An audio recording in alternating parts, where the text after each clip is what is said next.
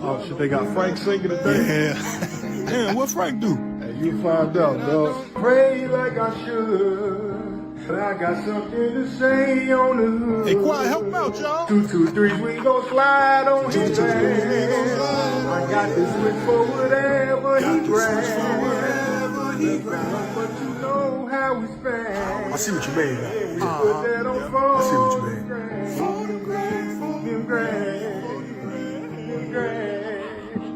Bitch, we put that on phone and Frank, get off my stage. My bad, twin. I'm not your motherfucking twin, Frank. Whoever got you tonight, you fired. F-I-E-I-ed, nigga. Yes. Yes. Jesus Christ. Yes, God. Hallelujah. Yes. We don't want no devils in the house, God. Yes, we want the Lord. Yes. That's it. Yes.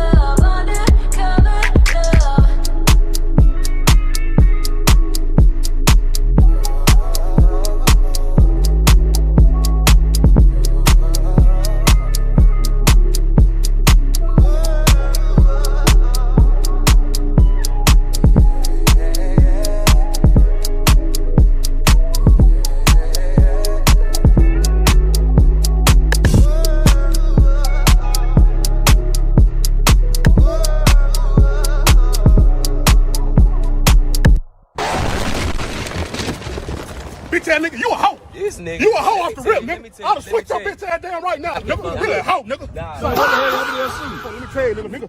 I jump over to Gotham, nigga. Holler at my nigga ScareCrow, nigga, Lil Crane. Yeah. That nigga sell PCP. Nah, nigga got 𝘼𝙈𝙈. What he say? Nigga just broke out of Arkham. I pull up on him, try to get a few bones. We smoking in the backyard. Really hard with this shit, nigga.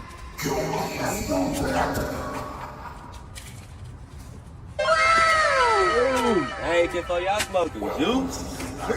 Fuck you, nigga. Bitch ass nigga. I'm a smoke, nigga. Bitch that nigga like That this, ain't no nigga. weed. Yeah, nigga, we smoking, Lil Crane.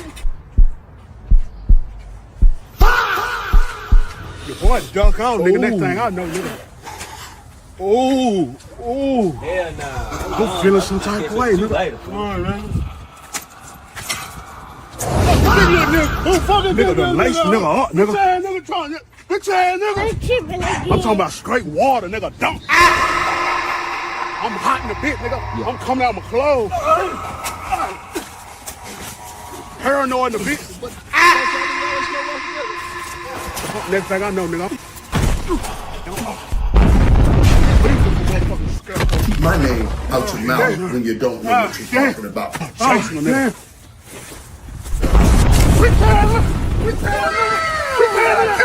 Ain't even there. I'm fucking nigga. You know what I'm saying? I'm saying a nigga everywhere. I stumble out this fucking bucket is it. Next thing I know, I'm butt booty hole neck and nothing but a tape on middle of it. Boom! Out of there. So what look right there right now? Must have backdoored that bitch ass nigga. A man's a man. Laser switch this motherfucker. A man's a man. Throw all this out, nigga. I'm up like a bitch. Your bitch ass could have had some money, nigga. Your bitch ass could have had some money, nigga. Against all odds, I can't help it that I'm custom made. I can't help it that I look good, smell good, can't dance all night long. I can't help it that I'm the greatest alive today.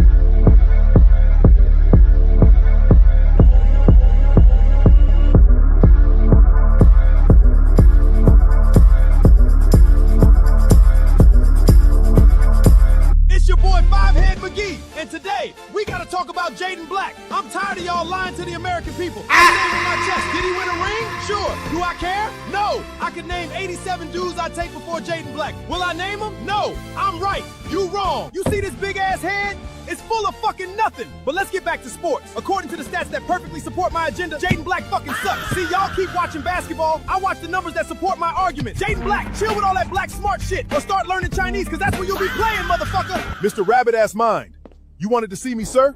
Excellent work. Phase 1 of stifling black voices is a success. Black independent thinking athletes cannot become the norm. We don't pay athletes to change the world. We pay them to distract it. You just keep pushing our agenda and we'll keep getting richer. The Cultural Interference Agency has more made-up analytics for you to push. I'm ready, boss. Who cares if you're a puppet as long as you're a rich one? You're like the ugly black version of Elmo, just with a fucked up hairline. Now get back to work. We've got more athletes' lives to ruin. Yes, sir. These motherfuckers really trying to get me out the league. And I ain't even do shit. I got All this. I did was think for myself. I got this. That's all it takes. Gridlock? I just speak my mind. I care about my people. I read. I ask questions. When the fuck did that become a crime? I got this. The day it became contagious. So what I'm supposed to do? Keep speaking. Keep being you, brother. I'll handle the cultural interference. I got this. Remember when we got a guy suspended and shamed because he liked guns and he was black?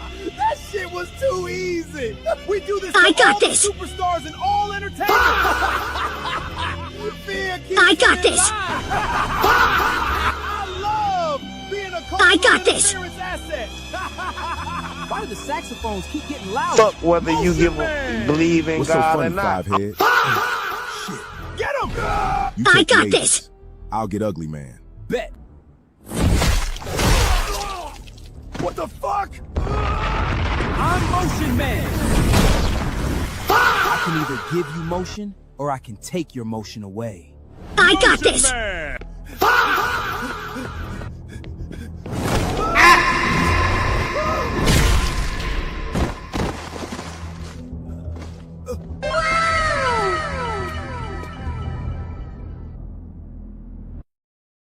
What the fuck? What the fuck? Where am I? Gridlock was just about to kill me. He spared you in hopes of you using your national platform to stop turning your back on your people. Any signs of coon-like behavior, we will just kill you. No! No! I'm free! I'd rather die than to stop hating on niggas. I'm a generational hating ass nigga! Beyonce Brown! Turn me back into my human form right the fuck now! We gotta move this on.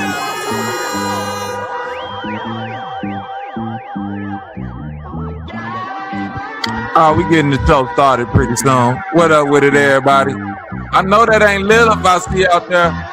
We on week number 1100, nigga. We waiting on the goddamn, you know what I'm talking about, anniversary. But we'll see it one day, hopefully.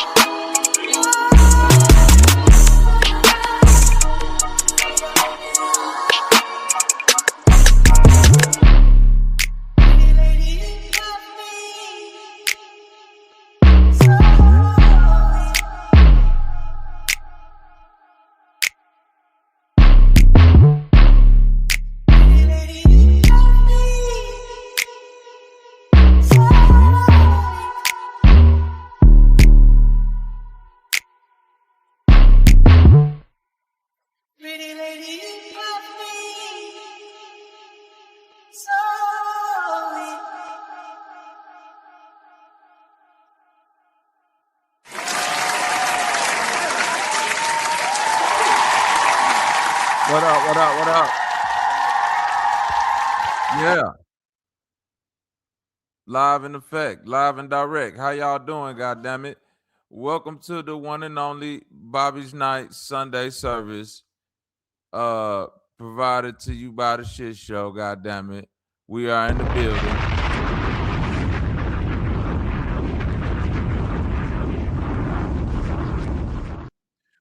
Real quick, before we jump into it, you know how we do it. First things first. Let's get it right. First person in the building. Solo 5G. What up with it, boy? Salute.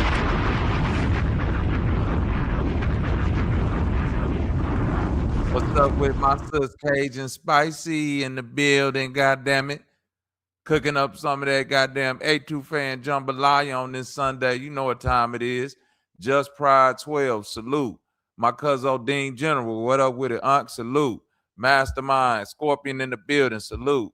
Tan in the building, what up with it, T? Salute. Who else we got in the building, god damn it? Mississippi Macho, my Mississippi cousin in the building, what up with it? Salute. My auntie Lilith in the building, god damn it, with her LeBron James, Philadelphia jersey on and a brand new pair of Iverson, salute, god damn it. Ethernet man in the building. Salute.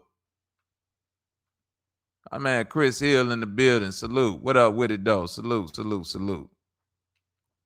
He said, do blacks find this compelling? Oh, we'll see. Just stick around. We'll see how compelling it get. Dante Vega, what up with it, cuzzo? Salute, man. You know what time it is. Son of Sam, what up with it? Salute. Man, London man, what up with it, cuz? Long time, salute. You know what time it is. Miss Terry, what up with it, though? Salute. I see you in the building.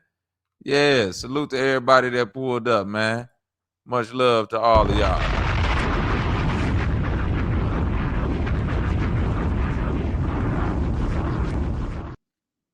Y'all know what time it is. Welcome to Sunday service.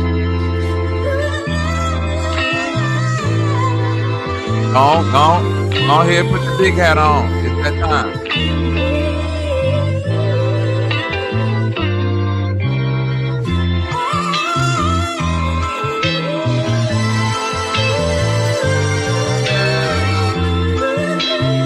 Shout out to everybody that's out there. You can hear the sound of my voice. You be blessed on this Sunday, goddammit.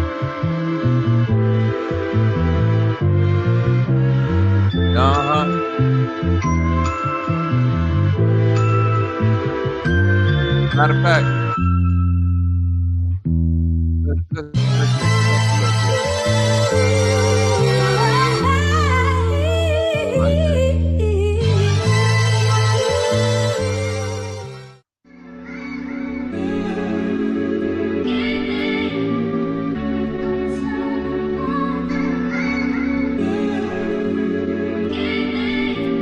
fuck whether you believe in God or not. I don't give a fuck if you do or if you don't. How about that? Before anybody address anything else, address me saying I don't give a fuck if you do or if you don't. So shut the fuck up. So what I'm saying right now is go to wait what the fuck I'm saying. Cause y'all on some small-minded shit. Whatever you want is some peon shit. Whether you your God or not, you bullshit with yourself. Cause you don't even believe 100% of your goddamn self. God! With your God ass, strike me down then, nigga. Huh? Strike yourself down. Strike me down. Strike your enemy down. Your enemy down. Kill your mama then. Shut the fuck up. Good night. Bye. Everybody, goddamn it, bye. Y'all niggas full of shit. Get real with yourself, nigga. Because they just can't be on this motherfucker and just be appreciative of what the fuck space and time and shit, the resources that they got. They want to keep fucking exploring. You gonna explore until you explode, bitch. You gonna explore until you explode. Mind your business. Think you gotta be so fucking smart that you gotta turn over every rock? You gonna turn over a rock and a rock gonna drop on your bitch ass. Quit fucking with people's shit. Mind your business.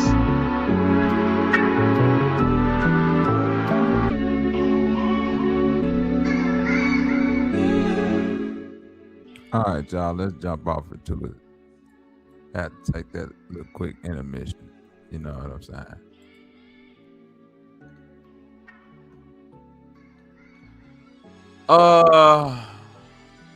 Yes, mind your business.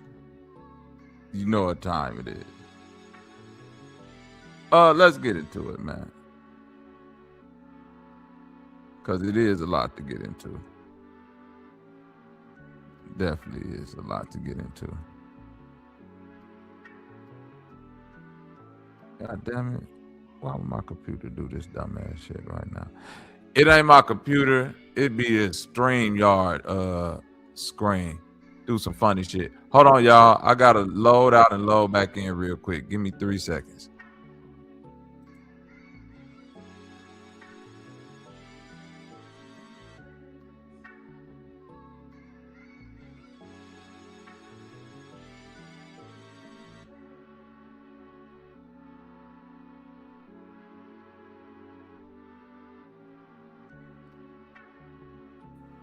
All right, we back.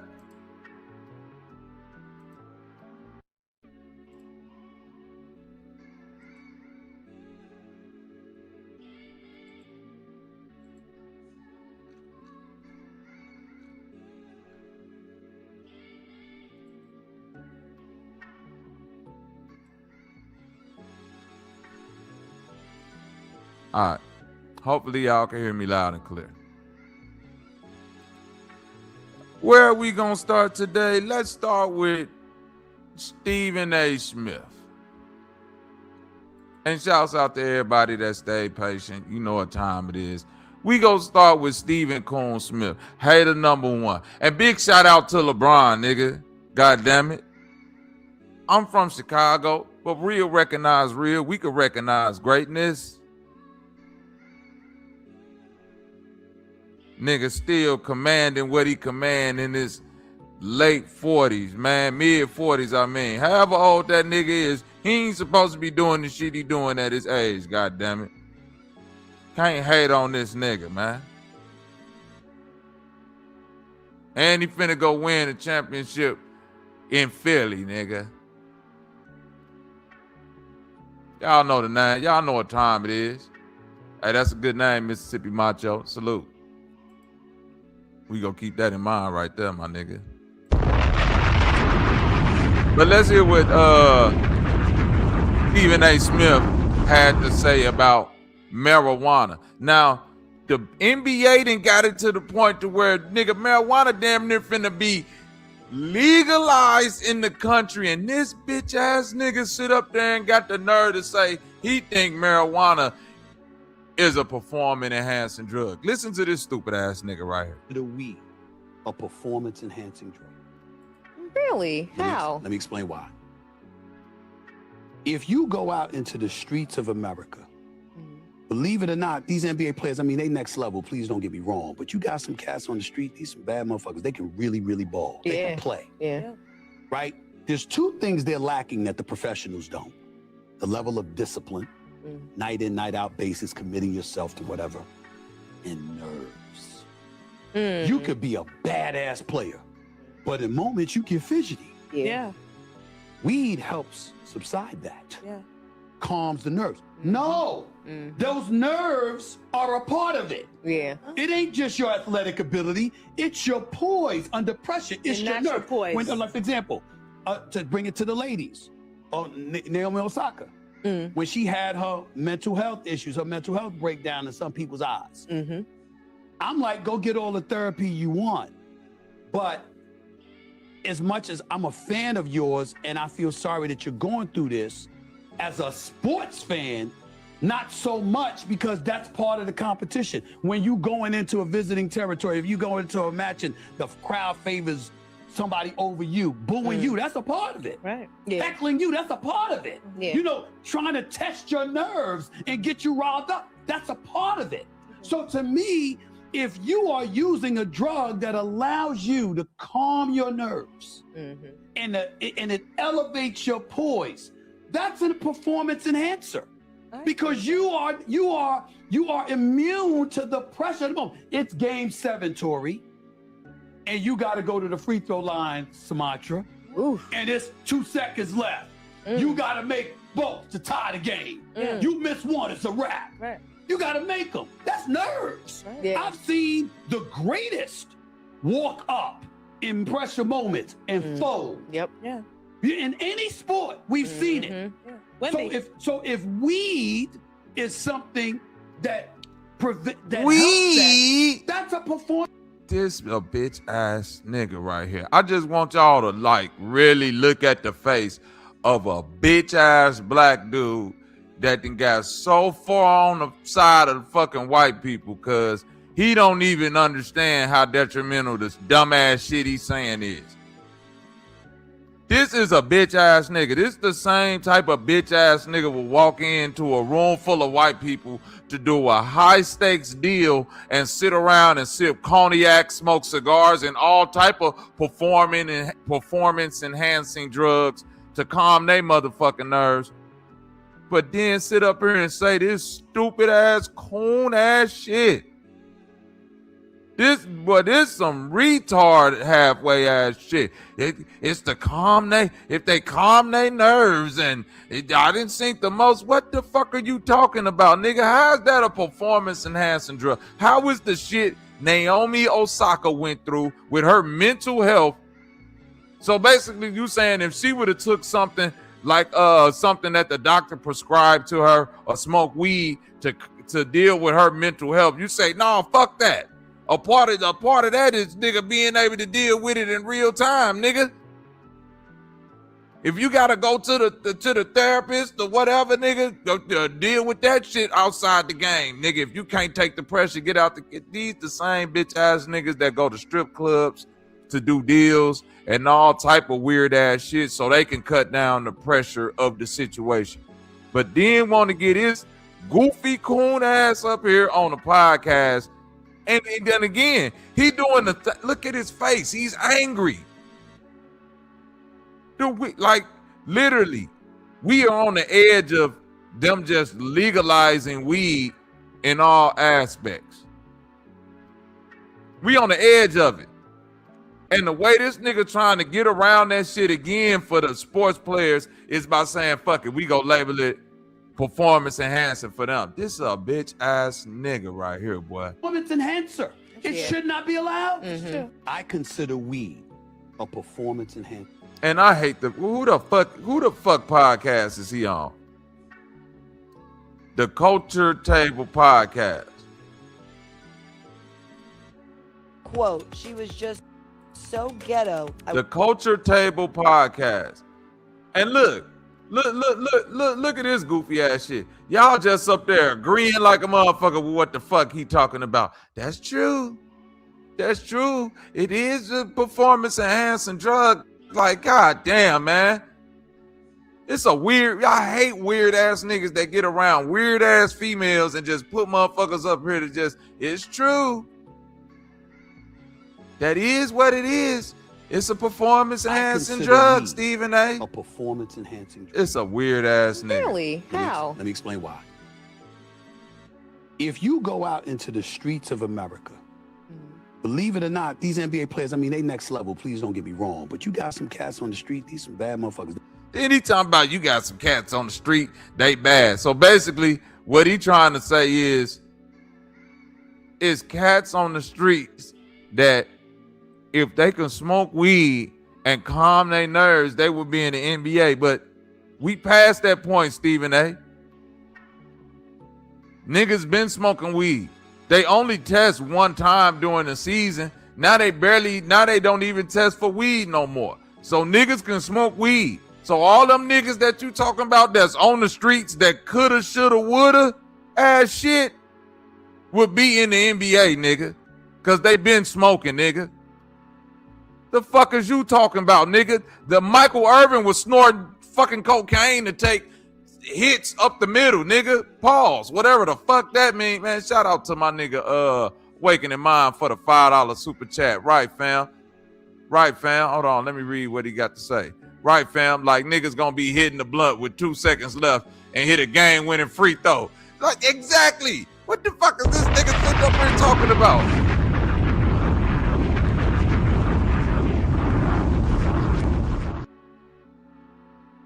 Stephen A. Smith, you don't remember Michael Irvin and them niggas had a spot called the White House? They was snorting cocaine to play football in the 80s. Lawrence Taylor and them niggas. Keep my name out your mouth when you don't know what you're talking about. Keep my name and my image. Don't try to shit on my work when I won championships on every level.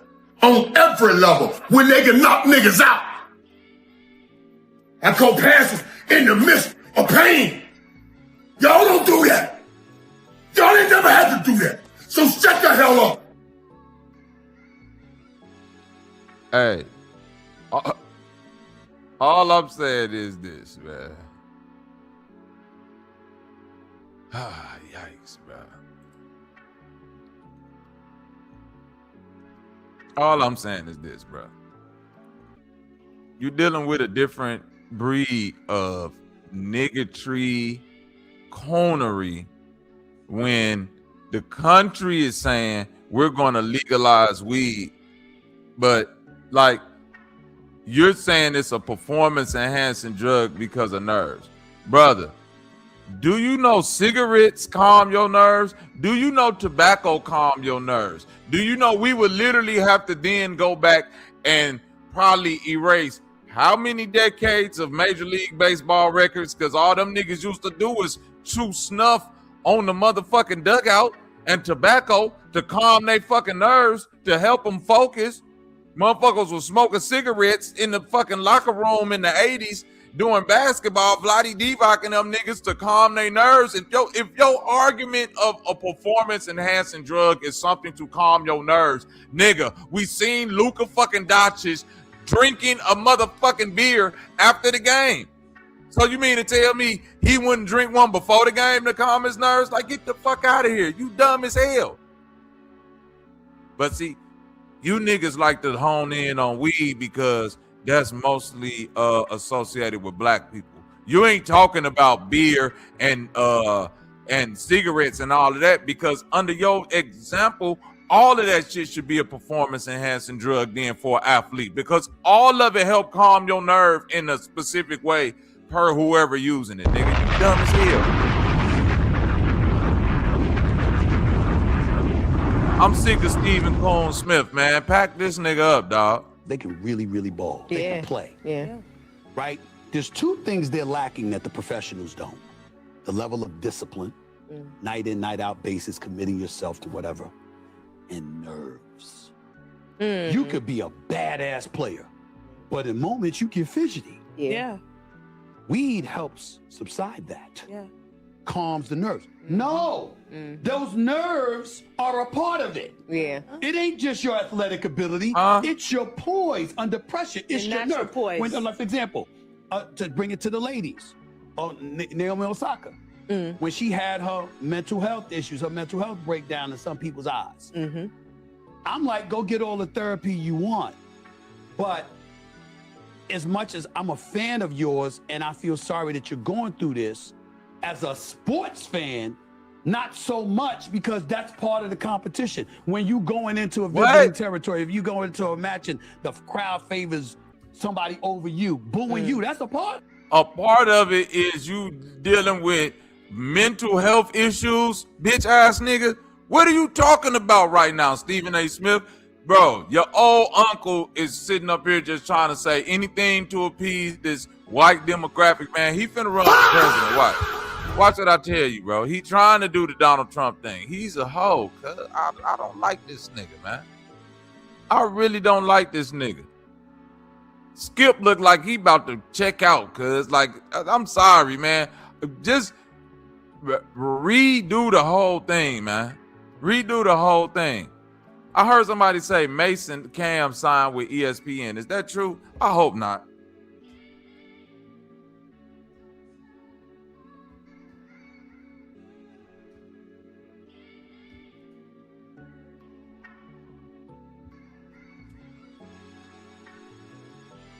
Okay, I don't think so. I hope not.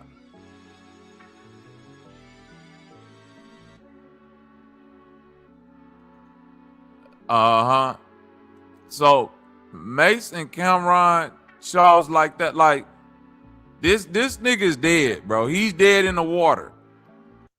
What's the white boy over there at ESPN that's about to get 60 million a year?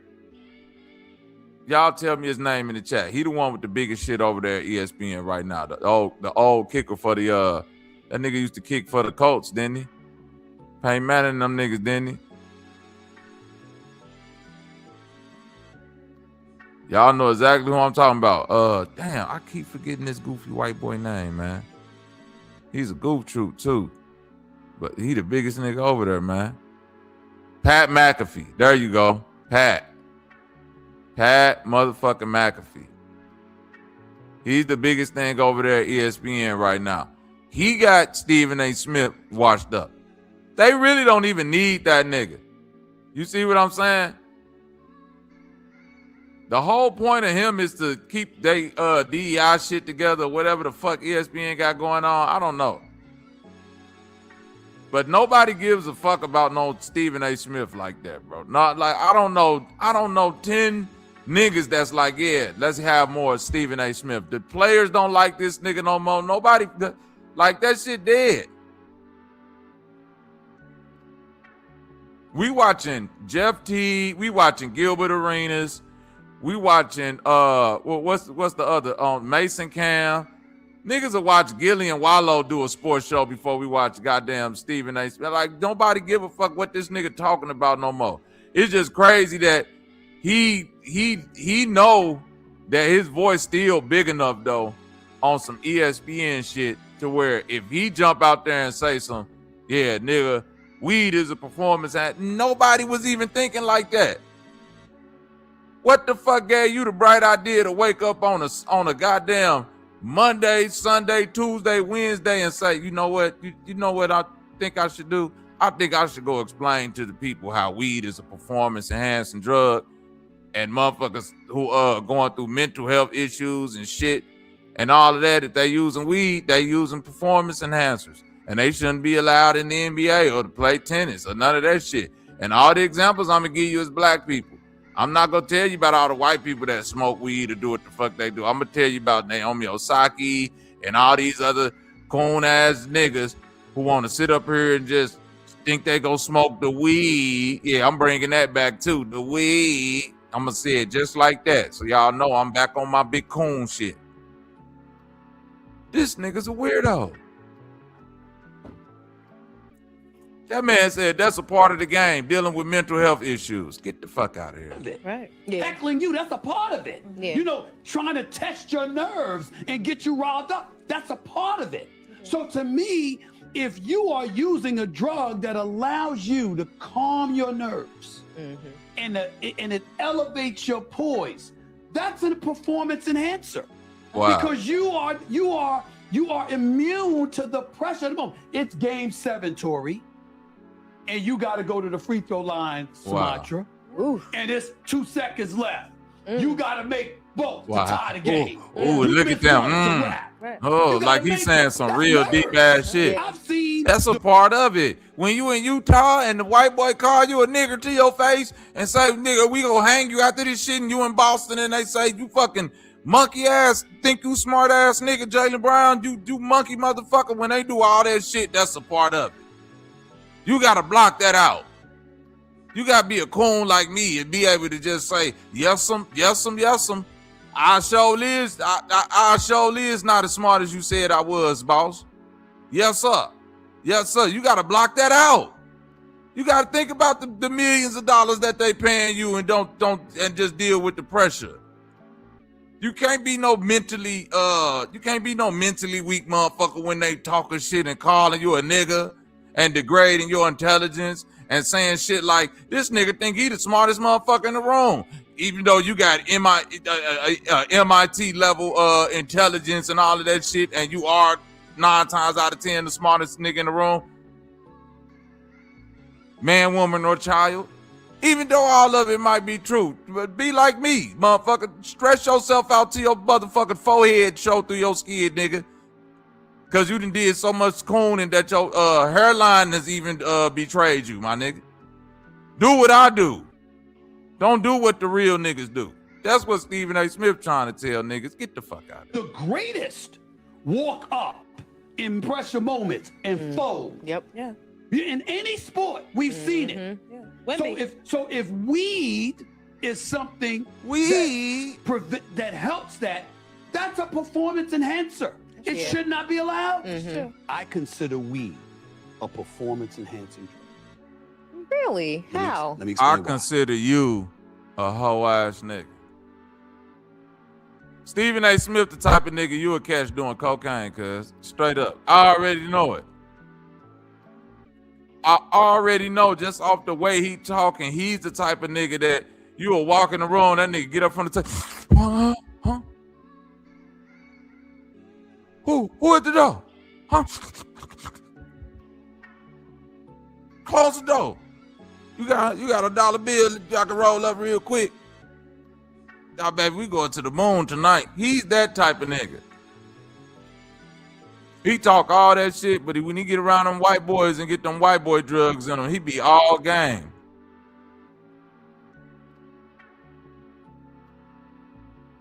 Damn, Stephen A., you disappointed a lot of niggas with this one right here, brother. I'm not even gonna lie to you. You disappointed because why did you have to jump out the window after all of this time of you talking about you've been quiet. You ain't have shit else to say, and you said, let me go attack the shit. They about to legalize weed, so let me go attack this shit real quick. That way. Brother, you named about, if that's your example, you named about 10 things that professional athletes do that could be considered a performance enhancing drug if we're talking about calming your nerves, my nigga. If the example is, if it calm your nerve is performance enhancing, you dealing with more than just weed, Stephen A. Are you done?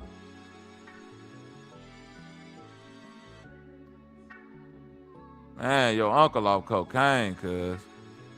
This nigga getting on my nerve, man. God damn.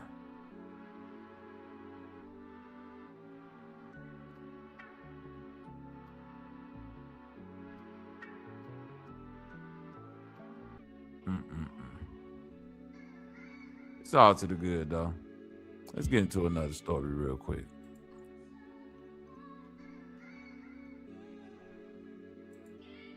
Only one. So literally, the university was created. And who's that one? Is it Cheyenne Bryant?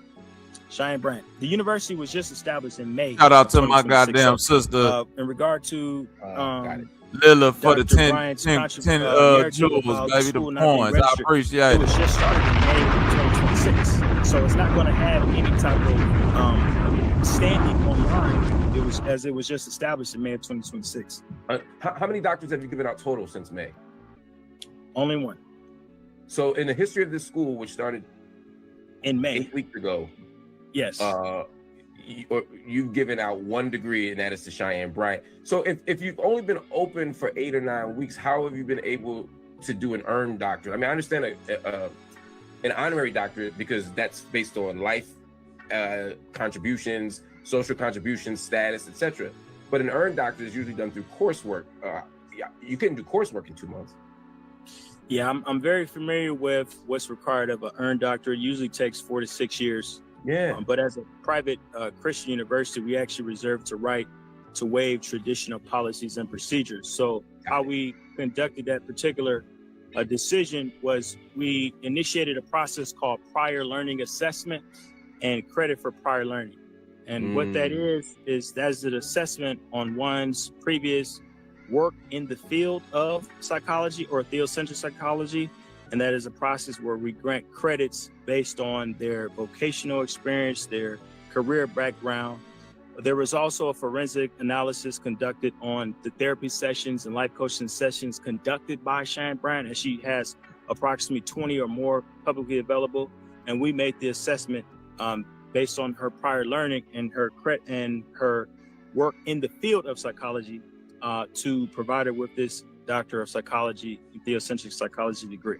It's a very rare occurrence, but because it's a very controversial subject matter, we decided to take the step up and give her what she rightfully earned. We were compelled by her story about Arkansas University not providing transcripts, not having records. So we stepped up and gave her transcripts and her degrees. Did you attempt to get her, when you applied, did you look at any of her transcripts? I didn't actually have access to her transcripts. I didn't have access to her transcripts. Why not? That is a very tedious process to even acquire someone's transcripts. I have to contact previous universities, but what we did was made aware of is that she does have. You just go online and you type the name. You type the name. You enter it. You give them, like, I think, a small fee. It takes about 5 minutes. Yeah, unfortunately, we wasn't able to do that. However, we are aware that she does have a master's in psychology from the University of Phoenix, based on the viral Netflix video that she posted. If you look closely in the background, you'll see her master's of psychology degree. What we you did confirmed her master's degree by zooming in on a Netflix video. Yes. She claims on her public biography that she has a master's in psychology from University of Phoenix. And bro, the world is a joke, bro. The world is a fucking. Did you just hear that? That nigga said, yeah, we did the Sister Betty. We zoomed in on the degree of the background. All right, I got you, Cajun, because it's on the same page. I got you. We zoomed in and saw her degree in the back. So, yeah, we ain't have to look it up online. It's right there in the Netflix documentary. If y'all don't get the... You look on the video, you'll see it.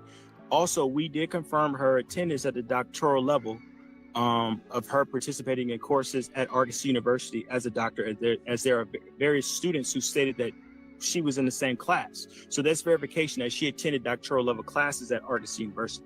So that was one of the determining factors. I'm not aware of that, but however, based on her competency, what if she attended all the classes and didn't pass any of them? Based on her competency level and her aptitude level demonstrated in the videos, we're pretty sure that she passed the courses. Are you a psychologist?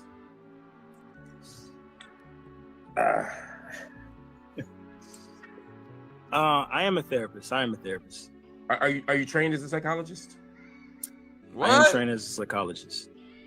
So what do you look for? Because I'm not. That's what I'm asking. So what do you look for to know if someone has demonstrated competency in the field? Man, what the hell? So number one, it's fake. Are you presenting psychological theories? Are you talking about behavioral theories? Are you demonstrating ideas about personality? Are you demonstrating ideas about motivation? are you providing solutions to behavioral issues that exist? Now, what we will say is she may not be an elite psychologist, but there are certain factors such as the solutions that she provided to couples. She only one. So literally the university was created in Who's May. that one? Is it Cheyenne Bryant? Cheyenne Bryant. The university was just established in May of 2026. So in regard to Dr. Bryant's narrative about the school not being registered, it was just started in May of 2026. So it's not going to have any type of standing online. It was as it was just established in May. It was just established, right? How many doctors have you given out total since May? Only one. So in the history of this school, which started in May, 8 weeks in ago, May, yes, you've given out one degree, and that is to Cheyenne Bryant. So if you've only been open for 8 or 9 weeks, how have you been able to? Man, welcome to 2020. Moving forward, man. Ever since 2020, hey Delaney, what's good? Ever since 2020, this has been the vibe. Motherfuckers just saying they therapists, motherfuckers just saying they doctors, lawyers, you just get online and say anything and start a podcast. This is crazy. I shouldn't even have to do this. It's ridiculous. Over a month ago, I came to you and apologized for platforming Dr. Cheyenne Bryant. I felt I had a responsibility considering my sister is the former president of the American Psychological Association, one of the youngest to ever hold that position. Not soon after that, I received an email, a cease and desist, not to mention her name or to speak to the controversy. I scanned down to the bottom, and it was not from a lawyer, not from an attorney, not anybody who was barred. It was from Cheyenne Bryant herself. I said, I'm gonna walk away. I do not want to be a part of black on black crime. So I let it go, never addressed it, never mentioned it again until I received this email on yesterday from Dr. 𝘾𝙼𝙎, who is serving as the president of Indiana Southwest Christian University, who said to me in writing that Dr. Cheyenne Bryant has just received her PhD in theocentric psychology. I did a quick Google search. Indiana, the whole state, does not recognize an Indiana Southwestern Christian University, is not registered. The president claimed that the degree is in theocentric psychology. Again, I didn't even use Claude or ChatGPT. Google, the cheapest one, says that theocentric psychology shifts a person from ego to universal thought. I don't even know what that means. The president goes on to say that they cannot provide any transcripts. I send a one-line email.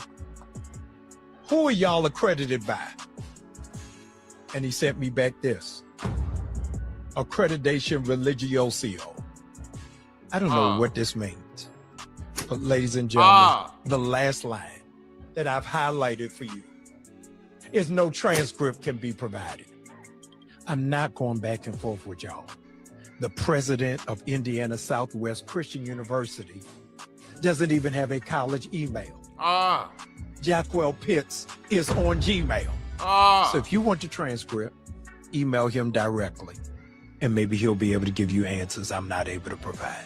Jesus. Y'all, let's shut the case on Dr. Cheyenne Bryant. Jesus. The only robes I want to see people in are the 500 kids who are trying to go to Howard. Jesus. And accredited school. Jesus. God bless you. Jesus save us all. Jesus. Leave that nigga, Jamal, right? Hey, cuz he just cooked that nigga. He just cooked you up, baby.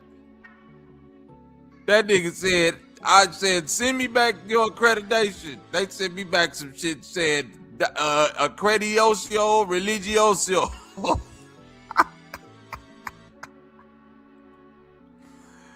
Hey, shout out to my cousin Mississippi Macho for the 6 and 7 jewels out this bitch. That's bang. That nigga say send me some accreditation paperwork. He said, sure, I got you. 𝘾𝙤𝙤 𝘼𝙎𝙤. He thought because that shit was gonna be in Latin or something, this goes, yeah, that nigga got it. He gonna believe this right here. 𝘾𝙤𝙤 𝘼𝙎𝙤. Put it in that Harry Potter font. Yeah, put it in that Hogwarts font.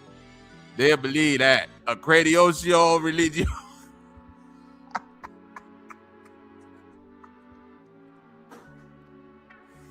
Nah, Cheyenne Bryant, you ain't cooking up the lie this good.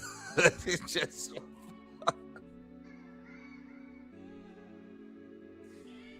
you can't cook up a lie this good, my nigga. You gotta, at some point, you gotta stop putting motherfucker that went and got your cousin and say, hey, cuz, create a university in Indiana and send the shit to Jamal Bryant. And tell them I've got my doctoral now. The one lady that already bust you out with the goddamn outfit and said, I looked it up on Amazon. They got them for $50 or something, she said. She said you got on a $50 doctoral outfit. Where are you going? You graduated already, so why you putting the outfit back on? Come on, man. It's people who really did that shit. That should be like, why that ain't the same as like stolen valor? You know what I mean? Like, motherfucker just can't walk up in the Applebee's with a goddamn Army uniform on and say, nigga, it's Veterans Day, can I get some free steaks or some shit? They gonna be like, bro, that nigga, you might be stolen valor. They not gonna honor that. So how can a motherfucker that actually went to school to be a psychologist? Yeah, I'm with them. I'll be mad too. This is like stolen valor.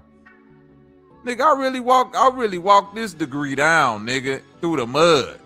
And you mean to tell me it's motherfuckers on the internet that's making more money than me, and they just bought a $50 doctoral outfit off Amazon? It might be some hate up in there, but you know, some hate I ain't even mad at, goddamn it. You know, that's just me. Fuck it. All hate ain't created equal, goddamn it. Yeah, I want to move you the fuck out the way too. I'm out here trying to get real psychological advice. Here your funky ass come talking about some. Yeah, I'm a doctoral graduate from East Indiana Christian University. 𝘾𝙤𝙤 𝘼𝙎𝙤.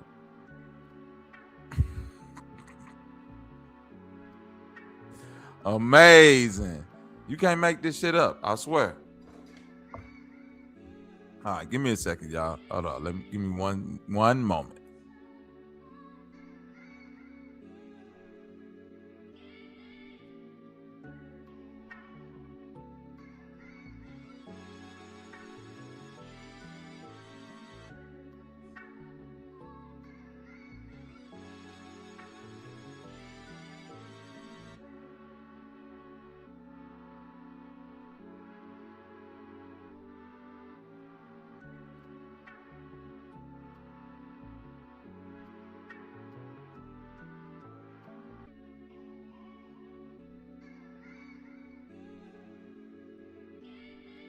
Damn, you say she had the wrong color too, Cajun? Yeah, Dr. Cheyenne Bryant need to calm down. She really need to calm down. This is how do I say it?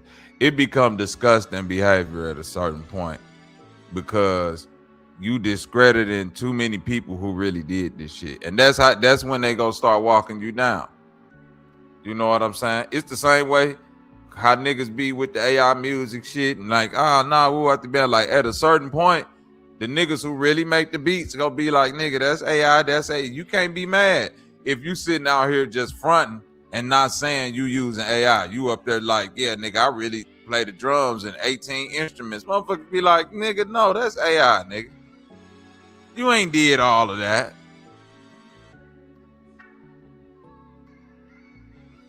So that's all you get, what?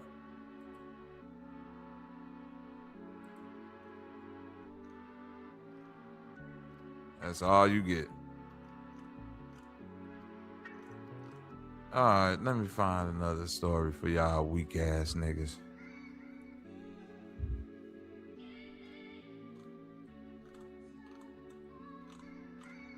I just had it. There's some weird looking niggas out here, boy.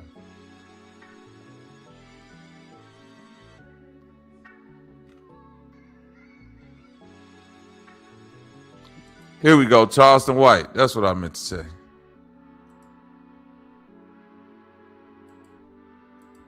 So my mom's Mob, Taj, James Prince Jr., Rapper Lot Records, all them niggas got pussy, nigga. Sons and them get their ass kicked up here. His sons and them get bullied up here in Dallas, Texas, nigga. I bully the bullies, nigga. Whack 100, James Prince, Mob James, Dirk, King Von. I bully the bullies. You know why? Because I call the police on every last one of them bitch ass niggas, from James Prince to James Prince Jr. James Prince Jr. Boy, let me tell you something, Junior. You known for jumping on bitches, nigga, beating up strippers, and taking pussy when you're drunk, nigga, after club hours, Junior. Shut your little ass up, nigga. Shut your motherfucking ass up, J. Prince Jr.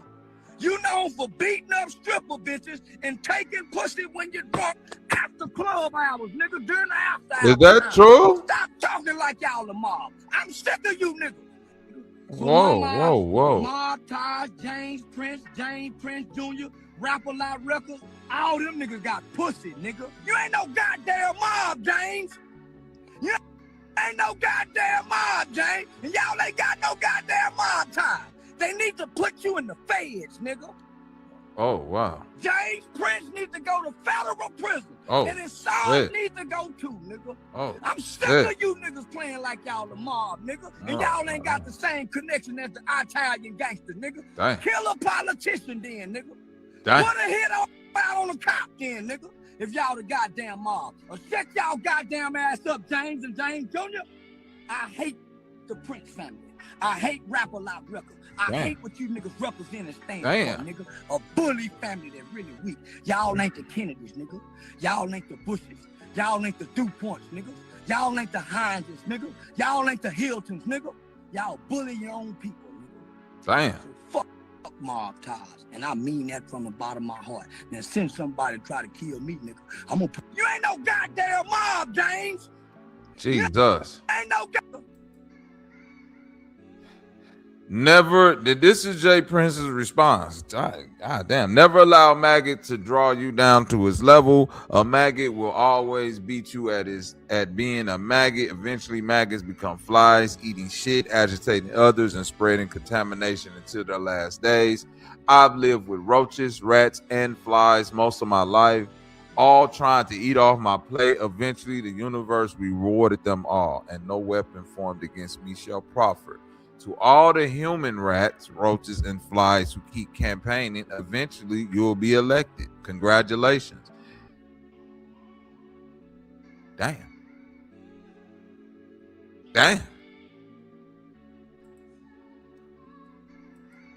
I ain't gonna lie, man. That nigga J. Prince, boy, be saying some cold mafioso shit. I don't know whether or not I'll rock with him or not, because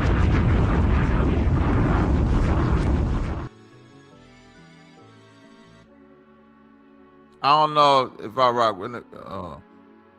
Oh, yeah, Charleston White. Hold on, let's see.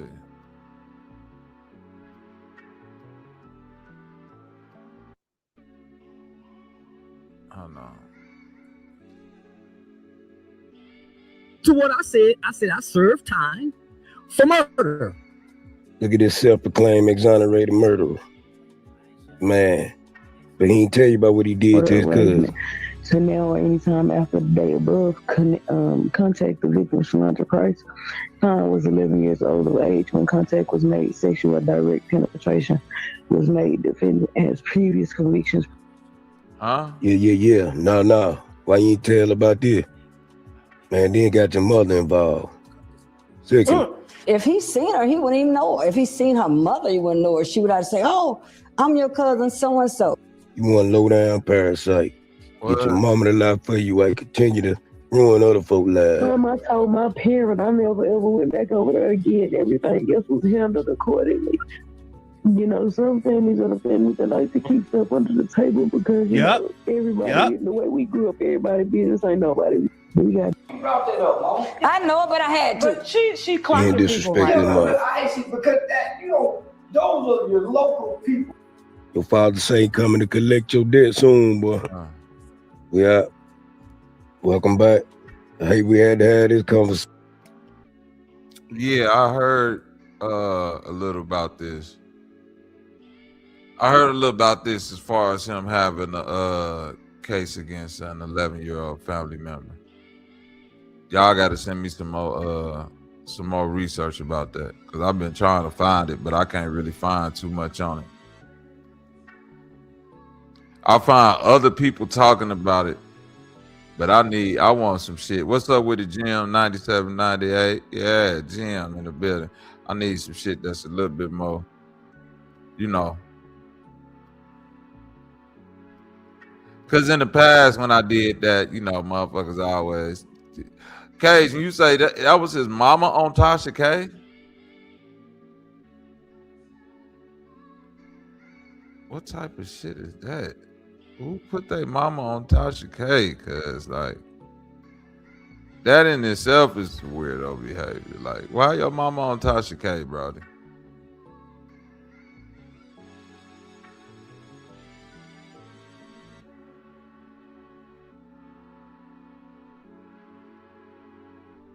You say he got a whole video? Hold on this dude channel right here. Oh, okay. No, this is yours right here. Hold on, let me throw my cousin Mississippi Macho motherfucking like. Y'all go subscribe to Mississippi Macho channel too. Shit, everybody put y'all shit out there. Subscribe up.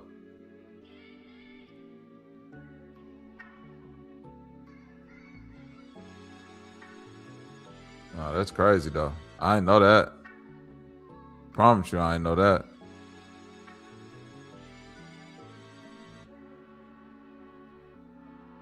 Did not know that. I knew it, but I didn't know how his mama was on Tasha K. I didn't know that part. I don't even know how Tasha K still operated, boy. She owe motherfuckers that fatty wop, goddamn it. Okay, you said it may be private on her page. Okay.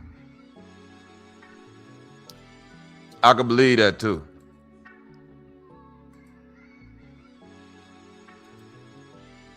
Let me see. I'm finna go see if it is. Go get some Tasha K content.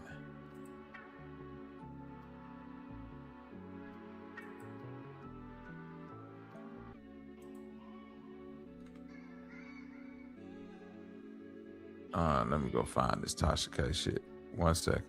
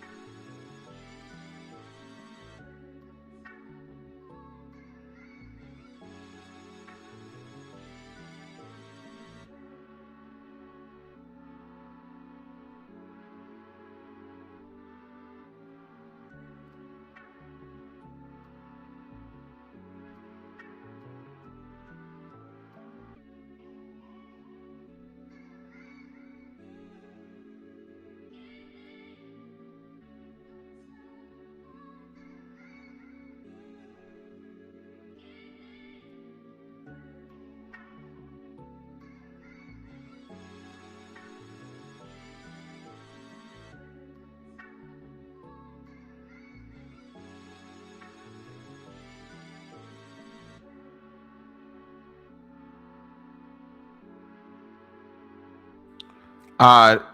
Hey, I appreciate it. I got the video. Now I just need to get the. Let me see. It's just time stamp. Oh, damn.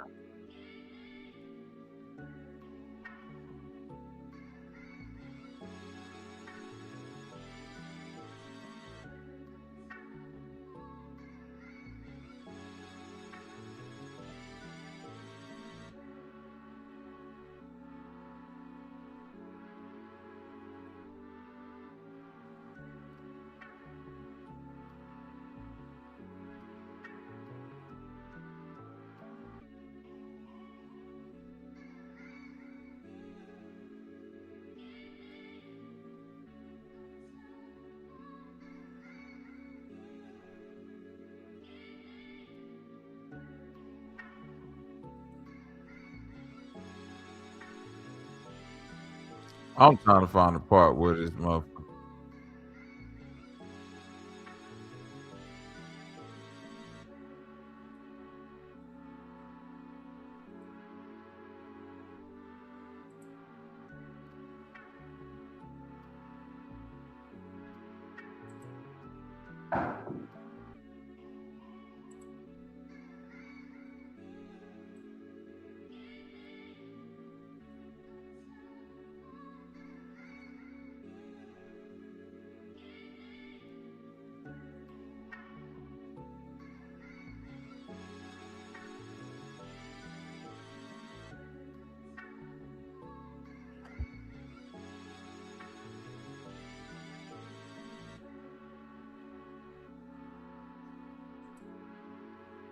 I'm trying to find the part where this motherfucker was talking about the assault. Hold on. I'm shifting through the video now. And I just prayed my grandson. I say that I helped her mother. All ties with you, and that includes. This was my point. This is my point. This. I think that's it right there. And here it is, years later, 3.5 years later, you come out with this. I'm talking about just strategic going with a family member I care less even to have in a relationship with. Now, my niece been gone now for 4 or 5 years. I seen her at her funeral. The girl came up to me. I said, "Oh, girl, I ain't seen you so long. I hadn't really kind of forgot what she looked like. But when she showed me her name, I could put the face with it. I hadn't seen her in years." And here it is, years later, 3.5 years later, you come out with this. I'm talking about just strategic going with documents that look like some real stuff. What's up with it, Mississippi? My thought? Yeah. Well, good, cuz I'm in the bike style. You hear me? Just sitting up there looking at this footage, trying to see. I think I just We're gonna get you a chair because we're gonna put you in an interview. Yeah, check it out. Hey, I'm gonna come back. Right? I'm finna be out here. Because this thing went viral. I'm like, what? All right, say that. And then I documented people was gravitating. I said, look at them. They said, oh, we got Charleston White now. We got Charleston White now. It go viral. It just was circulated on Facebook. Oh, okay. See, I don't know nothing about all this. It ain't making it to my platform. I had never heard it about. They talking about Charleston White sexually assaulting his 11-year-old cousin. But this was my point. This is my point. This was my point. That's how you know it's wickedness in high places. People that got power think they got power that let these demonic forces use them, and you don't even know what it is. So to sit down and create a document, I'm talking about look like a for real legal document where people can say this is for real. And so whoever this guy was, my daughter say, they told me, y'all go downtown, everybody go get that police report. Because we know that stuff is public record. Well, nobody has to ask, come on, did anybody go get them documents? She said, no, mama, because ain't no documents downtown. I say, well, how silly was that? It was a local Facebook. It's like the niggas from your hometown. Yeah. And it never made it past Facebook. Yeah. But I thought, but that showed me something. It showed me something. And then, just like her mama upset what I'm saying, well, guess what? I'm upset what she said. Aaron Smith, love it. You contacted us after, I guess, Bilal was like going viral. You are a Scientology baby. And that's why you interviewed Bilal, because you growing up in it, you know that it is an out of it. Bilal had told me that in all the interviews that he's been doing, everyone. But she wasn't with you that day at the game. They've been interviewed in the garage with sheets. No, you don't even know, man. I'm seeing that all that. See, these was who Because I'm a family man, I don't have no children out of wedlock. I advocate for people to do the right thing. We took it for weakness. And we started getting into it. He started getting in over his head because he can't actually articulate a point of debating. He caters to the lowest common denominator of people. You're forgetting that there are people that work every day, that go to work every day, that watch you, that look up to you for financial advice. Because I know what you do too, Anton. I know as a black man, you're symbolic. Your life doesn't work. She lives a soft life. What I'm saying is, I believe that the majority of women, in general, which also includes your audience, have a different perspective of what it is that they think a relationship is supposed to be, which is one of the reasons why they say they want a partner instead of standing by a husband. I believe that regardless of what women say that they want, when they get under the right man, they will submit. Just like her mama upset what I'm saying. Well, guess what? I'm upset what she said about my boy. That wasn't true. So we go edit this out because this was local talk. It never went nowhere but in the neighborhood. See, these was who. He said we gotta edit it out. Hold on, son. She told you to hold on. I know, but I had to. But she clocking people right Yeah, now. but I see because that those are your local people who want some national attention. Now they finna get some national. I mean, we can edit it out. Yeah. Okay, edit that. I'm sorry, but I had to bring it up. The game bang 7 years ago that went to the city to try to bring shame on me with the local gang bang. Okay. I hate you gave a gang bang. No, cause they platform, they gonna make $10,000, $20,000. Where's Check at? He outside with your security? Well, just tell him come edit it out right quick then. No, during post production. They already got it. No, we have to cut it. Tasha K nasty. She said we gonna edit it out. She wasn't finna edit shit out. Oh, we'll cut it out. Messy wank. We'll take all that stuff out. Take all that stuff out. No, don't have your motherfucking mama on no fucking snake ass Tasha K giving no interviews, dummy. They've been interviewed in the garage. Dumbass nigga, you a stupid ass nigga, Charleston White. Another fucking idiot. Who the fuck put their mama on some weak ratchet ass shit like this? No, he don't give a fuck, nigga. That is easily disputable. That's why I don't dress out. It's easily disputable. You doing too much fucking talking, Charleston White. You doing too much talking. Nah, let's look at this shit right here. It's a video of you going around say your 9-year-old cousin when you was 19. I said, so? Who give a getting how much you were 40 years later? So what? So? I ain't never had one allegation. And I'm telling you, I ain't never had one allegation. And I ain't got one allegation. Not a one. Ain't nobody said. Boy, I can't stand that motherfucker up. And I done took the cookie. This is a weirdo. My so I just came home from CYC. And I was getting up the shower or whatever. And he came in there bundling me. Now, I was one of the persons thinking, all these things Charleston White was saying is just satire. Ain't nobody that foolish to get on camera and expose themselves and say these particular heinous things. I couldn't believe it. You know what I'm saying? Couldn't believe it whatsoever. Until you have somebody accusing you of doing exactly the things that you said you've done. And then it's a relative. This woman has no monetary gain. She's not going to become no superstar. She handled the situation at that particular age with her parents when it happened. But she protected Charleston White for any real consequence when it comes to ain't no paperwork. That's what he said. Ain't no paperwork. Ain't nobody put no charges on it. But he'll speak proudly about it. And some of y'all like, well, why would she even come out and say anything? Maybe because when Charleston White got on the internet and spoke boldly and proudly about taking advantage of white girls when he was younger, she felt some type of way because she was an actual victim as well. And maybe the white girls he was speaking about not gonna come out and speak, but she was. Ever thought about becoming a shit teacher? weird. Now is your chance to the program Teachers of Tomorrow, where you can become a certified teacher. Let's get into this video. This is a sad, sad case. If this is true. Around what age were you when this all happened? About 11 or 12. And we was in Miami house. So I just came home from CYC. And I was getting up the shower or whatever. And he came in there bundling me. He kept telling me that we was playing house. Everybody do it.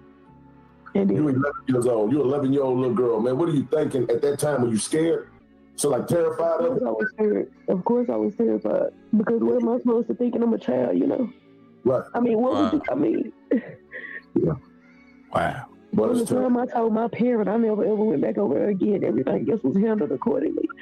You know, some families are the families that like to keep stuff under the table. That lady ain't lying, Bob. I believe that lady, bro. She's saying some families are the ones that keep shit up under the table.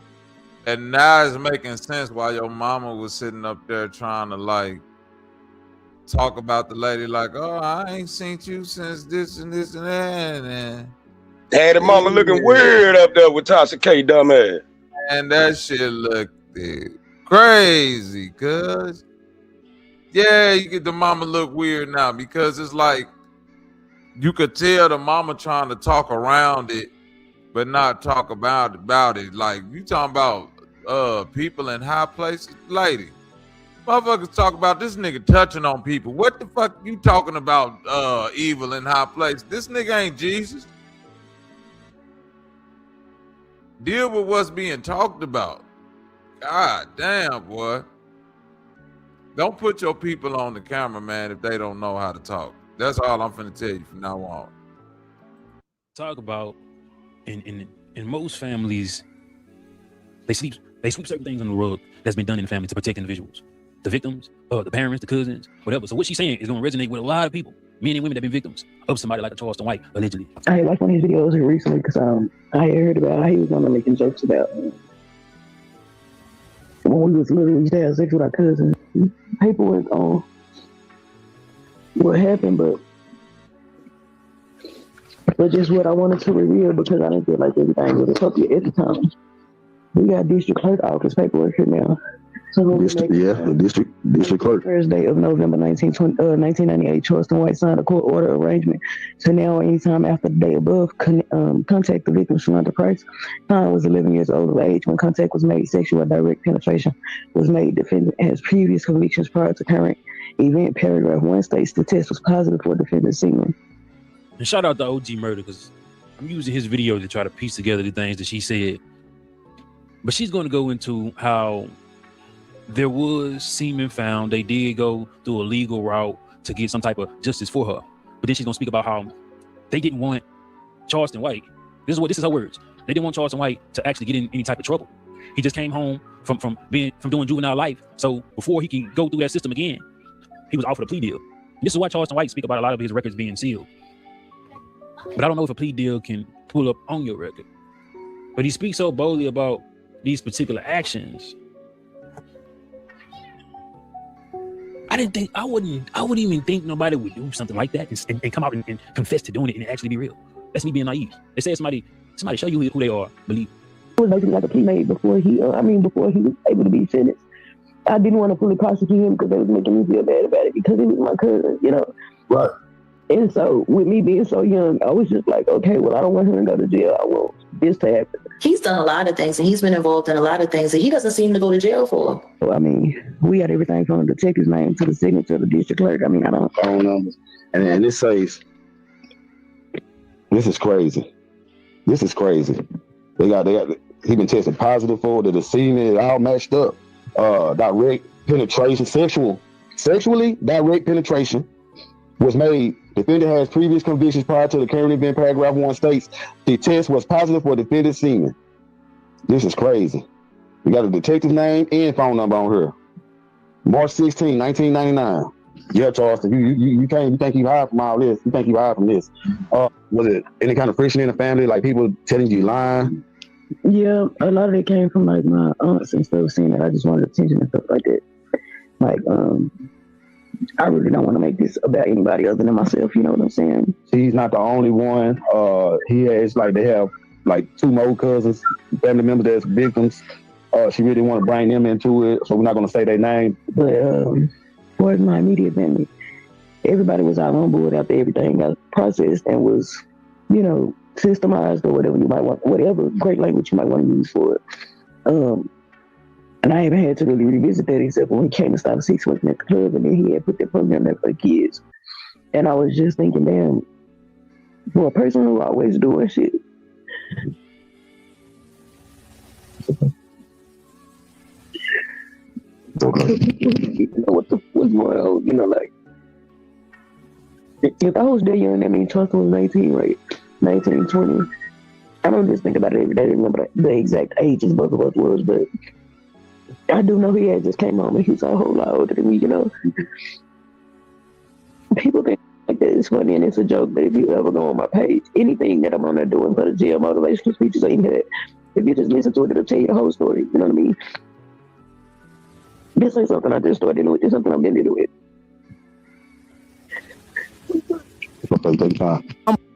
Ever thought about becoming a teacher? Now is your chance to the program Teachers of Tomorrow, where you can become a certified teacher through an alternative teaching program. It is one of the fastest ways to become a certified teacher, and seriously is so easy to do all online and from your home. Man, Charleston White. Great discernment on people when they lie, and I don't believe a particular story because all the components might not be there. When I seen this, I'm like, that woman telling the truth. This woman is telling the truth. You got to be watching these kids, bro. Charleston White had caught whiff of this video, and he responded in a Charleston White fashion. It didn't make it no better because it won't be no double jeopardy if he actually took a plea deal and actually faced some type of consequences that may not be on the books. But we don't see. But this is what Charleston White said. Damn, they didn't even want to brand this video, but hey, it's my brand, and it's just kind of hard to even be enthusiastic about promoting. But black on black love, you know what I'm saying? I'm glad the fact that young girl at the time had the courage enough and the bravery enough to go tell her moms. You know what I'm saying? A lot of women, men, and children that be victims don't have that in them. You know what I'm saying? But shout out to black on black love and that woman and her mama providing that type of comfort and love to her for she can feel like it was a safe place to go tell her moms. These shirts are available. You can get them on 95way.com. I have hoodies and I also have another shirt available that's not as pricey as this one. You can see it down here as a product, and also the comment gonna be pinned. I'm just so disturbed, bro. I'm so disturbed from this shit. But let's get to what Charleston White was saying. I said, say man, it's a video of you going around saying your 9-year-old cousin when you was 19. I said, so who give getting how much you were 40 years later? So what? So you got to be lying. Because here's the deal. I thought I was locked up in the boys' home from 14 to 21. I thought I was in the boys' home from 14 to 21. How a family member when I was 19? How? I was in the boys' home. When a person call out two numbers, they ain't sure about the age. If I was that young, that means Charleston was 19, right? 19, 20. See, Charleston, you ain't sliding just that fast. Because she said 19, 20. That means Charleston was 19, right? 19, 20. She could just have your age wrong. Because when you're a child, you probably can't remember like that, especially during the trauma.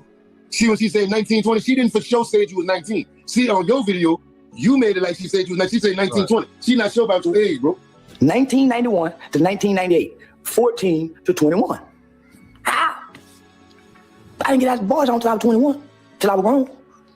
That's all I want to know. 14 to 21. Documentation record sealed at the age of 21. That's why when you pull my record, there's no history of a murder. 14 to 21, I was locked up for murder in the boys' home. Texas Youth Commission, getting state, home, and school. That sounds real good, but it's a lot. And OG Murder pointed this out about Charleston White actually got out when he was 20 years old, before his 21st birthday. How much time did Charleston White do?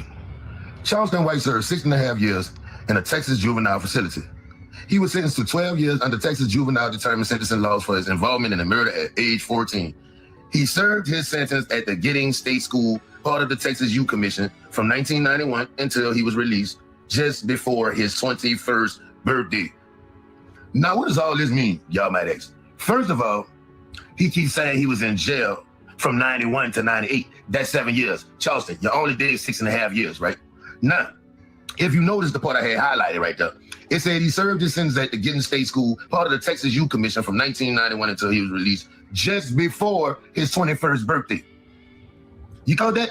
You was released before your 21st birthday. You keep on saying you was in jail from 91 to 98 like you did 7 years. Now, see, what this means is you putting yourself at 21 years old. But if you read the highlighted statement, it says you was released before your 21st birthday, meaning when you came home, you got it. 20. Ain't that what your cousin said? You was 19, 20. But you jumping around here doing all this like I was 21. I was 21. Well, I was in the boys' home till I was 21 years old. How could he rape anybody at 19 when he was in the boys' home, locked away? He had been locked up 5 years already. So somebody's lying on chicken Charlie. Busted. Caught lying again. Now see, she really looking like she's telling the truth. We all know you be lying. We all know you act like you don't know her. I don't even know that girl. I don't know her. I ain't never seen her. I don't have no relatives with that last name. I swear to God. But with this information, y'all got to think. See, people don't research nothing. They just talk. No. See, Charleston, you didn't do 7 years. You did 6.5. Had you done the whole 7 years, you would have been 21 when you came home. But you only did 6.5. You got out before your 21st birthday, meaning that you were 20. And your cousin said you did what you did when you first came home. And she said you was like 19, 20. Gotcha. How much more vicious get with Ray bragged about it on several videos and then gave explanation? What you mean you don't believe it? Why wouldn't you believe it? I mean, I can't believe you'll get on camera and say that. I done it. I'm on your camera saying it, so why wouldn't you believe it? I'm on 3 of your cameras saying it, so why wouldn't you believe it? You gotta tell me no more. I believe you, homie. I believe you done took advantage of somebody and all them women from this point. And it took the Carmelo Anthony and you getting close to their family and you betraying them in such a way for me to be like, nah, This that nigga need to rest in hell. This ain't just satire. Oh, this a Long time weirdo. ago, Anton Daniels told me that Charles White not playing no character. He's exactly who he say he is within these goddamn videos, live stream. It's not a character. The play is to put it off on a character. He playing on everybody. So for now, I don't believe this man on who he say he is. I think he got some sociopathic traits.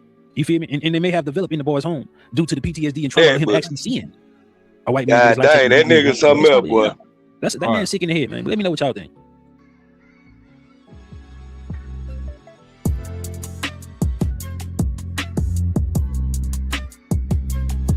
All right. That was damn. Diabolical ain't the word, my nigga. Jesus. Fuck. How y'all feel about that? Oh, she back, huh? I didn't even know you was gone.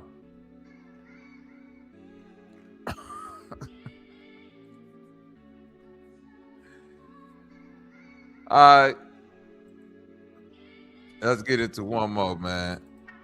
Let's get into one more. Let's talk about the future champions of the NBA. If y'all want to hit the link, talk about any of this bullshit, it's up to y'all. If not, I feel you. Long live King James. That's right. Let them know.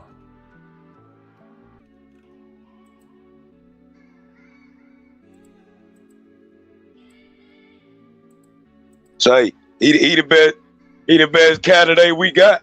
Only black man they ain't never been able to scandalize over the television.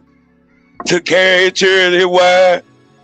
Niggas don't want to hear that. Hey, they just don't want to accept it, man. This man gonna end up.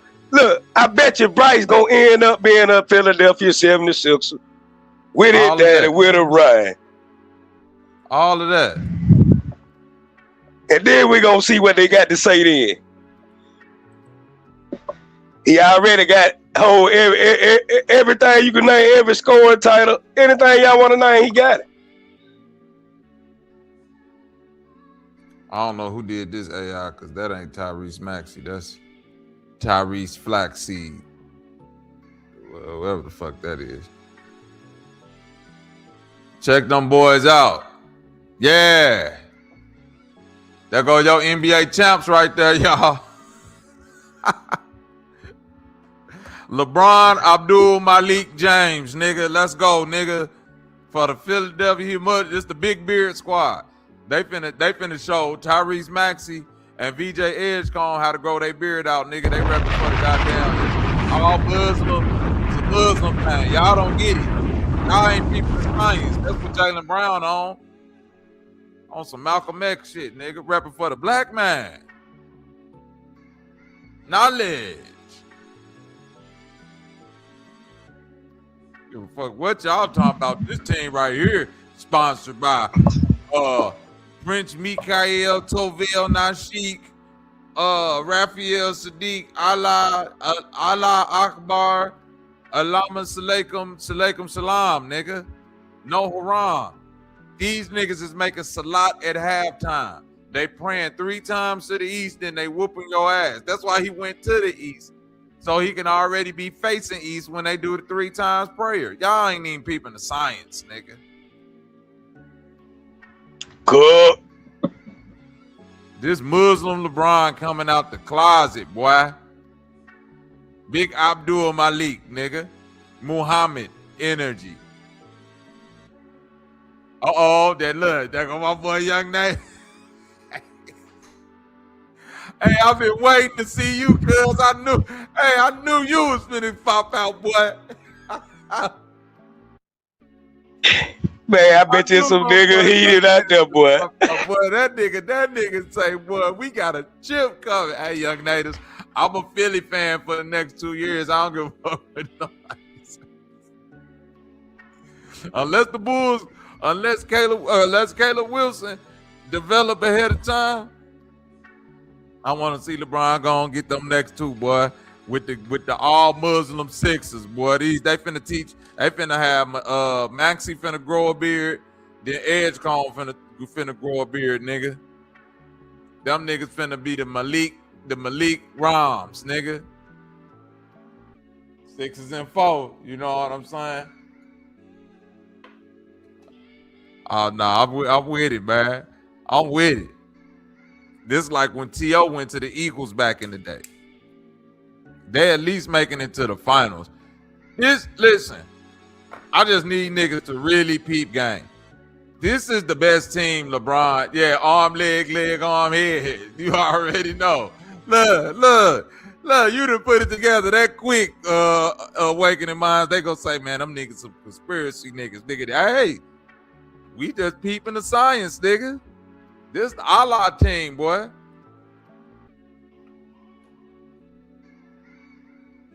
You know Philly got big Allah energy. This Allah's team, boy. Shout out to my nigga Awakening Mind for the goddamn $5 super chat, nigga.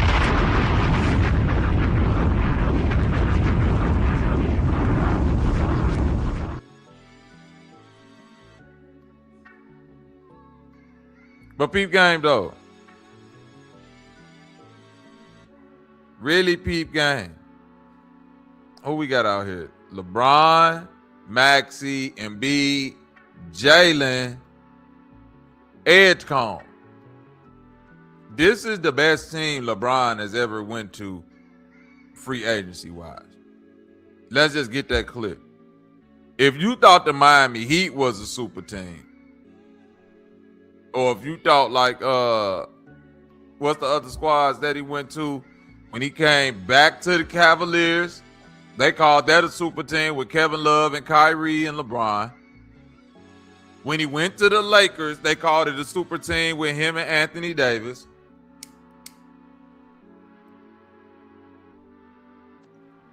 This nigga don't miss. This nigga do not miss, cuz. This for real super team status right here. This for real super team status right here. These niggas right here is finna ball the fuck out. And it's only gonna take a hating ass nigga like Stephen A. Smith or somebody else. It's only one basketball and all done, nigga. We know it's only one basketball, but it don't matter. Them niggas probably finna break the record in scoring, nigga. LeBron Sixers jersey already done sold out. I'm sorry.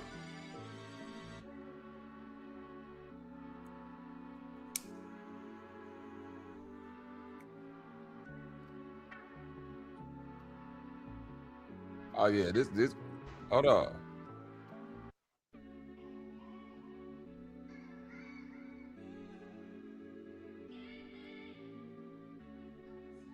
They trying to get DeMar DeRozan to the Sixers. Oh, they OP. They OP. Nigga, DeRozan go, if DeRozan go to the Sixers, he winning sixth man of the year. He coming off the bitch, killing you niggas. Man, this is probably finna be the best 2 years in LeBron's career. If LeBron, I'm gonna say it like this. If LeBron win back-to-back championships with the Philadelphia 76ers, he coming back for the three-peat. I don't give a fuck what nobody say.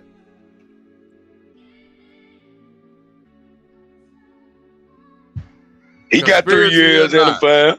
Conspiracy or not, I don't give a fuck what nobody say, because this really what I want to see. I want to see the nigga play till he 50. Fuck it. Shout out to my nigga Psycho in the building. I want to see LeBron play till he 50. I'm selfish like that. Why not? You got to put the, man, when you break certain records and you do certain things, you got to put the bar out there so far to where, nigga, you're going to live forever, LeBron. But it's going to be some things done to, what if they add a 4-point shot to the game? Shit like that. That's why you got to put the record out there.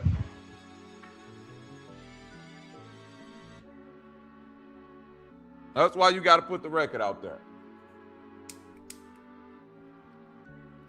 You say the Sixers will fail. Wait for it, man. I got them winning 2 in a row, Psycho. I'm sorry. That's why I was laughing. That nigga said the Sony Sixers. God dang, boy. Hey. That's funny. The Sony Sixers, Psycho. That's a bar. The Sunni Sixers is funny as hell. I don't care what nobody say. Shout out to my sister Lilith in the building. How you doing, Sister Lilith, on this beautiful Sunday service afternoon? Goddamn, Preach about the King, TT. I am doing wonderful on this Black Jesus Day. And yes, you're absolutely correct. There is LBJ. Won't he do it? As a matter of fact, he's going to play until he's 50. So the 76ers are about to be a 10-piece. Won't he do it? See, this is why I don't like my auntie. She's such a LeBron James stan. She's such a stan. Right. She can't even. She said this nigga should be number 2 all time defensively. Now I ain't saying shit like that. And I say it again, and I stand on it. So I repeat it again and again and again. Damn, this nigga LeBron 41, so he'll be 42 in December. So that means he has to play 8 more years, but he got 2 more years to play till he's 44. I could see. Listen, I hope the Sixers win back-to-back just so they could force his hand to come back and play till at least 45. Real talk. Bryce will be in the league by then. Bronny will be an all-star by then. Look, I'm about to trigger the whole chat. I'm telling you, I told you, Brian's gonna be over there with his daddy. I'm about to trigger the whole chat. By the time LeBron retire, Bronny will be an all-star, or at least on the edge of an all-star.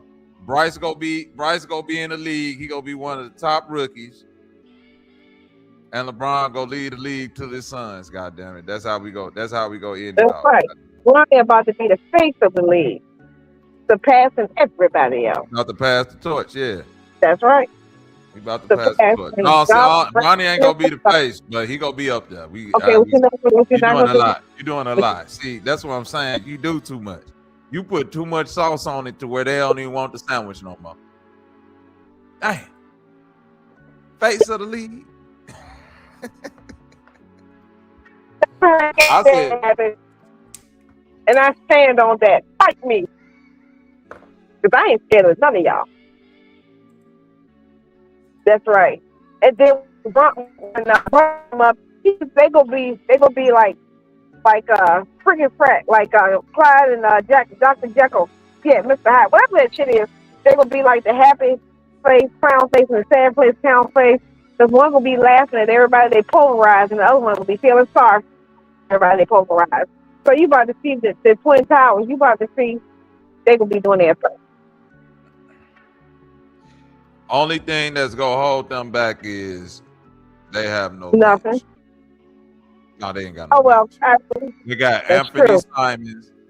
They got Dalen Terry. They need a center. They need a backup center for sure. And so I look at it because I'm looking at their roster right now. Starting 5 lit.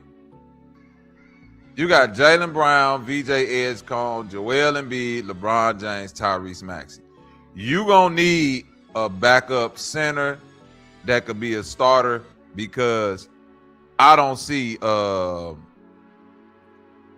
don't see Joel Embiid giving you close to 82 or 60 games, which is cool because you probably don't even want him to do that. You probably really want to keep him at 50 games.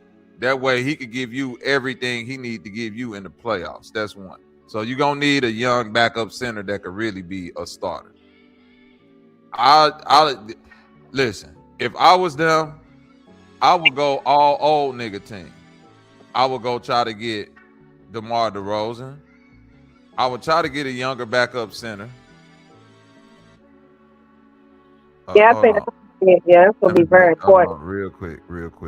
K, can you do me a favor? Because I thought you was somebody. Can you turn your camera on real quick so I can see who you are before I let you up on the panel? Okay, I see you, King K. Salute. We got Cage. We got King K. I know Cage. What up, Cage? Yeah, man, Bobby. Everything good? Everything good. King K, what's up with it, man? What you want? What you got on your mind? Man, yeah, I heard Kawhi Leonard's coming back to Toronto. Yeah, they blocking that. What you said, King K?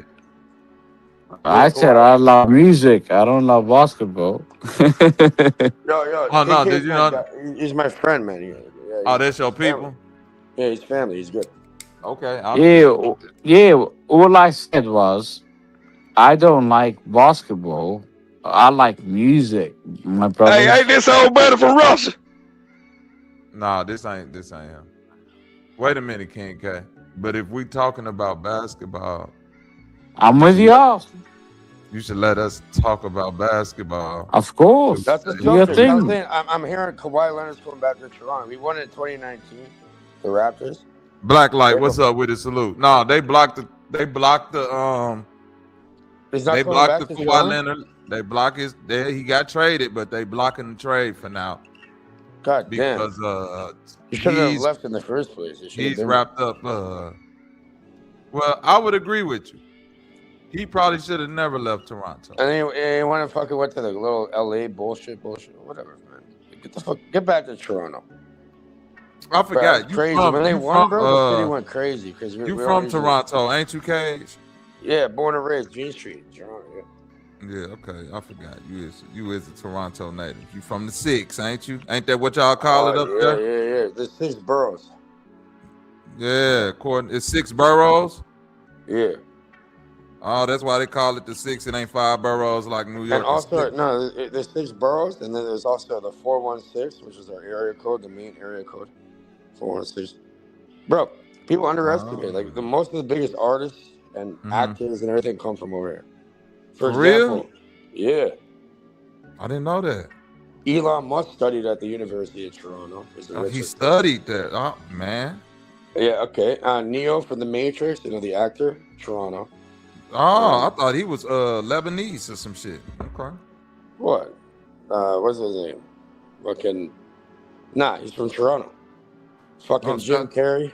Shout out to Keanu Reeves and Jim Carrey. Keanu Reeves, yeah. My nigga Scorpion. What up with it? Bro, we have the longest road in the entire world, Yonge Street. We have the busiest highway in North America. Okay. We have the most active artists that beat all records, even Michael Jackson and shit. Toronto. Who was that? Celine Dion? Drake. Man, we ain't over here to suck no Toronto dick, man. Wait. Now you talking. Wait. Drake only broke one of Michael Jackson records. Y'all gotta calm down with the. He has the biggest. He bigger in than the Michael world. Jackson. No, the fuck he don't. Apparently they do. If you look at No, it. he don't, bro. Drake ain't nowhere near Michael. Y'all gotta calm with to this that guy. bullshit. I would not listen to this fucking idiot. Nobody listen to who? He went to. The only reason why he's where he's at is because he's half Jewish. His mommy's Jewish. No, they ain't got nothing to do with it. And then they came from Forest Hill. It's a highly prominent Jewish community. Forest Hill Collegiate is a high ain't got school. nothing to do with it. You know, hold on. You know how many people? Do you know who Drake's uncle is? Who? Exactly. See, y'all No, always what did you say? wait. Let What me, did you say? hey, bro. I'm finna tell you something. Just because a motherfucker is Jewish, don't mean that they got some type of power.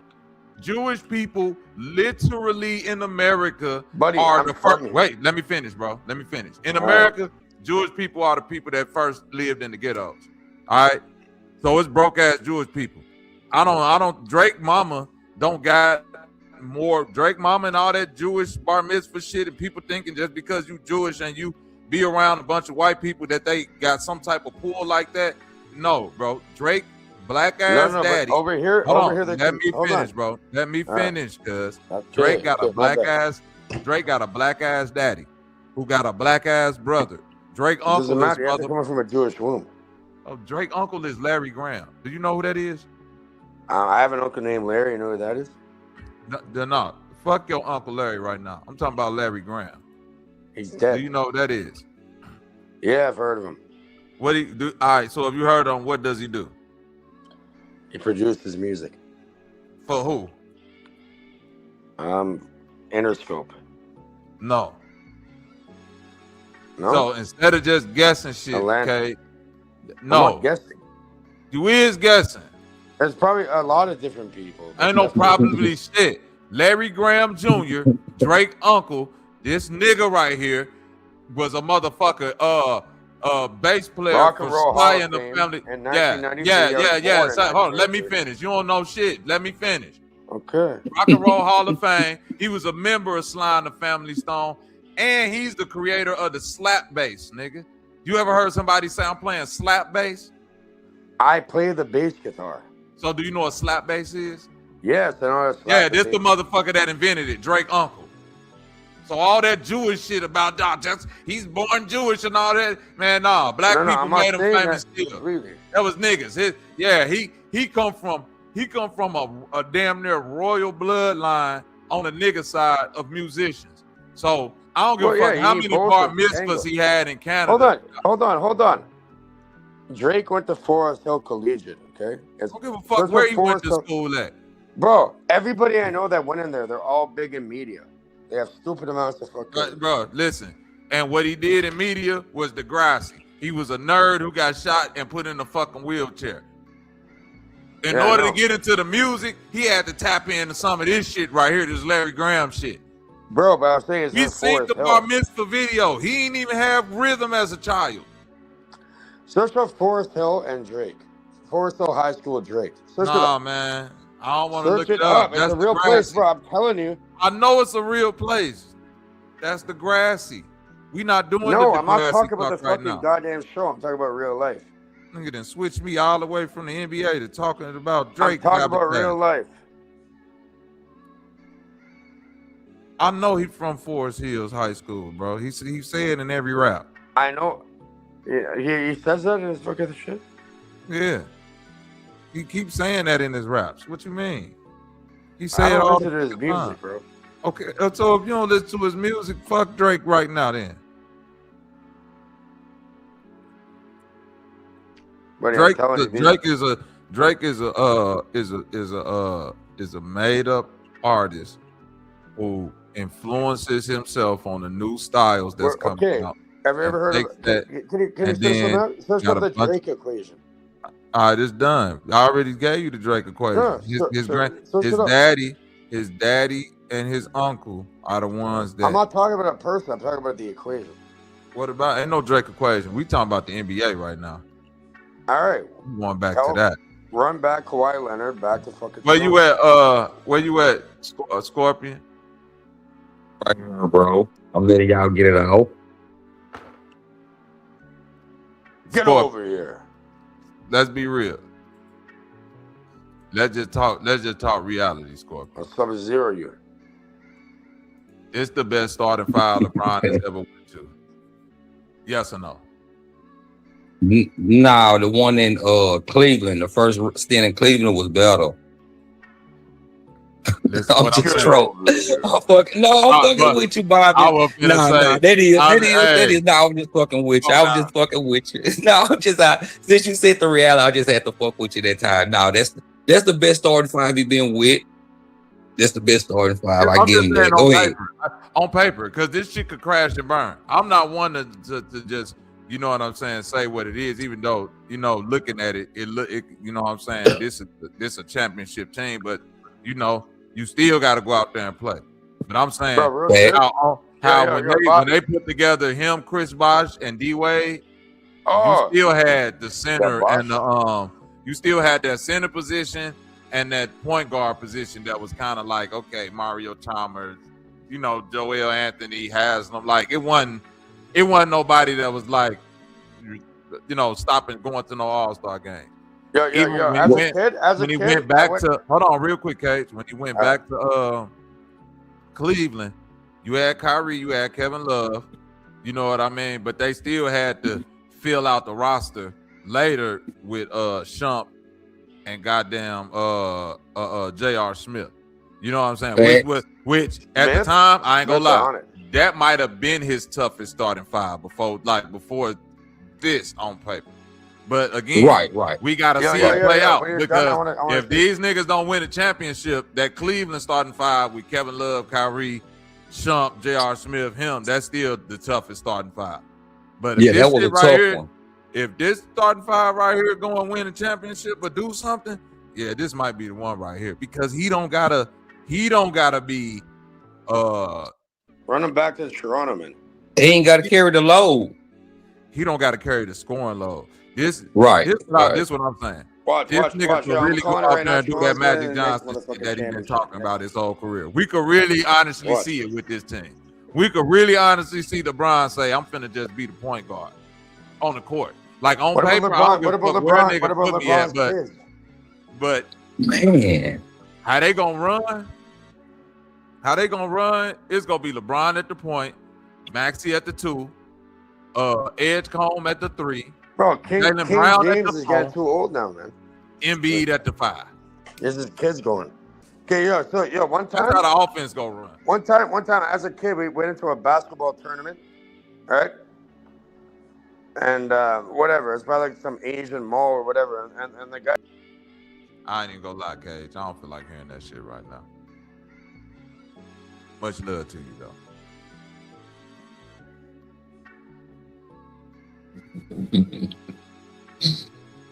Go ahead, B. Yeah, but like I said, I'm looking at this starting 5 like if LeBron really listen, the entire roster where it gets shaky at though, Trip. Because Dominic Barlow, don't know who the fuck that is. Adam Bona, don't know who the fuck that is. Johnny Broome, don't know who the fuck that is. Justin Edwards, don't know who the fuck that is. Ariel Hukporty, don't know who the fuck that is. Caleb Love, don't know who that is. Duke Miles. They just signed Martavis Caldwell Pope yesterday. That's a good pickup. Yeah. That's a good 3-and-D. A good 3-and-D. You know. But you need a big man. Yeah, you do. You need a big man. I thought that's what they'll be going after next. Starter. I thought that's what they would be going after next. I really thought so. But then B don't. I ain't gonna say it all fall on them B, but he's gonna have to show up. He ain't gotta score no 20, 25. He ain't gotta do that. He can average 10 to 13 and 10, they'll be all right.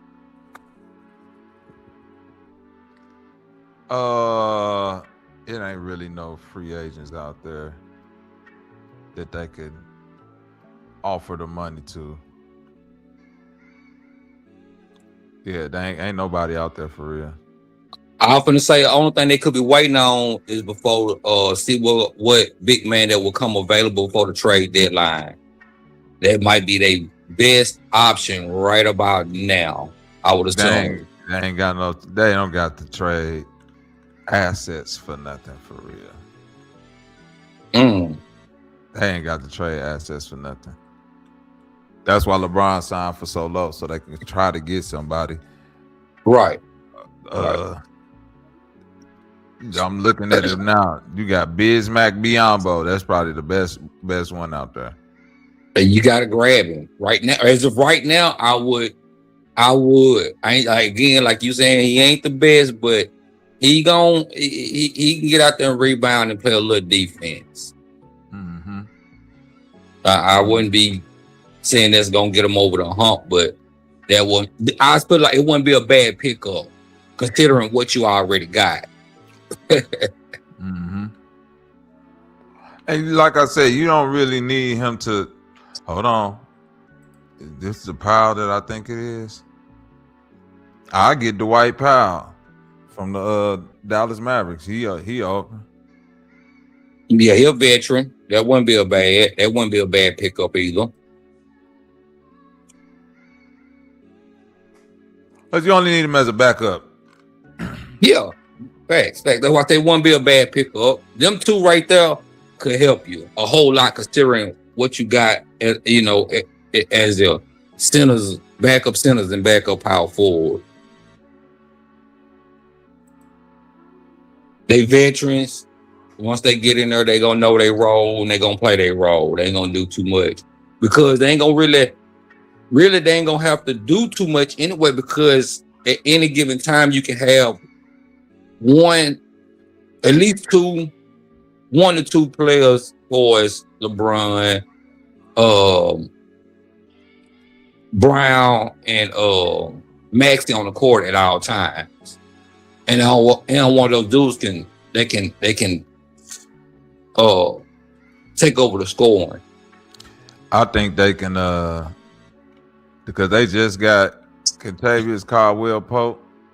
Yeah. I'll go after DeMar DeRozan. I didn't know. Yeah. I forgot about dude. He was still out there. They said they what's the name released in Chicago did.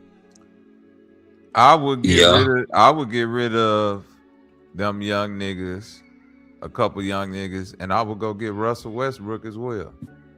Bro, you know what? I was thinking the same thing when I seen that the late. No, you right. Hell yeah. If you can add DeRozan and potentially or Westbrook. Westbrook or DeRozan to that team, because what you do when you add them is you literally control your bench. Like now you got motherfuckers off the bench that's like you ain't gotta tell like, hey, we need you to go out there and score. We need you. You got motherfucker that's like, I know I'm later in my career, but I'm still at this level to where like, okay, I'm DeMar DeRozan, I'm Westbrook, nigga. If I gotta come in and relieve, you know what I'm saying, the starting five, like niggas, like I can come out this bitch and start going crazy. Like it ain't gonna be no timidness to that game. Make a miss, they finna go out there and put pressure on the defense. Facts, y'all. They gonna make them stay on edge, and even including again going if you add one of them, you still gonna have one of those star players right there with one of those three, you know, on the court with them at all times anyway. So they ain't gonna have a lot of pressure on them at the same time. Yeah, that's hard, man. We'll see what they gonna try to do in the next couple of weeks if they're gonna try to get one of those guys but they're gonna have to try to take, you know, a little pay cut. If I was Brooke at this point, to be real, or DeRozan, I ain't saying I know, you know, you got to get your money, you got a family to take care of, whatever. But you know, if you quote unquote trying to potentially get a chip at this point, I just go ahead and, you know, give me a meal or two. I wouldn't even be mad. Put me an incentive in there. You know, I wouldn't even be mad. I really wouldn't. I mean, this NBA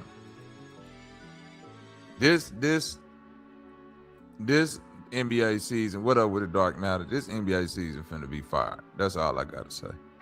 It might be one. It's gonna be very interesting. It's gonna be very interesting. Might be one of the best ones because now we're literally in the we're in the midst of the parody decade, right?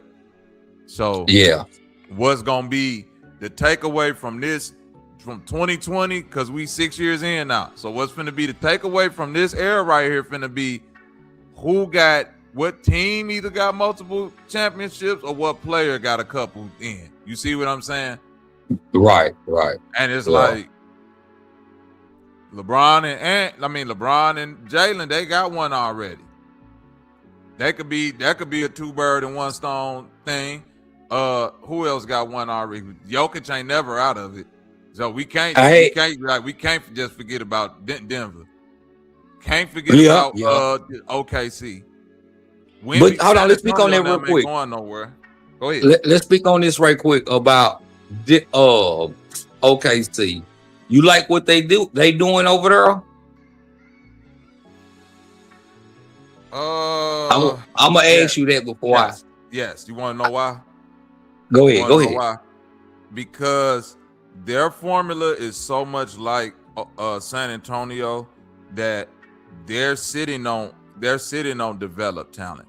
So what may look like to the outside looking in that they getting rid of talent, they got so much of an abundance of like other high draft picks that they done drafted that they like we gotta start getting these niggas in because they ready to go now.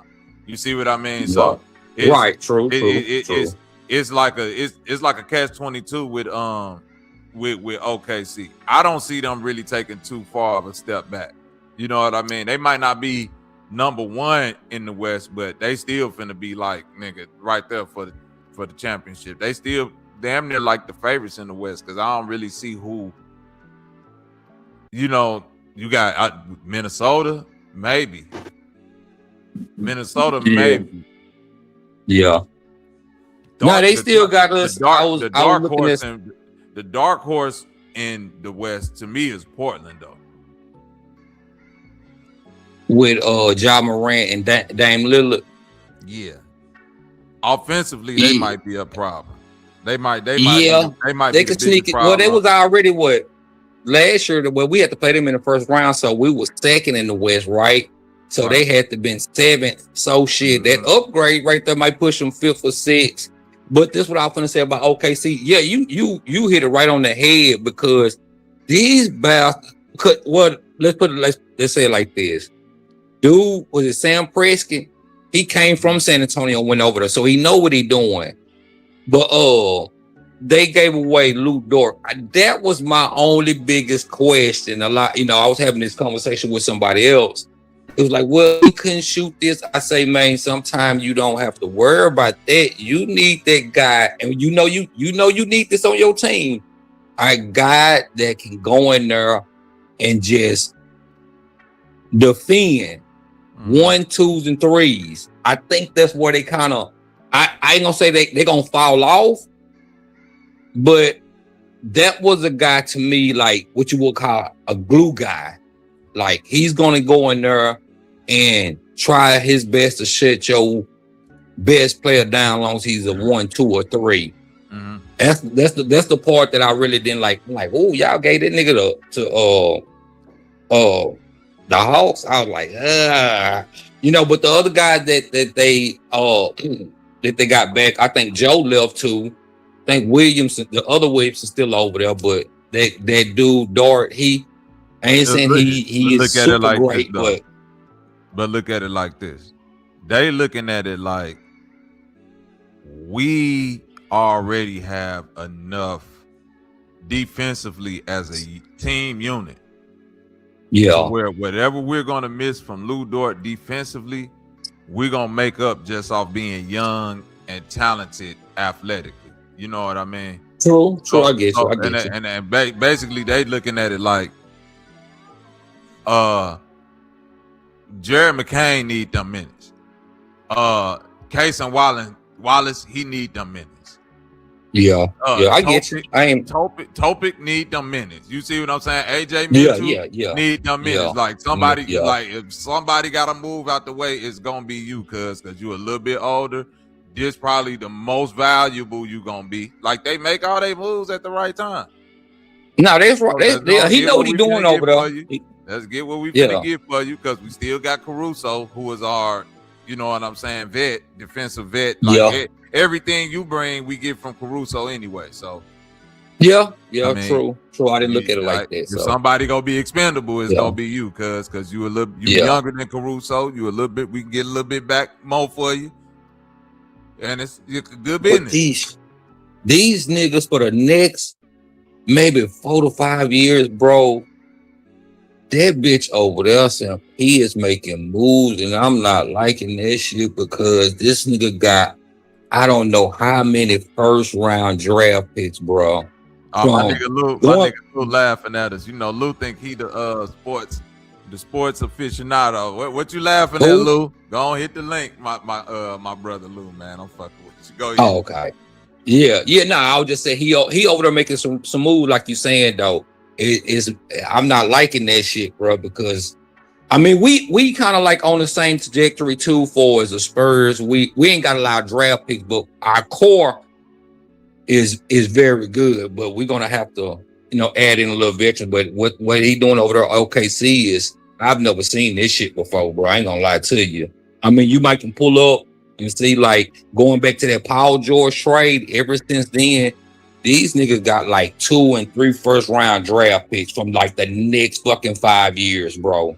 This shit, right? So they gonna steady stay young and athletic. Just need a little piece here and there, veteran piece here and there. But I'm ready for the smoke with them guys though. I ain't ducking no wreck with them. You know, we good, and you know, Towson them grew 2 inches, a little bit more experience. That's what I'm saying. So, this nigga like let's go now. yeah, the coach like that, and that's really what San Antonio needed. I think San Antonio made the best move, honestly. With did they get rid of Harrison Barnes for Tobias Harris? Was that what they did? I'm not for sure if they let Tobias Harris go. I want to say they did, but they end up. Yeah, we said that. We talked about the. They still got Tobias Harris, don't they? Or yeah, we got Tobias Harris. I was just finna speak on the Harrison thing. I said I don't know if we still got him, but we can go ahead and let him go. You can check it out, but I'm finna see. Yeah, they still got Harrison Barnes in now. I mean, it's not bad because no, it's not. Because listen, this is what I'm saying. Harrison Barnes need to be there. He just don't need no PT, and he wasn't getting it anyway. So what you have now with Tobias Harris is that vet that's the vet that's the same as Harrison Barnes, but he can give you production. You dig what I'm saying? Yeah, he can hit that 3-point because Harrison Barnes missed a lot of them bitches in the playoffs. He missed, I ain't gonna tell a lot, but the ones he should have hit that when he was wide open, going back to even when he was in Golden State, that's why they let him go, because he wasn't hitting them open threes. And I'm watching Tobias Harris when he was in Detroit, he was hitting them motherfuckers. So I get it. I just was like, but I ain't too mad. I think that was a good pickup, but I think we need one, maybe 2 more pieces. I think we need one, 2 more pieces. But that experience, remember, like we was talking before. I don't think need no pieces. Yeah, I want to be secure. I like to be secure. Starting 5 is De'Aaron Fox. That bitch gonna have to pick it back up. Though. Dylan Harper, because Dylan Harper got to start now. That's what they were saying. That's what. Yeah. Who else? So you could start Tobias Harris, or you could start your other boy, Champagnie. You can start Champagnie gonna start. Champagnie gonna start. He gonna start. They love him over there. They love him over there. He's 6'7", so you could still put him at the power that's what forward. I'm saying. Right. Yeah, he's there. They love him over there. Him and Castle gonna start. Wemby. Castle, Champagnie, and Wemby gonna start hands down. Ain't no question about those 3. Right. It's just how we gonna mix the other 2. But I got the report. I got the little news thing. They sticking with De'Aaron Fox. He gonna stay starting too. But I think they gonna want him to. Yeah, he gonna have to step it up offensively. We need that fucking De'Aaron Fox we seen in fucking Sacramento, bro. That's the fucking De'Aaron Fox we need. You know what I'm saying? But I'm ready for it. I'm ready for it. But like we were speaking before, that I said the only reason they would have lost the finals because of inexperience. I kind of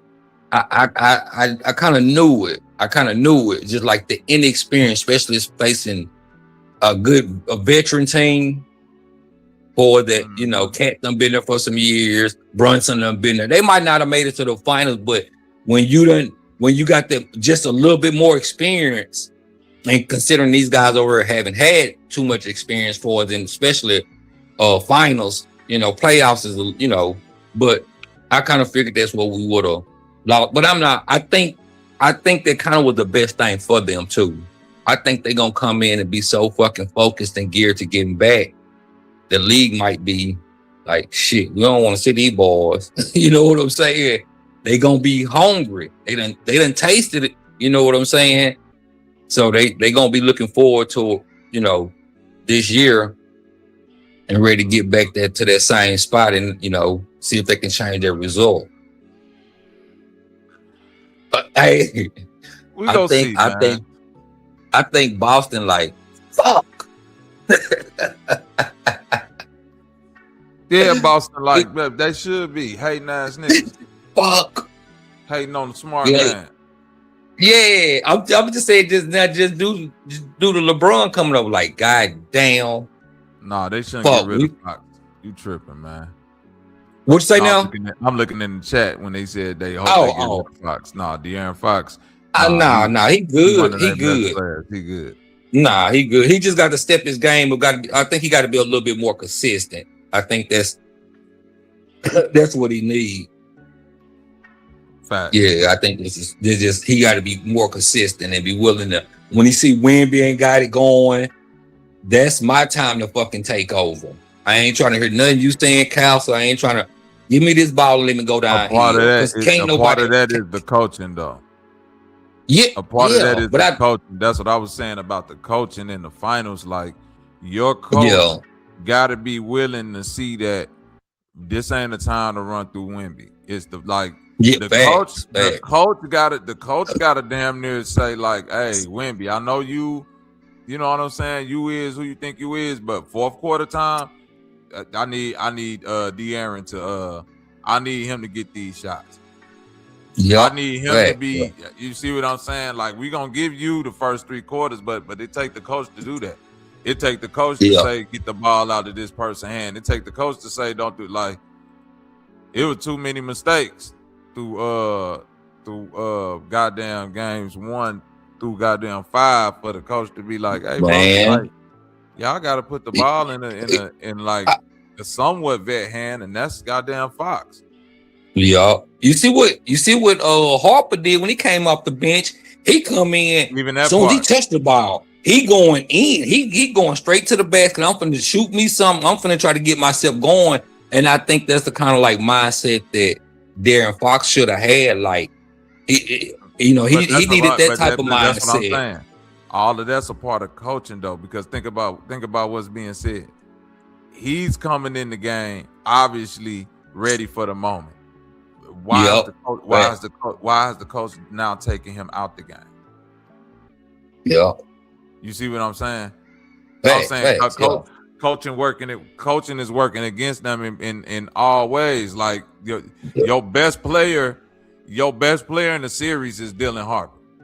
That become obvious after game 1. Not saying that Wemby ain't doing his thing, but after game 1, it's obvious that this is the nigga that's ready for the moment.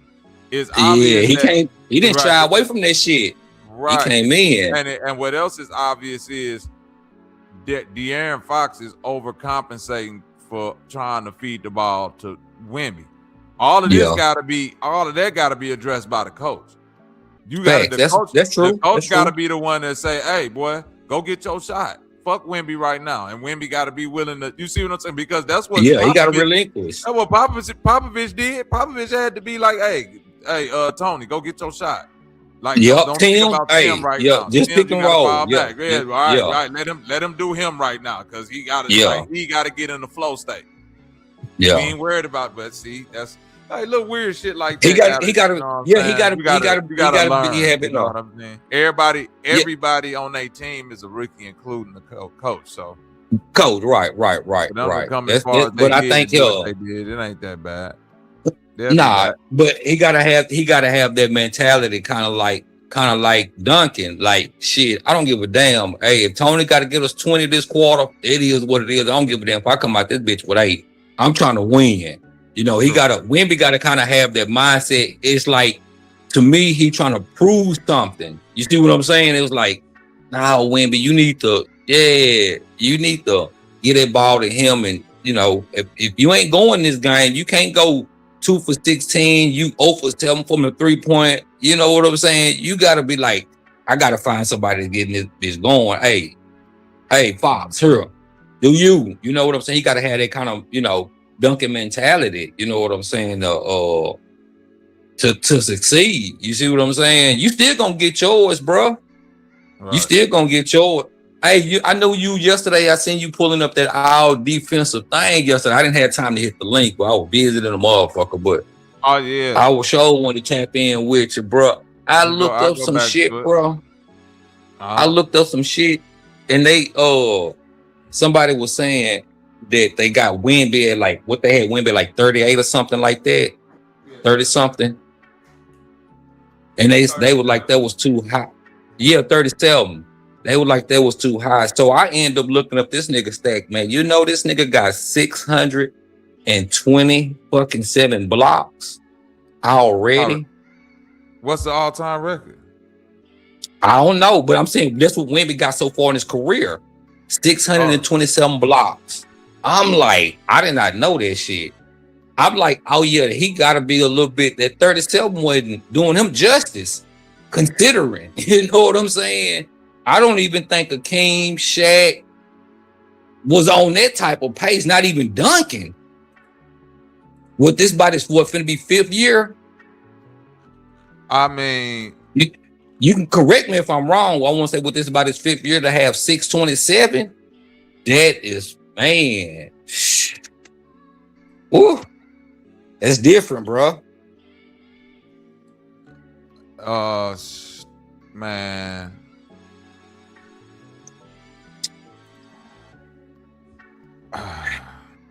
And he do got a unanimous defensive player of the year, don't he? I think he got it, what year before? Last year? I think it was last year, this past year. Yeah, that's what I'm saying, this past year. Okay. Yeah, this past year. Okay, So that 37 still I don't think did him justice, considering some of those players we seen like Shane Battier and those type of players. When I went and really looked at them stats, I'm like, no, Shane Battier, a couple of them guys ain't on that fucking level. They might have played some good defense, but not like that. This nigga was averaging damn near 4 blocks a game. It was at 3.7. And considering he missed 10 or 12 games, I think it was 10 because he played, they played 82, he played 72, so he missed 10 games. Ugh. Yeah, but I was kind of pissed off about that damn defensive shit. The record is Hakeem. Hakeem got the most blocks at 38-30. You say he already at 600. 3,830 is the record. He's at 621 already. Ooh. And he been in the league, what, 3 years? No, I think it's like his 4th, ain't it? Is this going into his 4th, or was the last year? Yeah, I want to look it up just so we can be correct. You can just look it up real quick if you don't mind, just to be correct and see the trajectory about where he possibly could be before this shit is over with. Okay, he was drafted when? Drafted in 2023. So yeah, damn, last year was his 2023. It's gonna be 27. This gonna be his 4th year. 4th year. That's what I was saying. I know that's why I say 4th or 5th. I said 5th, but I'm thinking 4th or 5th. 3 years, 600 blocks. That means in 3 more years he should be at 1,200. 1,200 and plus. And in 9 years he should be at around 1,800, maybe close to 2,000. Right. So he would have to play a Hakeem Olajuwon. Like 600 every year is a good pace. I mean, 600 every 3 years is a good pace, but 38-30, goddamn, like you'll still have to play like close to 20 years to catch this motherfucker. Yeah, I didn't know Hakeem had did. Like, I know he was good, but I didn't till you said it. I was like, God damn, you'll win. But hell yeah, just Duncan number 5, and he got 3,020. Damn. Yeah. The only thing they got correct was I didn't even like the number 1. Like I can respect it, but I could respect it. You know, they going off you want to say stats or whatever. I don't know how they did it. I'm really guessing, but that number 1 I went to. No, we know who number 2. You know, that's not an argument. He could have been possibly 1, but 2, it's not an argument. You know what I'm saying? But Draymond, Duncan was number 2. Yeah, Duncan number 2. Yeah. Bill Russell number 1. Right. That's why I said number 1 was I ain't mad, but number 2 ain't no argument about that. But a couple of their shits they had Shaq at what? Shaq at 73 is egregious. Y'all smoking dope. Gotta be. That was egregious. That's when I was like, man, this shit, because the top. Mookie Blaylock, the head of him. That when you said that, I was listening to it. I was like, what now? These motherfuckers don't know shit about basketball. I ain't never known Mookie Blaylock. I knew niggas praise 𝘾𝐤𝙥𝙃 for his defense, but when you talking about Shaq, you talking about niggas saying I'm not coming to the hole. So it's like Deion Sanders. It's like niggas be like, yeah, but Deion Sanders stats is this. It's like, yeah, because that's the quarterback. They weren't throwing to a a shit. decision. I'm not even going to throw it that way.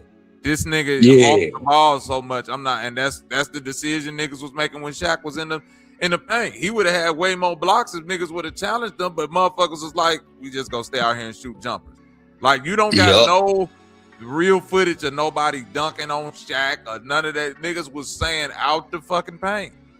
That's how much of a monster he was. So like, I don't know if they talking about, but then 𝘾𝐤𝙥𝙃 ain't got like crazy defensive stats. So I'm like, if it's going off of like shit like 𝘾𝙤𝙥𝙃 and all of that, that's because of how the league consider them to be excellent defensive players. So I don't see how Shaq would be so low if you judging it off of what other players considered, because nigga, they literally telling you, nigga, I'm not even coming to the hole when that nigga down there.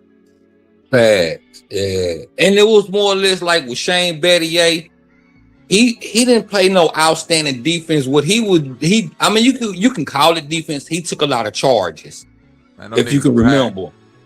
He will fire you, but the most thing that he did, he would take a timely offensive charge. That's what I really mostly remember him for. And like, just speaking on 𝘾𝐤𝙥𝙃, like I never looked at him as a great defender. And I'm not saying he wasn't, but I just remember 𝘾𝐤𝙥𝙃 more or less for his offense. So, the people that did that list, I don't know what they, I think they need to, when they do shit like that, I think you got to you need a mix of people, some veterans, some people that's playing in the league, and whoever else. But that list is crazy. Draymond at 10? Nah, I don't see that shit. Draymond at 10, Rudy Gobert at 9. That's where it got kind of tricky for me. Because because I'm taking Dwight Howard over all of them, both of them. Facts. Like, I'm just like, peak Dwight Howard is a better defender than Draymond and the niggas y'all talking about. Rudy. Yeah, Draymond. Rudy and Draymond. Like, this shit don't make sense. Nah. I think they just got in. You forgetting about Lonzo Mourning. And the crazy part was, I ain't like what they had kid. I didn't hear Jordan in the top 10 or 15 or 20. Is the crazy part. Jordan was like 30 something.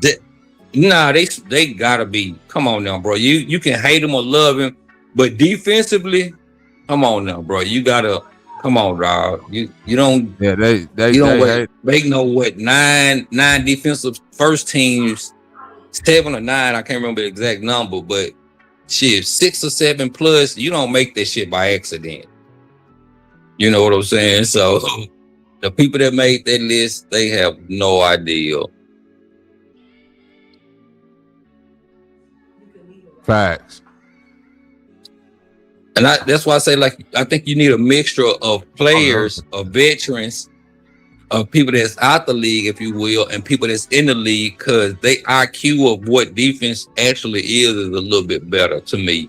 If you got to play the sport to really understand it, like understanding what defense really is. I didn't like what they had kid either. I think he was better than 𝘾𝙤𝙥𝙃, all them type of motherfuckers. Yeah. Definitely. Like, so I don't know what that shit was about, but we'll never understand because we don't know. Michael Jordan was number 15. Oh, okay. I didn't hear you say it yesterday. I might have been. Oh, but still, that's still too high. I still think you got to be somewhere. If you're gonna put Pippen in the top 10, you got to put Jordan in the top 10. And I love me some Pippen. I think he's one of the. He was doing this shit They ain't put You Pippen in know, the top 10, I don't think. Did they? Or was he number 8? I thought you said he was like 7 or 8, if I'm not mistaken. Yeah, I think you're right. He was like 7 or 8. So what I'm saying is this: if you got Draymond at number 10, number 8, yeah, Pippen was doing the same shit that he did before that. Holding 1s, 2s, 3s, and some 4s. But not to have Jordan in the top 10 is crazy to me. Jordan is a better defender than Draymond for sure. You could take Draymond out of there and put Jordan in as number 10. I'm gonna stand with you there. Yeah, I can stand with you on that one. Like the Draymond is not that great. Like, cause look at it, Draymond all defensive, 5 first team, 4 second teams. Let's go to Jordan real quick. This nigga all defensive, 9 first team. That's why I said 9 a while ago. First team. Look, they've been on the same amount of defensive teams, but this nigga Jordan is 9-time first team. Facts. That's what I was saying. Like that don't make sense. Yeah, like I don't know what y'all judging this off of. It can't be the championship effect neither, because Jordan got more championships than this nigga. Yeah. You know I wouldn't even equate. I wouldn't even bring that up when we're talking about the defensive part. It's just the will to want to. You know what I'm saying? So, but just to have him at 15 and Draymond at 10, like I don't know y'all metrics of top 10 finishes. Right. He averaged 2 steals. He averaged 2.3 steals per game. Then, like in his rookie year, he was the only rookie to have 100. Meant the only guard to like have 100 blocks. Yeah, if I'm not mistaken. Yeah. So that's crazy. I think Dwayne Wade ended up breaking that record of the guard with the most blocks. Hold on, bro.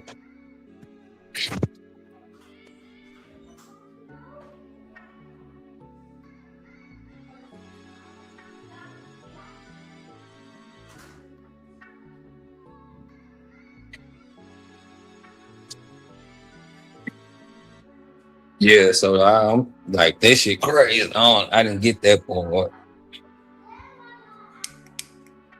Yeah, this is a nasty list. Like I said yesterday when I was looking at it, these lists do be made for this point though, to trigger you and get you talking about them. They fuck them up on purpose. I can see that. Yeah. I'm in the car with you on that one. They just put some shit together to make some controversy.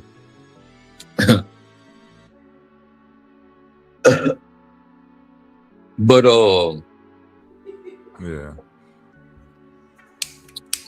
I haven't, going back to like just talking about certain teams. I think who was that? Denver made any decent move to help over there? I haven't seen none that I can remember. It's like, you know. I think people's really sleeping on the Minnesota Timberwolves though. No, I'm loving him. Anthony finna his field goal percentage should go up. High quality shots. No, they ain't really on the run.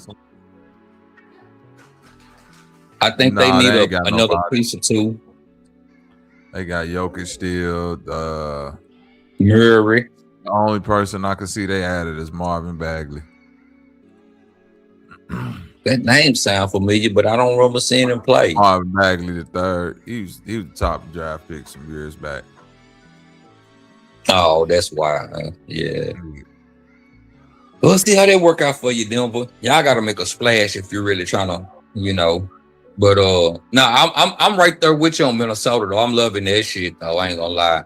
I think they need another piece too. Also, let's see what they can do before the trade deadline or whatever. See if some people want to come off a contract, shit like that. I think that's one. What'd you say now? I think they might. I think they might be the team that just made the right move. They got LaMelo. They still got McDaniels, Anthony Edwards. They got old school Joe Ingles. They still got Bones Highland. They got Ayo Dosunmu. They still got Rudy Gobert. Okay, you go. The guards, They got Trey Lyles. Like, I mean, only thing I can think that I'm really needing is a backup center, maybe. Yeah, that stretch center, stretch four would help you out.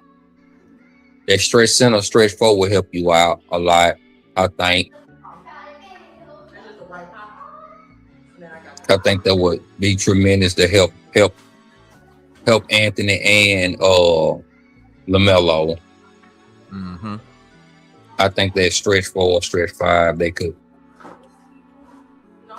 That's cool. All right. Hold on 1 second, B.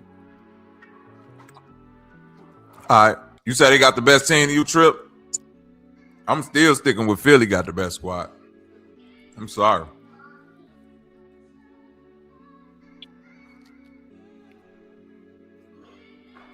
Mm-hmm.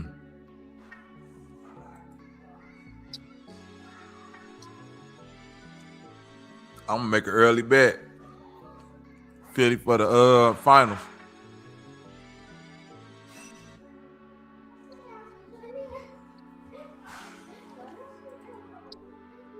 Say they got the best squad, huh?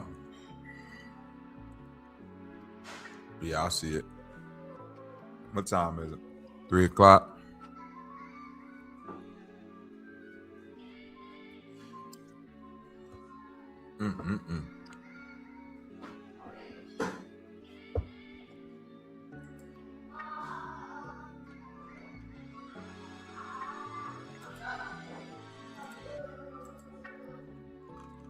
I might be ready to shut this thing down. It's starting to get that time, y'all. I done reached my limit. Yeah, I'm at the baby shower, so y'all probably can hear the Negro music.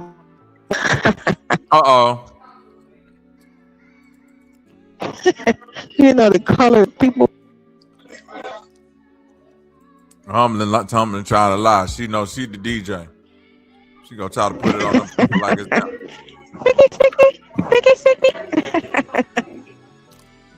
Get them throw together a few beats.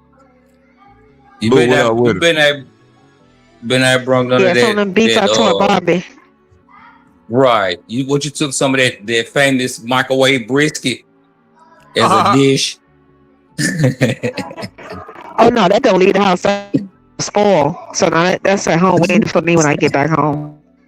Sent him some on his way yesterday. So yeah, it's all mine for the rest for the next 3 days. So what are we doing?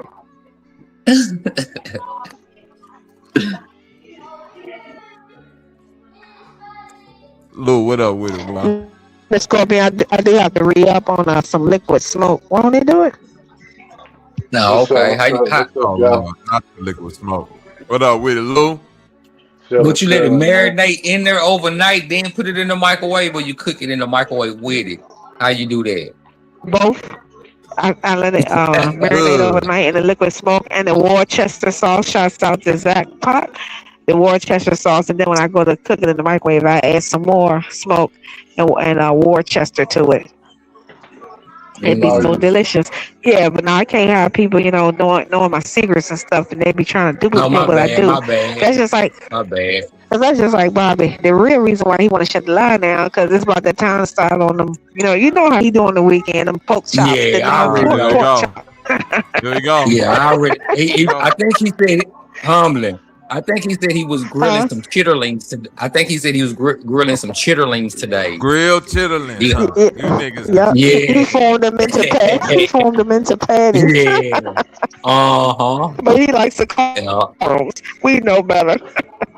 Yeah. Then he gonna say plant based. Friends like y'all who need Yeah, the pigs do eat plants. Right. That's The hogs that's do his eat formula plants. right there. See, actually, it's once they chew it and they Say get the in their the insides. pig was vegan, huh? I ate a vegan pig. Y'all niggas ain't Yeah. If I ate chitlins, I have him send me some, but I ain't never. That was something new I heard of when he said those real chitlins today. So yeah. Yeah, grilled chilling. You niggas crazy. Okay, I see what you're doing. Hey, I peace, see what y'all. What up with it, brother? What you got going on with it, Lou? Chilling, man. Just chilling, man. What about Getting this off list, work man? Sunday. Talking about the defensive list? Either one of them. Oh, shit, man. You know, Bleacher Report, they be on some bullshit, man. You know what I mean? Like, they be having, like, political choices on their list, though. You know what I mean? Putting Bill Russell up there, I mean, I ain't mad at that, but you know what I mean? You know, I always say, man, I can't go and put Jim Crow era basketball with modern basketball. Like, even though I got respect for those dudes and shit like that. But Bobby, why you making me seem, you know, in front of the fam like I'm some type of sports elitist or some shit, bro? You know what I mean? I put the smile faces down there because like I just get cringy when it comes to like making a lot of predictions and shit because it's real easy to, you know, it's fun to do. Like a lot of people do it, not just basketball. They do it in football and everything else too. But like it always be like injuries and shit you can't predict. So like I tend to stay away from it. But I do chuckle when I hear them though. You know Only what I mean? because basketball, 9 times out of 10, is the easiest sport to predict based on preseason rosters. Like you say, barring injury. Right. What you did like what we talking about? Go ahead. I was gonna say no, well, cause like I'm gonna go somewhere else with it. It's on the same, but I'm gonna go another direction. So go and finish. Like looking at the Sixers, yeah, that look like that's a finals team. Right, on paper. On paper. Yeah, I hear you. But other teams on paper that have got the same height, especially in the NBA, 9 times out of 10 they reach the finals at least. Miami Heat, the Lakers with Karl Malone and Gary Payton, Golden State with Kevin Durant. What other team? You can go and throw Celtics in there too. Boston with I was just gonna say Boston with KG and Ray Allen them. I mean it's a bunch of lists of like when people be like, yeah, this the squad because the NBA is one of them. Just it's a superstar league. So once you get enough of them together and they mesh, like you at least going to the finals. So if they don't make it, it'll be a disappointment. I hear you, man. That's why I don't really like gamble no more, like the sports and shit. Just like what you just said with the barring injury. But I tell you what, it looked like it's gonna be an interesting year. I ain't taking that opportunity, and you know, I guess that's good for the NBA. Who the strongest looking team in the East right now to you? In the East, shit, man. Like it's so much parity, man. I don't know, man. Like you know, Boston should be around. Like of course, assuming that Tatum come back to his regular form, they should be in it. The Knicks just won the championship. You know, Halliburton coming back. You know, I'm interested in seeing what they're gonna look like once they get him back.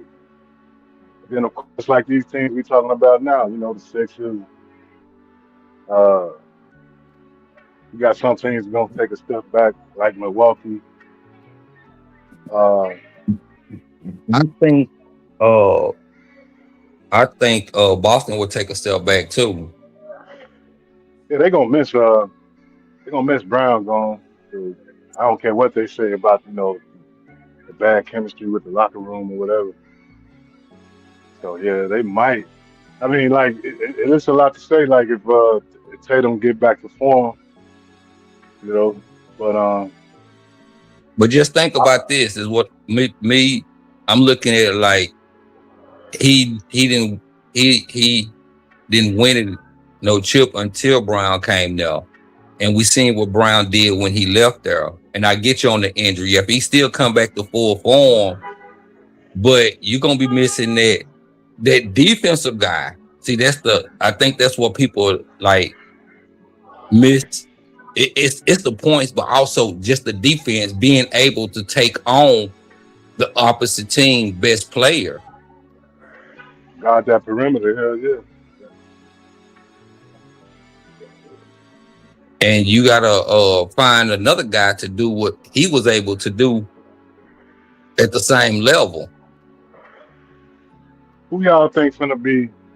Because every year it's always one team that just come out of nowhere and shock everybody.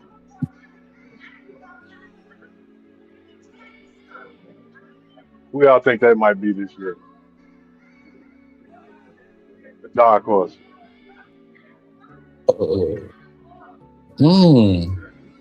Good question. Well, from what side, or it don't matter? It don't matter. East or west?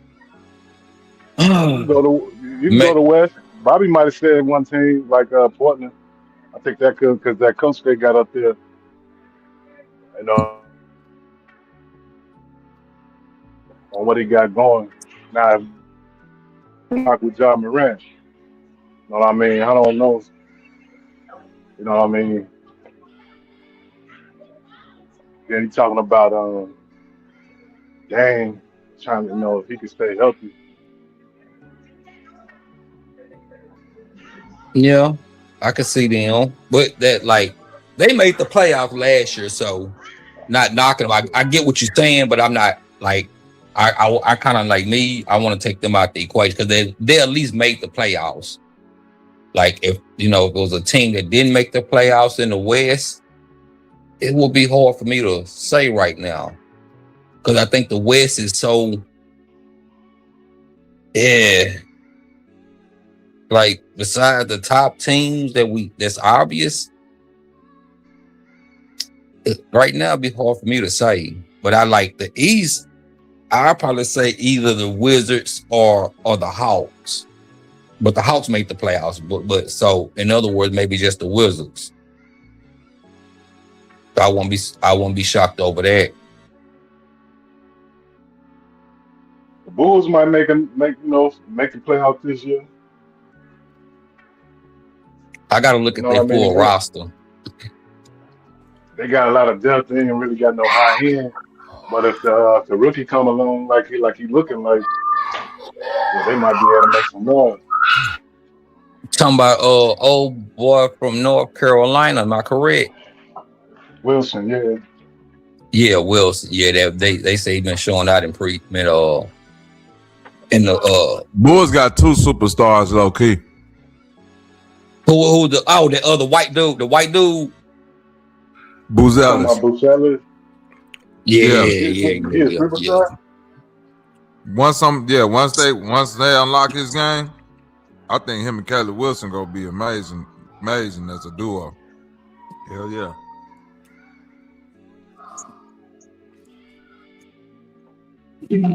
But who you think from the West?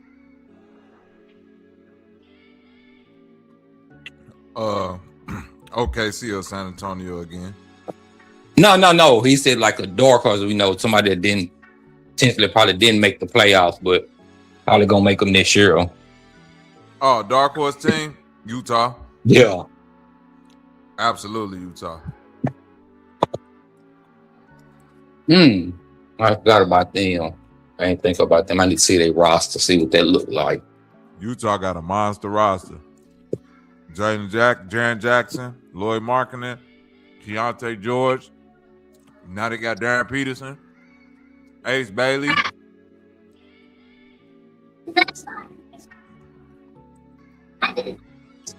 They got a lot of. They actually might got too much shit going on. Yeah, they got a lot of talent over there, young talent too. Mm-hmm. Yeah, Probably trying to take a page out of OKC, San Antonio, them booklets that stuck up on us a whole bunch of young talent, see how it mesh. Mm-hmm.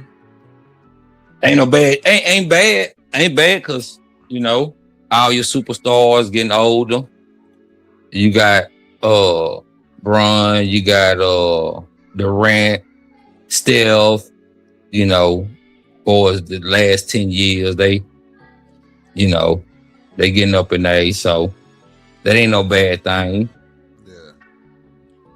We definitely got a squad though. Right.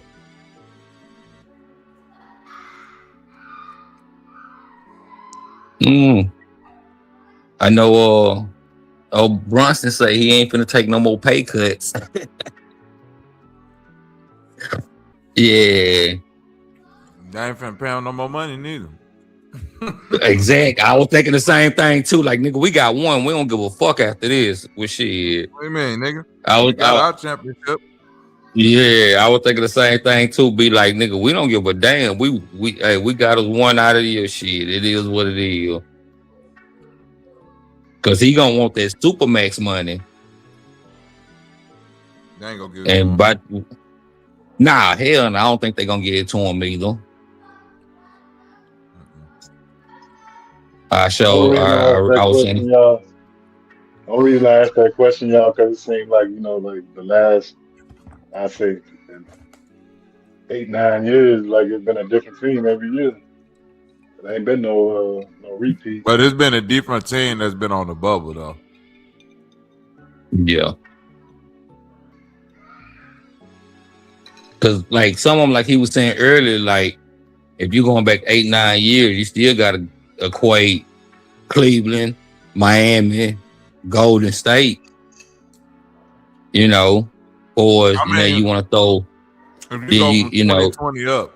If you go from 2020 up, it's been a different champion, but it's all been teams that was either right at the championship or you could see was building up to a championship. It wasn't really no dark horses like out of nowhere ass teams. You know what I'm saying? Like Indiana and OKC. That year, like none of them was. Well, I'm saying teams. Yeah, Indiana. It's been like. As far as teams getting there, okay, I see what you're saying. Like the Miami Heat and shit like that. It's been that, but I like winning it. It's been the latter. Mostly, it's been the OKCs, the Denver Nuggets. You dig what I'm saying? Like the teams that was still like last year. Yeah, the Knicks were still favorite.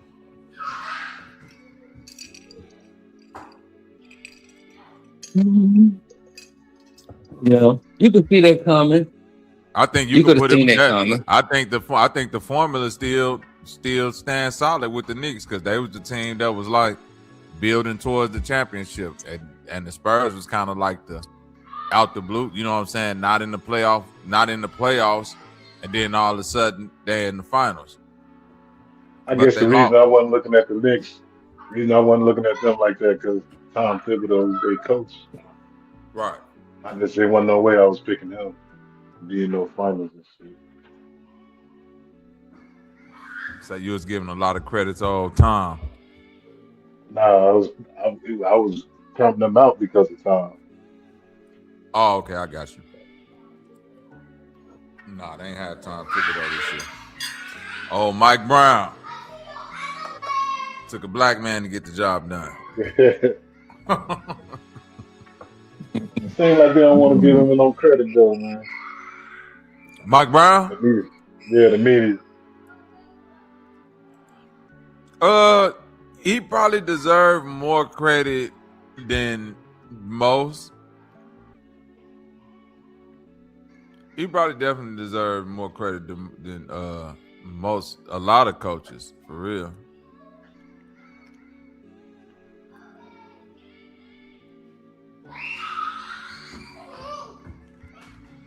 Why you say that, B?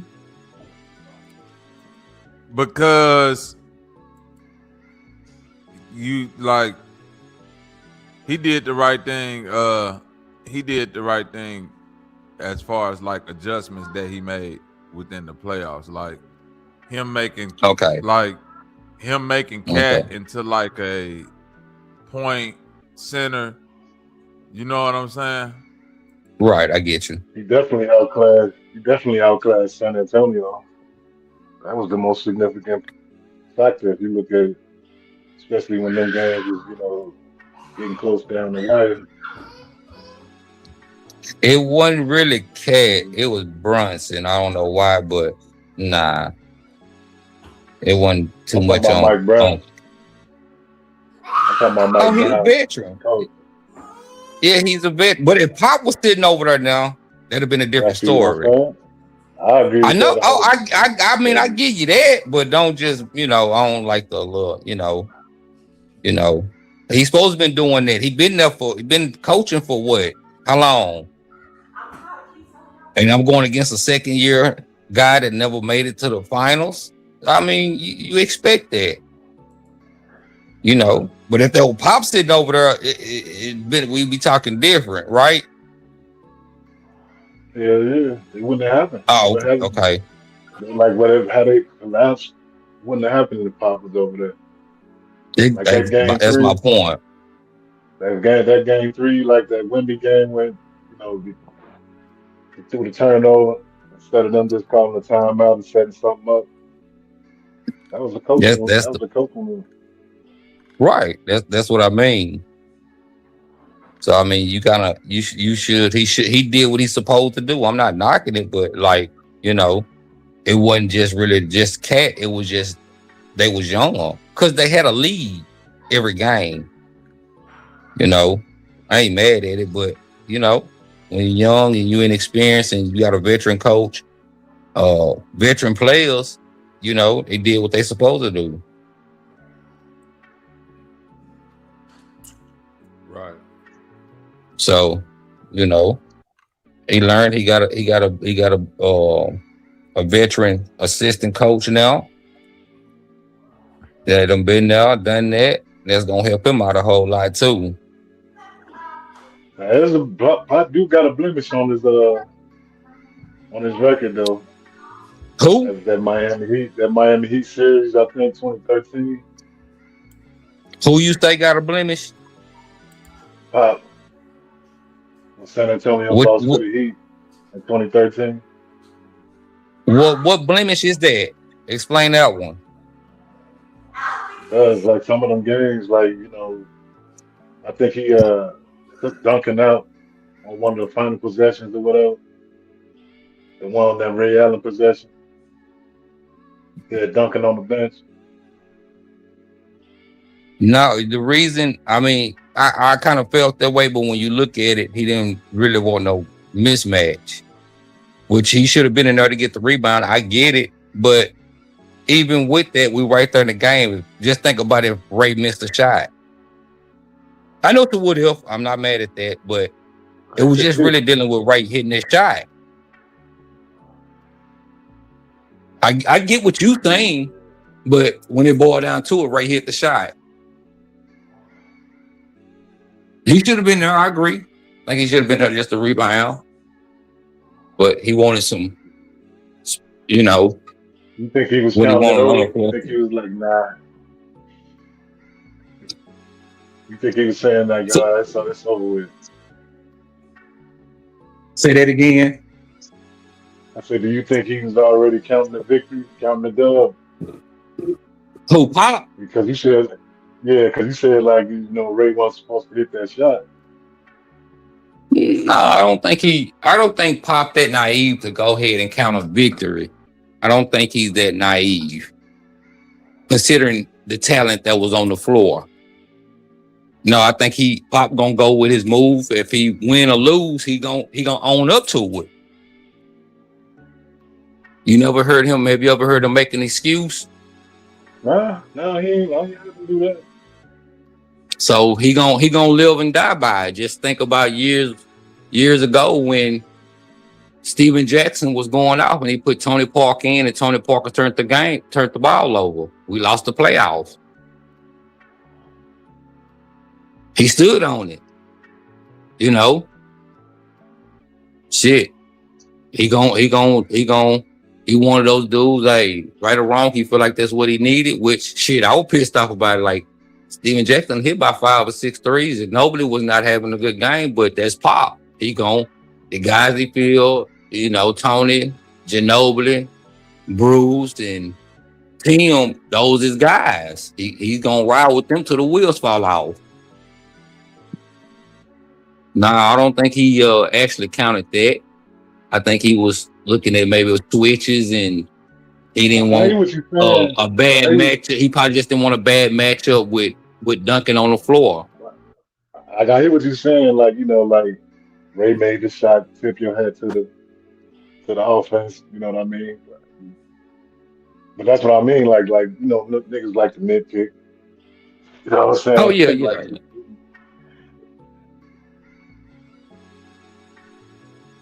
Oh, ain't nothing wrong with it, bro. I respect it. Yeah. Which I was pissed off. You know, what the fuck you take Tim out for? You know, hell, we needed that rebound. Shit, you know, if he was there, he would have got it. But you know, hypothetically saying if he was there, he would have got it. We don't know for sure, but it happened. Shit. But you see what happened the year after that. You see what I'm saying? Yeah. So the year after that, we came through and dismounted their ass. So hey, I ain't mad. And plus I wasn't mad because it's like it was right. Had it been a bench player or somebody we least expected, I'd have been pissed. But as soon as he hit the shot, I'm like, I can't even be mad. That's Ray Allen. You know, at that time, the deadliest 3-point shooting, and you know, you got to eat. You know, you got to go and take that. Got to take that and like deal with it. So, you know, that's crazy. Man, Ray Allen told them niggas, put that motherfucking rope back. Hey, Bobby, don't come here ruffling feathers. I'll be having that conversation. I'll be having that conversation with Taz, Bobby. You know, Taz like to shit on Chris Bosh, but like if Chris, they don't win that game without Chris Bosh, man. Yeah, Chris Bosh got the rebound. Yeah, he got a critical block in the overtime. Oh yeah. Man, I mean, yeah. Yeah. No, that's real. It's all good. Chris Bosh don't get a lot of and Chris Bosh was still that nigga after LeBron left. Like that's who Miami Heat was banking on. Chris Bosh don't get if he don't get that motherfucking whatever, his kidneys failing, whatever happens. Blood clot shit. Yeah, blood clot. Bosh still go on to still dominate. Like Chris Bosh is one of them people who don't get enough respect on his game in the time where he was dominating. You know what I mean? Him going to Miami kind of took away from his individual thing. Yeah. Same thing with Kevin Love. You know, he had to suppress a lot of his games because of playing with LeBron. But have you ever had a debate with Taz on that issue, Bobby? Because like he can't stand Chris Bosh to him. Yeah, Chris Bosh is the reason they lost in 2011. Even though he averaged, it's more D Wade than anything. D Wade still led the team in scoring. That was like 26 points. Oh, in 2011? Oh, you said in 2011. No, in 2011 that was Brian. Fuck all that. Yeah, he can't get no. He can't get no Brian. Can't get no outs for that nigga. That was you. Somebody against Dallas. Against that. Oh yeah. That's our Brian. We ain't trying to hit that. And then go look at the fourth quarter stats. Look at the turnovers and the points he averaged. I think they said, you can correct me, you can look it up or whatever. I think he only averaged 3 points in that fourth quarter of those finals. His argument is that Bron was a third option, even though like Bron led the playoffs in scoring. See, Bobby, see why I get pissed off now? Because like we just got to take accountability. That's when they don't like to just say, hey, bro, we all fuck up. Duncan the missed shots. He missed the fucking shot. Kawhi missed shots. Like, crucial shot. I got to stand on it. Like, no third option. Like, nowhere Bron been the third option. It ain't exactly. But see, Bobby, this is what eggs me about these LeBronites. They don't want to just, hey man, he fucked up. But you gotta live and learn. Just sometimes concede to, hey, yeah, he fucked up. Whoa. They want to make every excuse in the fucking book. But as soon as they win, he get all the fucking praise and all the glory. But he ain't sometimes the reason why they lose. That's what kind of eggs me with that type of shit, bro. Just stand on it. Like, dude was like, yeah, like, shit, Duncan them missed free throws that we could have sealed the game in the fucking playoff finals. He shouldn't have missed though. He did. Fuck. Gotta own up to it, bro. I ain't finna blame it on this, that, and the third. He missed some motherfuckers. Just own up to it. But go ahead, man. I ain't mean to. It's just the part that is. Hey, what's up with it, Pop? What's going on with it? Shout out to Popcorn out there. I see you, sis. Man, shout out to my man Snake Man Pat too. What up with it, Pat? Salute. Go ahead, man. But you get where I'm coming from, though, Bobby. Like, just own up to the shit. No, I fully understand. It'd be the go. You see what I'm saying? That's where Jay's, and this is on both sides. On whoever you got as a GOAT, whoever that guy is, the fan base is gonna be jaded. So, like, even obvious points like you just made about Dallas versus the Heat that year, like that's what happened. Like he's the MVP. Well, he was the runner-up for the MVP. Derrick Rose won the MVP. So my bad on that, but you know what I mean. But he did lead the playoffs and scoring all throughout up until the finals, and then so then when you say that they made him a third option, I'm like, how? The only person that can do that is himself.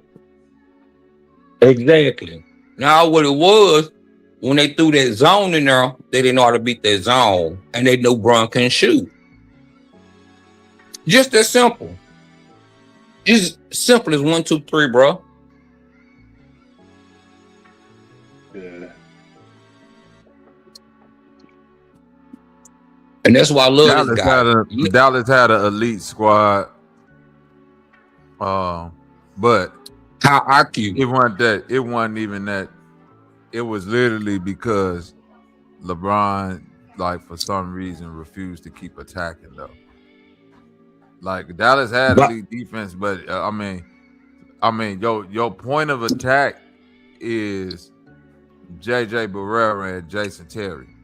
Like he deferring to shoot the jump over them is where it became like, bro, I mean, like, get past them and at least go challenge Tyson Chandler and who else? He wasn't even taking no attempts though. He wasn't even taking no shot attempts though. Yeah. No, I want Dirk. They had another big man down because Dirk was running kind of like the three. Oh, it wasn't damn Pearl. Oh, Brendan Haywood. Brendan Haywood. Was it Sean Marion? No, Brendan Haywood. Okay. Sean Marion was he there then? Yeah, it was Brendan Haywood. Brendan Haywood and Tyson. And Tyson Chandler. Yeah, that was the big. Okay, I thought that was a little bit couple years before that. Though. That's like, I don't know if they started together, but that was. No, they didn't start together, but I couldn't remember who the backup was. Now I know it was Tyson and Dirk at the, 5 and 4. But you got to give. But see, this the thing. This is why you people don't want to give Dallas no credit with that, bro. They came up. Well, I ain't gonna say they. We know who. I don't know. Everybody might not know, but we know who gave them the blueprint. Well, at least I do. San Antonio. No. Jason Kidd gave Rick Carlisle. This is what we should do. We're going to play this zone like this. Rick Carlisle said it. You don't remember in 07 when San Antonio was just falling back, letting LeBron shoot jumpers? Just his shot wasn't there yet. Oh, yeah. I mean, a lot. I ain't going to say it like that. Like, but just due to the team that they had with D Wade and Chris Bosh, they was doing that when he was first in Cleveland or whatever. But I'm saying due to the fact that he still had, quote unquote, 2 other superstars with him. That's what makes it look so bad. See, and that's the thing with hindsight too. They're like the LeBron fans, they'll go back and say, Chris Bosh wasn't no superstar. Like, No, they didn't go get him for nothing. They don't let him. They don't give him no shine, man, for that team. Man, they know it. In their heart of hearts, they know it. Because I'm gonna tell you this: if he would have averaged 20, 26, and 12, they'd have been praising the shit out of him. I think he averaged like 19 and like yeah, 19. I don't know how to rebound. Yeah, but they gonna do that because they don't want to at least be honest. I'll at least be honest, try my best to be honest. And I might not be the biggest Bron fan, but I get a bitch's credit when it's due. But they don't never want to say, hey, that's on him. As soon as they win, it's because of Bron. Just you got to take your wins and your losses the same. Take credit on both of them. But now they gonna try to downplay again, like kind of what you saying. They gonna try to say he wasn't a superstar. A bullshit. They know he was a superstar. They just want somebody to blame it on instead of him. Chris Bosh is in a tough spot though, man, because they wanted him to go from being an inside player, and then shooting the midi to a guy that's on the wing playing the stretch four. And that wasn't never his game when he was in Toronto. Same thing with Kevin Love. Right. I was just going to get to that. Right. Yep. But notice they ain't never say, oh, Kevin Love won this, that, and the third when they lost, But you never heard them say he wasn't a superstar. He was a superstar. That nigga was over averaging, 26 and goddamn, he like 13? That boy was a monster. They be saying that the guy was a bomb. They be saying that Kevin Love is a bomb. They lying, bro. They no goddamn. They lying. They said that wasn't no big three in Cleveland with Kyrie and Kevin Love. Bobby didn't heard niggas be saying that. That ain't no big three. Yeah. I mean, for the time.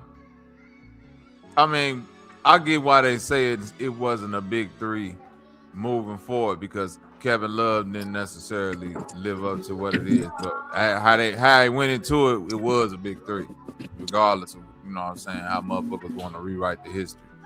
That's how I was looked at going into it, because Kevin Love is getting traded for the #1 pick, so it got to be a superstar. You see what I'm saying? Right. You can't just turn a player that's played inside and maybe every once in a while hits a couple of threes, but that's not their game. You can't turn them into no stretch four like that overnight, man.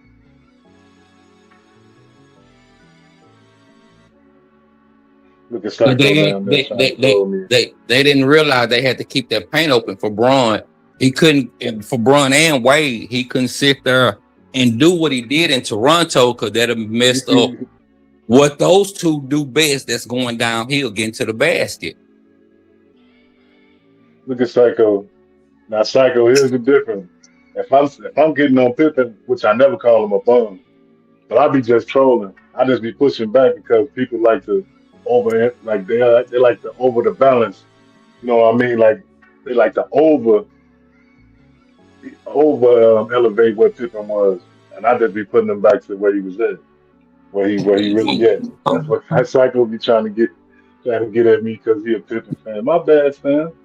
Pippen is you said no. You do hate on Pippen though. Hold on, I'm gonna get to that. What you mean by what you mean by that? I didn't mean to cut you off, but what you say about Pippen now? I'm talking to Psycho in the chat because me and him have had numerous conversations about this because like a lot of people like to, I be saying like Pippen the greatest 16 points per game person in history, in NBA history. Because they be having Pippen as, like behind LeBron as the second best small forward of all time and shit, over Dominique and all these niggas and shit. So that's why I be like, nah, like this nigga average 16 points a game. So when you come from that angle, yeah, they got him over Julius Erving and all these niggas, man. Let me ask you this though. Hold on.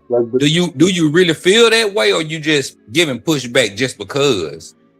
No, I'm talking about I be putting it in context and shit. Now if you saying that, but no. Listen to the question though. I said, do you really? Hold on. Go ahead. No, I'm saying, do you really feel that way, or you just giving pushback just because? Like, do you really feel that way about Pippen? Well, it depends on what way you saying that I feel about him. Like you say he's the best 16-point scorer. Like, no, that's shade. That's kind of shade. Because like I know he be hating on Pippen. Look at him. Nigga be ashamed. I can name like no, cuz I'm telling you.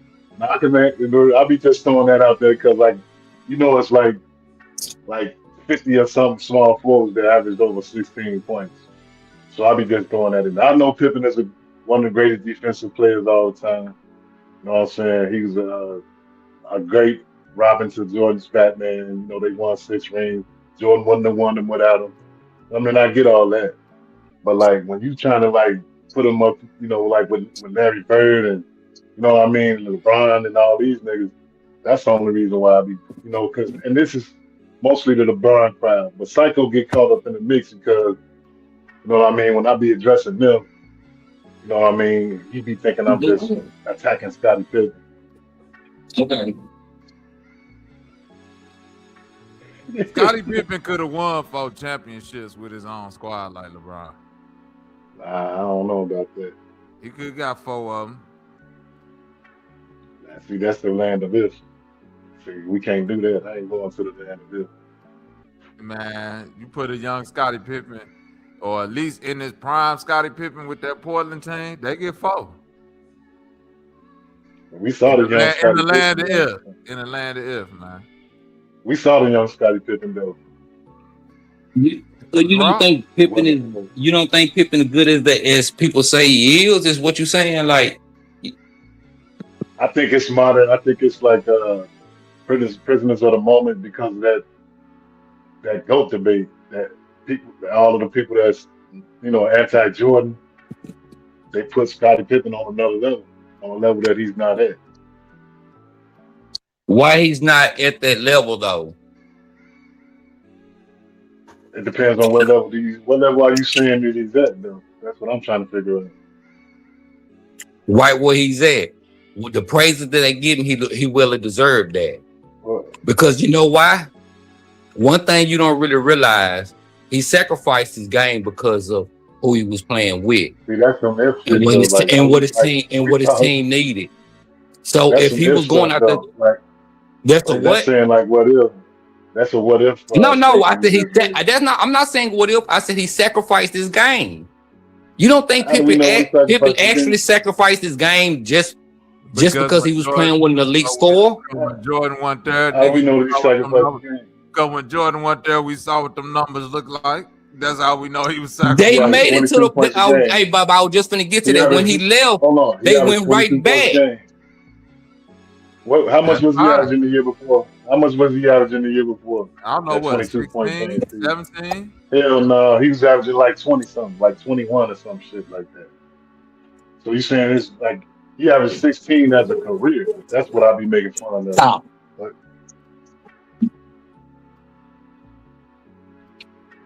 and he averaged 22 with Jordan.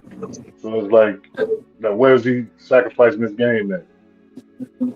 He averaged what with Jordan? Like when they was winning them championships, especially like in the first three-peat, he was averaging like 22, like 21. Because he was in his prime, and you know, looking just at him averaging 22, playing with an elite scorer. Let's just hypothetical.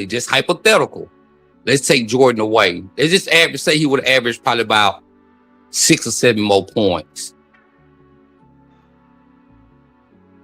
You don't think he could have did that? Hell no. Are you? I saw Scottie Pippen's whole career, son. You do know I'm from Chicago, and I saw his whole career. I think I did too, bro. So I'm telling you, hell no, he wouldn't have no 6 I or mean, 7 he more points. probably played there. He probably played there, but I know some of his folks. I seen dude from he's not too far from where I'm from, bro. Actually 45 minutes to be exact. So what is you seeing? What is you seeing that like that tells you he would average that whole another 7? We saw what he averaged that year when Jordan won there. That was 22 points. That's what because he had. Go ahead. I mean, it's all hypothetical. I'm not saying he I think he could have averaged at least 6 or 7 more points. So if he was at 22, add 6 more to that. At that time, those were elite scores. Besides Jordan, that was averaging damn near 30. Right or wrong? No, listen to what I'm saying. Listen to what I said. Like 28. Jack was averaging like 28. Well, okay, listen to what I said though. You said he was averaging 22. Add 6 more points to that. Why am I adding 6 points though? Like you haven't explained why. You're going off the point that I was making. I said Jordan wasn't there in his prime, and he knew quote unquote everything would have been on him. He would have. I think Pippen would have rose to the occasion of scoring points. Is what I'm saying. You really got to sit back and look at it like, I got to suppress my game for him.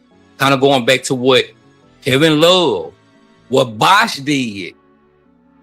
Because I'm playing with this elite score, I have to suppress some of my game. What was Kevin Love averaging before he started playing with LeBron? 26 and 13, 14, something like that.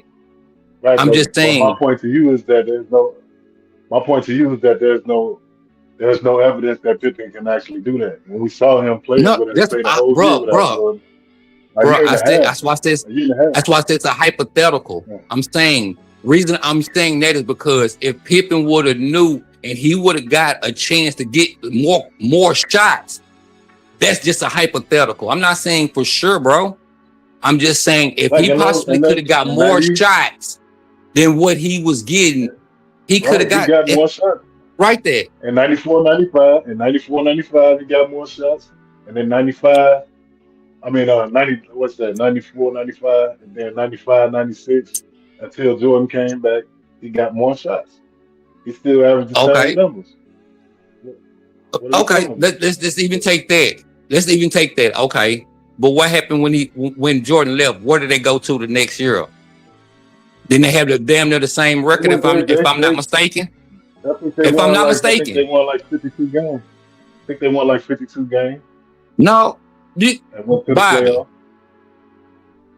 I'll finna ask Bobby to look it up. I might be mistaken. I want to say they damn near have almost close to the same record. Maybe a few games less or a few, whichever one. Right, they had a good year. That's the point. They did have a good year. Now you gonna put context on it? Or you just gonna say they just got I was rid of gonna Mike ask you the year after Jordan retired and Pippen carried what was their record after Jordan retired the next year? I think they won 52 games or 55 games, something like that. Yeah, hold on, bro. They won 50-something, 55, I think. That's the 1994. Okay. But I think they might have lost. Yeah, they was 55-27 in 94. Okay. Hold on. What was that in 93?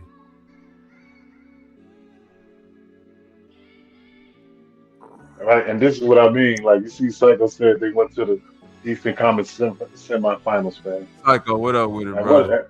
What's up, Psycho? So they lost 2 games. They were 57-25. What up with it? They were 57-25 in 93, 55-27 in 94. So they lost 2 games. Yeah. I was just about to say I just said they would damn near have to close damn near the same record. Yeah, okay, 2 games in. Let's not forget. Let's not forget, just like I typed in the chat, in 1994, Scottie Pippen led the Bulls in every major statistical category. In 94. And one more thing, in 1994, just like I typed in the chat, they made it to the Eastern Conference semifinals. Guess where the Bulls went in Second 95? round. Guess where the Bulls? Guess Sit how down. far the Second Bulls round. made? Sit Guess down. how far? Wait, let me finish. Guess how far the Bulls got in 95 when Jordan came back? The second round. Eastern Conference semifinals, Yeah, same same motherfucking round. And what did they get? What did they get in '93? Where did they go in '93? They won Before the he chip. left. They won the chip. All right, then. So let's put all the context to it. But that's Yeah, both I'm of them just- though. So it's, Yeah. yeah, I mean, in '93 it's both of them still though. Go ahead, Yeah. Psycho. Yeah, I was gonna say like Pippen had success after the Bulls as well. Like Pippen. I don't even know how this is even a question. Like he went up to the Blazers, got to the Western Conference Finals over there. Like his best statistical years was without. That was because of him, though. That was because of him. Yes, they wouldn't have got there without Pippen. They wouldn't have got there exactly. Come on, knock it off, man. They wouldn't have got there without Pippen. So what did they? What did the hold on? What did the Blazers do the year before Pippen was there? But that's so nuanced. Y'all be saying that shit. No. Like, Just answer the simple question. It don't be the same. What did they do? Year like that, dog. Like teams make. So if he wasn't that important, they would have been right. They would have made it to the Western Conference Finals. I'm saying what I'm saying is that's like a shallow measurement, like going from year to year, because teams make acquisitions and teams get rid of players. Let me ask the question: what was Cavaliers' record after LeBron left and Kevin Love was still there? Was Kevin Love ever take them to the playoffs? Not even the Eastern Conference, not even semi-finals or whatever. Like they even make them to the playoffs. I'm not comparing Kevin Love to Scottie Pippen though. I don't know why you doing it. Well, I'm just saying. Well, yeah, I'm just saying. Pippen, Jordan wasn't without help, and you try to knock Pippen so it seemed like Jordan won with a bunch of bumps. I ain't never said he ain't never. I just told these guys that he wouldn't have won those without Pippen. I'm just saying he's not Dominique Wilkins or no Dr. J or no shit. So He's a better all-around player than both of them. All-around player? He's not better than both. He's not better than either one of them. He wasn't a better scorer. He's not better than either one of them. He was a better scorer, but he was a better all-around player. Well, you think they coined the phrase? Hold on, whoa. What you think they coined the phrase point forward from? Who got that? Where they get that from? He's not more impactful to winning. He's not more impactful to winning than those guys, bro.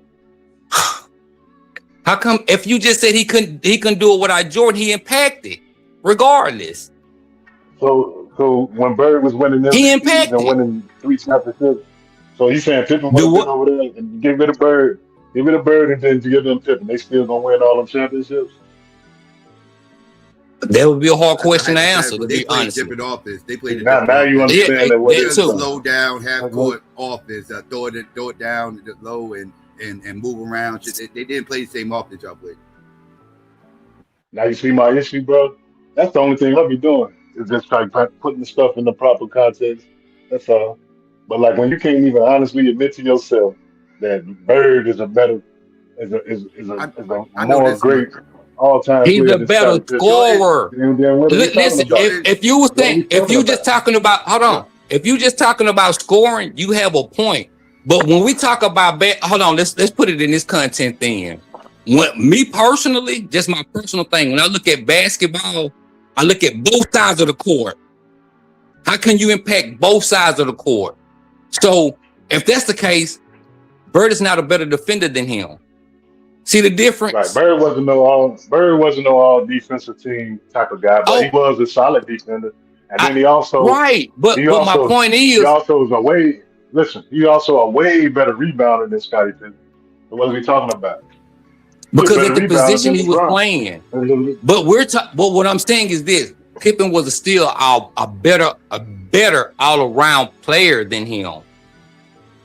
I don't know. He was a better all-around player than him. Pippen wouldn't have been winning no MVP. I give you the offensive part about Bird when it comes to Pippen. Yes, you talking about I league give you MVPs that. Now, man. Like you talking about league MVPs. He was a league MVP candidate the year Jordan didn't play with him. Right, being a candidate and being a candidate, but he's a candidate. Right. Being a candidate and winning is a big difference, man. Like that's huge. Well, he did. Well, I mean, that was Olajuwon's year. That was the year Olajuwon won. Exactly. So he definitely wasn't going to beat Olajuwon. But when you talking, he shouldn't even did that. He shouldn't even been a runner-up. Yeah, if he wasn't this, that, and the third, and it was all Jordan, yeah, he shouldn't even been close. Like you take. Hey, Bob, let me phone call real quick. I'll be right back. Horace Grant, bro. Like, why we ain't talking Hold about on, I'll be right back. Bill Cartwright and all these guys? Those other guys on the team too. I said, why we not talking about Horace Grant, Bill Cartwright, and all these other guys? Because Horace Grant was kind of plug and play, right? Like they won the first three of Horace Grant, and they got Rodman, and he plugged him in and everything else. The power forward was the garbage man. Like he did all the dirty work. You just needed somebody down there to do the dirty work. Horace Grant was averaging a Rodman double. was better than Horace Grant at the dirty work, but yeah, that's all. Horace Grant was averaging a double in those finals. They needed somebody to do the dirty work, get the rebounds, play defense, and that's it. Grant was putting up double-doubles. He was averaging a double-double in those finals and shit like that. Which one? Not all of them. Which one? I think he was even averaging that, like, just with his tenure in Chicago. I mean, at least. Nah, he wasn't averaging 10 boards. He wasn't at 10 points, yeah. I give you 12, maybe 14, but he wasn't averaging no 10 boards every season. Not Horace Grant. I ain't gonna say which one because I don't remember. But I know for a fact though, at least a couple of them finals he was averaging double. Yeah, Horace Grant wasn't Oakley now. Oakley was the rebound machine for y'all before y'all traded him. When he wasn't there, it was felt. When the Bulls didn't have him and they didn't have Rodman, the year 96, no 94, 95, that year, when Horace Grant wasn't there, that shit was felt. Yeah. That's because y'all ain't had nobody to really. Y'all had like 2 centers playing at once and shit. I believe like Stacey King, and y'all had like Stacey King playing the 4 and shit like that. It was really a 5, but y'all haven't playing the 4 because y'all just he wasn't even no starter. Bodies out there trying to fill in the gaps, but it wasn't working. Y'all needed a real 4. Nah, Psycho, you gotta stop this, Psycho, man. I'm not anti-Pippen, dog. I just be like, when it comes to like comparing them to motherfuckers like Dominique and Dr. J and these guys, he's not with them, dog. He's not one of them. And you're only saying that because he played with Jordan. Dr. J played with Moses Malone. He played with these guys. I'm saying it because these Andrew Toney. He played with Bobby I'm saying it because these guys are first options, man. They got their first options on their team. I know Bobby don't like them. The year Dr. J won the title, he was not the number 1 option. He was number 2. But his whole career, he's the Moses number Malone 1. was the number 1 option. Right, but before Moses Malone got there and they lost the year before to the Lakers, he was the number 1 option. Right? They lost. They was in the finals though. So you giving him credit for losing, but Pippen can't get credit for losing. Come on, losing bro. Losing in the second round. Western Conference Finals. He lost with a bad call too, and it was a bad call too. That was just one game. That was just one game, and it wasn't even a game. It wasn't even the final. It wasn't even the closeout game. The series would have been over. He shouldn't have fouled. He shouldn't have fouled Hubert Davis then, man. Like, what are we talking about? He didn't foul him. Go back. We went through this. We went through that whole play, dog. He did not foul Hubert Davis. That was a bullshit call. And I'm a Knicks hater, so I remember that shit. I was mad they motherfucking called that shit. I ain't like the Bulls either, truth be told, but I really hate the Knicks.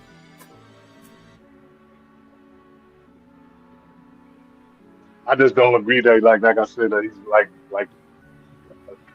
I say, like all-time small forwards. He in the top 10. I think top 5. I say top 5. I wouldn't put him that high, but I'll definitely put him top 10. He's definitely in my top 10. Somewhere between 5 and 10, he's around there with me. As a small forward, who else? When we really break it down, let's run through a list. Well, LeBron, the best small forward of all time. Okay, I'm not a fan of him, but I'm not gonna be naive. Okay, we can say that's one. Yeah, Bird. I'll put Bird number 2. Okay. I'm not mad at that. That's just me personally. Yeah, I'll put Bird number 2. And Dr. J. Well, hold on, Humlin. What I just said? What are you talking about, Humlin? I just said okay. He's number 1. Yeah, I heard that shade. I caught that shade. I just want to let you know I heard it. I didn't give shade. You was just supposed to say that's right. You were supposed to say that's right. Humlin, just come here, chill out. I'm just picking with you. Brisket Sam. Huh? No, go ahead. What you say, bro? Oh no, you okay? Yeah, I was just teasing you. I said, okay, he number 1. Just for that, can I get my brisket sandwich? Yes, I'll put it in the FedEx to you tomorrow. All right, thank you. Okay, so we got. Yeah, wait. We putting Dr. J above KD. I'm putting KD 3. I was about to say KD. Is KD a small forward? Yes. Yeah, he's small forward. Yeah, he listed under small forward. His whole career. Yeah. So yeah, he definitely over Pippen. You talking about guys who won MVP, man? I want a little pushback on that though. I do. I do. With KD. I thought you said KG. I thought you said KG. Yeah, KD definitely. Yes, I said I want some pushback. If we gonna put KD at what number y'all say? 3. 3. I got Dr. J over here. I don't give KD that much credit. Just personally, I'm not saying what I'm saying is law, but me personally, I don't give him that much credit. Ain't KD like number 4 all time per game average? Or he might have just Luka might have just knocked him back one. Don't get me a line. I think he's 4 or 5. I don't look at KD as that like that. I mean, he's a great player, but I have a little pushback on him with being number 3. He ain't as good a defensive player. He's not a defensive player like that. No, it's not even a defense. It's because he went and coattailed I ain't gonna say self-made, but a team that I already won 2 championships for. He made it there. I'm putting Scottie Pippen ahead of Dr. J all time. Anytime. I'm not.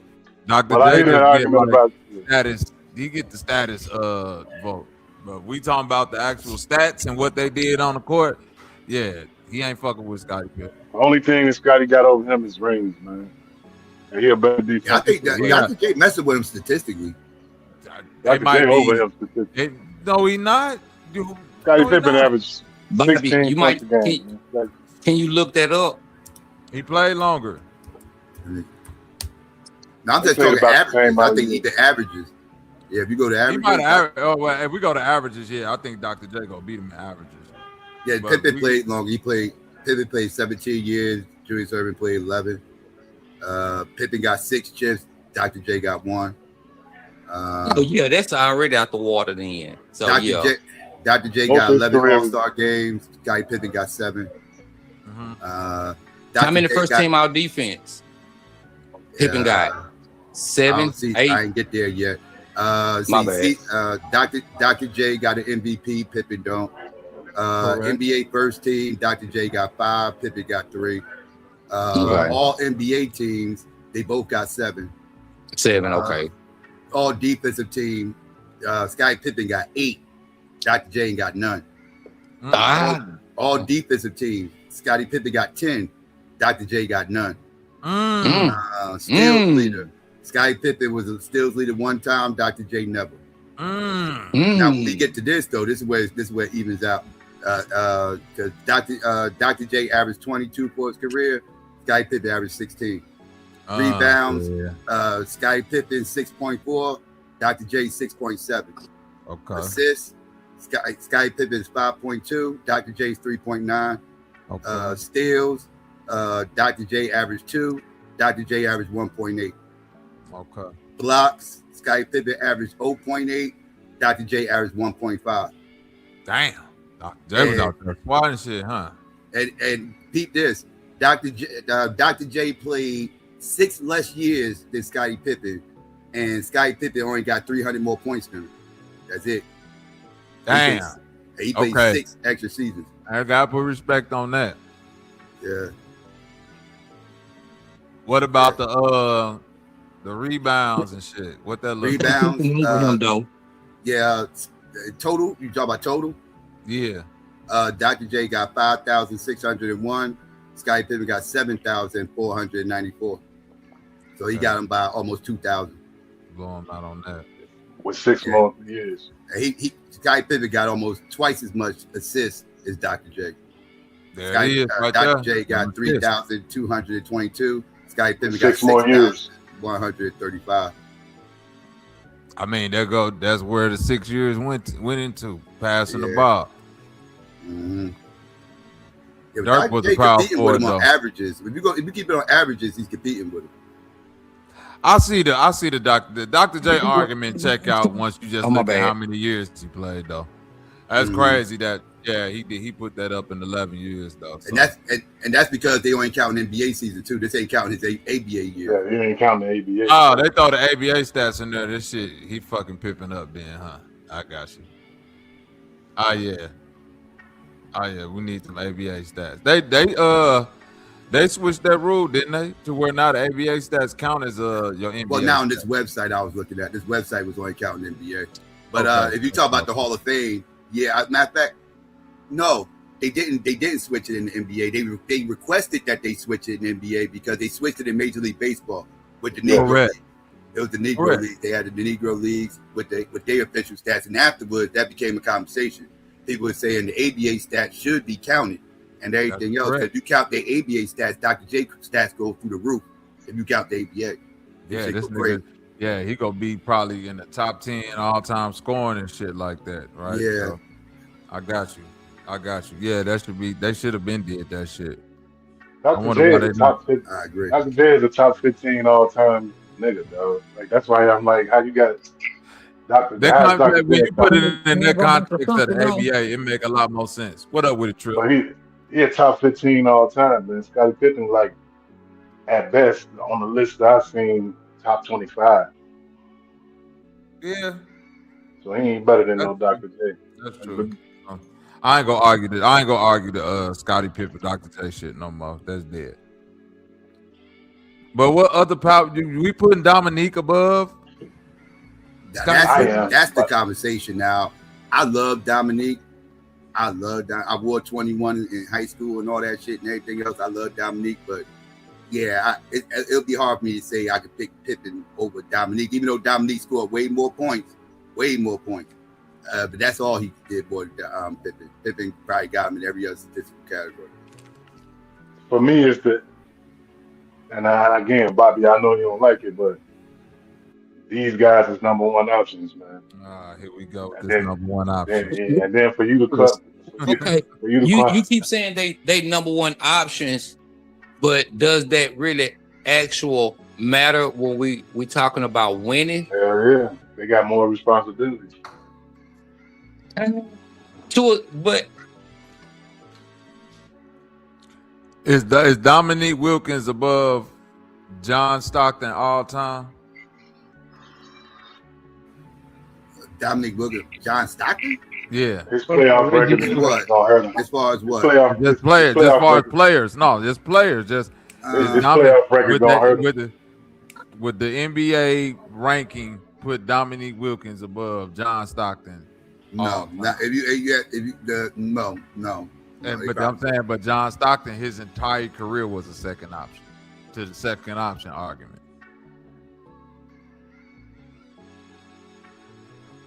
Like that was John Stockton's job to be a second option and a facilitator. Yeah, he was the setup. He was the quarterback. He was the quarterback of the team. Even though it's a lot of his assists. That's why I asked the question. Real quick, I just want to add this in real quick. This ain't got nothing to do with nothing. But I don't know how hot it is in y'all city, but today it's 94 I think it's like 95, but they say it feel like 119 degrees Oh, outside. we had that. We had all that like 2 weeks ago. It was crazy. Like 2 weeks ago. We good now, but yeah, we had all that. It's like, oh, this shit outside, nigga. Oh, they just opened the door. I said, close that shit. Yeah. Yeah, man, that shit is wild. Like 2 weeks ago, it was like, it was something like that. It was like 101. It felt like 115. Man, I ain't never, man. That shit heat wave. All right, y'all got it, man. I just want to throw that in there. Anybody else suffering, man, get you some ice, goddamn it. It's gonna be one. I was just gonna ask him, does a second option, does that actually dock you just when we having certain conversations, or just not to me? That's why I was asking him. Me neither. For me, it factors in when you compare. For me, it factors in when you compare positions. When you say that again. I said for me, it factors in when you comparing positions. Like people in their against their own position. Where does Reggie Miller stand for y'all? What is that? At two guard, he's not in my top 10. Well, I'm saying Reggie Miller. Was Reggie Miller a two guard or a small forward? I don't know. He was a two guard. He was a two guard. Yeah, he was a two. You're two guard. Okay. Yeah. Mm-hmm. But I don't disqualify, say, because you want to say somebody's a second option. I don't take that because listen, because I ain't gonna lie, Lou, if we took what you said, it gotta be, because what you saying about the second option only apply if it's like graded on the curve. Because then people could say, okay, the first half of Kobe career, he was the second option. That's what I was just gonna bring up. That's what I was just gonna bring up. So, like, which one do you want to do? Because then now we're gonna say he's the second option to Shaq. So, I mean, the Kobe fans will strike you dead for that. Saying some shit like that. It don't matter. But I'm saying, I'm going off what you saying. You said he's a second option. Only difference with Kobe is that he did get more time than Scottie Pippen to prove himself as the number one option and actually won championships. So, like, that'll be the difference. And then So Kobe never won a title. If Kobe lost all those finals, you still would say, what would you say about Kobe then?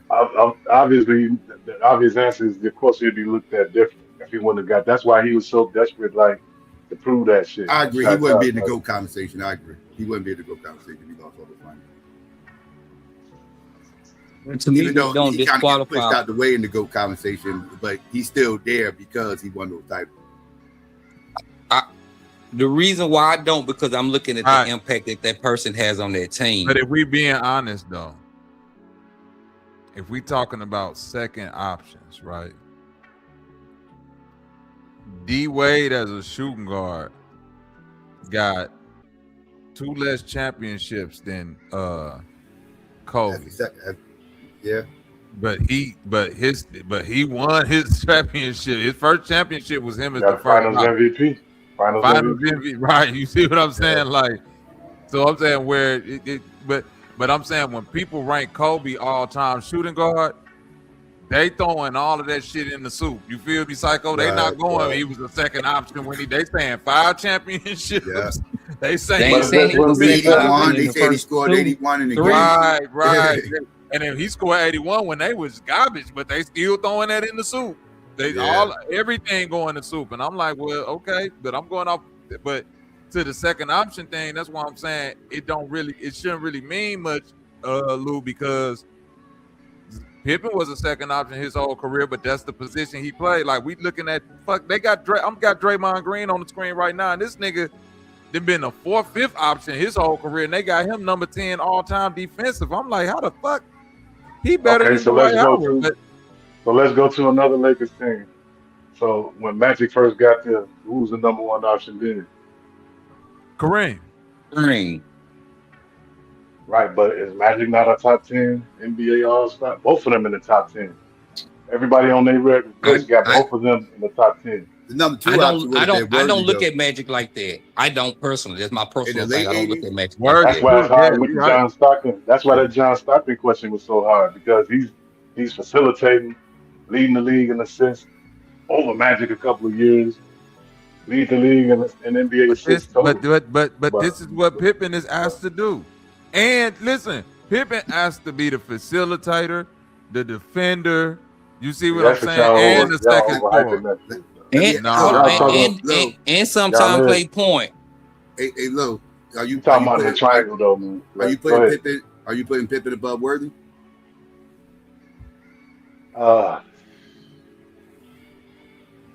Don't say the wrong shit. I think his defense put him over Worthy. But the thing is, though, like y'all be putting too much on that assist shit when it comes to Scottie Pippen because we talking about triangle. Hold on before you go, man. We're not. Hold on, the offense doesn't matter because we're looking at the impact that he had for the. That's just me personally. I ain't gonna say them, but me personally, I'm looking at the impact that person is impacting that team. First, second option. That shit to me, that shit could be a misnomer. I just want to address the assist numbers and stuff too. Like we talking about in a triangle system. So like if you look at anybody who ever ran the triangle system, you ain't gonna never see no team running the triangle system with somebody averaging over 10 assists. It's not gonna happen because the ball moving around so much. The ball moving around so much, anybody could get them assists. I ain't saying that Scottie Pippen's assists ain't legit, but like I just want people to understand that. So like when you say, but what does that? You saying he's facilitating? That's like it's less so when you're talking about the triangle offense, man. But what does that have to do with how he impacted that team? His impact was on the defensive side. And then this is another thing I ain't hearing y'all saying. He's one of the most high IQ basketball players I've seen too. But when y'all I'm trying to figure out like how y'all get into these conclusions. Because look, we got LeBron, Dr. J, Larry Bird, Kevin Durant. Who else we putting in this top 5 before we start? I don't even like. Go ahead. Let me think about it. And I was just gonna say, I know I said it. You feel me, Psycho? That's why I'm like. I'm telling you, I'm putting Dominique over. Me personally, I can't put Dominique. I can't put. If we gotta say top 5, and I gotta put Dominique above Scotty, I'm putting Scotty. Dominique's in my top 10. I don't know. Knicks fans will put Bernard. Knicks fans will put Bernard King over. I don't know if I necessarily agree with that. His career was long. They supposed to. Thank you. I was going to say the same thing, Psycho. If Bernard King is like Derrick Rose, all he got to do is add more years to it, and he's there. Let me ask Lou this. Lou, would you put Alex English above Scottie Pippen? Ooh, that's a throwback. But Alex English was a monster. I ain't gonna lie. He scored the most points. He scored the most points in the 80s and shit. Yeah. I think I got to put him over. Alex English was a monster. That was with the Let me ask you this, Psycho. What about Rick Barry? Fuck no. I ain't putting Rick Barry. But let me ask you this, bro. Into the Dr. J thing, some of these years of the ABA. When you equate, when you look at. What about what's his name? He used to play with the Pistons before. Marcus Guire got there. Marcus Guire, no, he's not. No, I said before Marcus Guire got there. What's his name? Adrian Dantley. That look at his numbers. Look up his numbers. Oh, Adrian Dantley is rated historically. He's underrated. Look at his numbers compared to Scottie Pippen, though. Yeah, I know, but I'm not picking Adrian Dantley over Scottie Pippen, though. I'm not picking Adrian Dantley. But let me ask you this, homie. Can I ask you this? Go ahead. Adrian Dantley was tough. When you talk about these players, are you looking at just one side of the court, or are you looking at both sides? Lou paid attention to I'm not. I'm looking at again, like I keep telling y'all don't agree with me. We already just went over that, man. These guys had more responsibility as number one options, man. Y'all just talking about a guy who's playing with Michael Jordan. You know what I'm saying? And then you're just gonna take that off the table. No. So when you say that, let me ask you this. Okay, you might got more responsibility on the offensive end. Does that take away from me because I got more responsibility on the defensive end? Right. Michael Jordan is all-time defensive player too. Are you telling me somebody had more responsibility than Bill Russell in them Celtics championships? Who had more responsibility than Bill Russell? I don't see nobody. He definitely was anchoring the whole team. But Scottie He Pippen averaged wasn't the 10 only points, person. dog. He But averaged 10 listen, Scotty, points. I know that. Scottie Pippen wasn't the only person playing defense though, too. Y'all forget Jordan got a But no, defensive player of the year. hold He's a on. You 9-time can't. all defensive player right there with Scottie Pippen. All defensive first team. 9 But we times. talking Scottie about that. Pippen We ain't even know it. got that. So But where's the nobody. defensive Hold on. responsibility at, man? But nobody can help him win those 7 or 8 defensive first teams. They're looking at him as an individual. That's what I'm saying. You got another player on your team doing the same thing, and when they're getting more steals. Jordan led the league in steals like 3 times. If that you can't, that doesn't add up. How it don't add up? Because you're looking at when they looking at that, they looking at that individual. They're looking at that individual. We're not saying because this. If that's the case, those years that Golden State was winning, they was ranked highly defense. Do you think Steph Curry is a great or elite defender? No. I don't think he's elite defense. I think he's okay. No, he's really not. No, he's He really led not. the league in Let's be steals. real. He led the league in steals before too. What are we talking about, man? Bro, steals. No, you know what a steal is? I could deflect the ball, knock the ball out of my guy's hands, but if he picked it up, he get credit So for that now we steal. just taking steals No. away. I'm letting you know what a steal is. So you got to take Scottie Pippen steals away then too. No. Reason I'm using that because you know why? Nobody never took advantage of him. Took advantage of Pippen or saying, "Well, we finna go with him." They did that to stealth. That's my point. Man, you crazy than a motherfucker. There was people licking their chops. So you think it was a game plan that was put out there and said we finna on certain players? Scottie Pippen? I'm only talking about certain players, not everybody. Bro, I've never heard a coach. I've never heard a coach say that, bro. I've never heard no There's only certain players. I've never heard a player. I've never heard a coach say what you just said. You just gonna act like you didn't hear me say certain players, not everybody.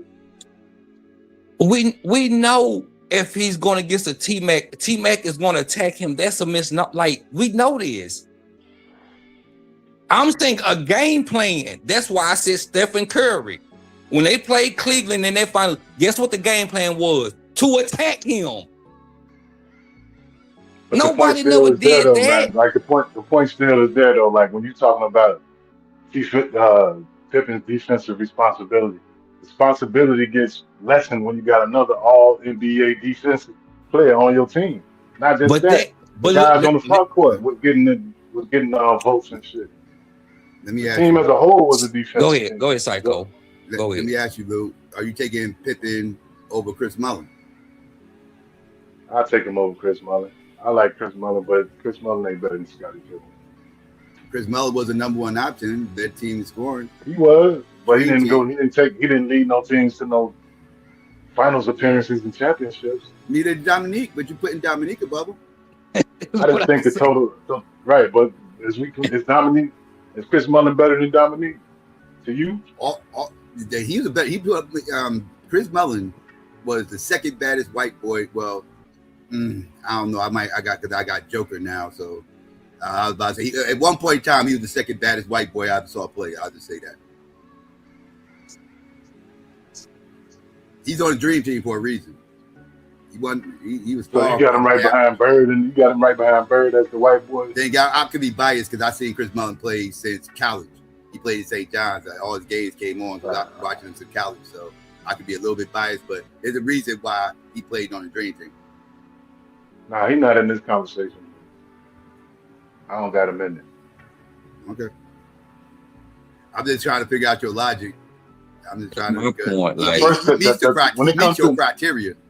Right, but when the options come in, like as far as being the first or second option, that's when we're talking about like top 10 all time. He was the first option. He led the team. But I'm saying the only reason. Right, but like y'all not understanding. Like the only reason I bring it up is because we talking about top 10 all time NBA greats at their position. That's the only time I'm gonna bring something like that up. Like outside of that, then like you don't even necessarily. It's not gonna even get to what option you was. But do that work as a third option? Can we compare third options to #1 options too? Because Mullin was never a third option.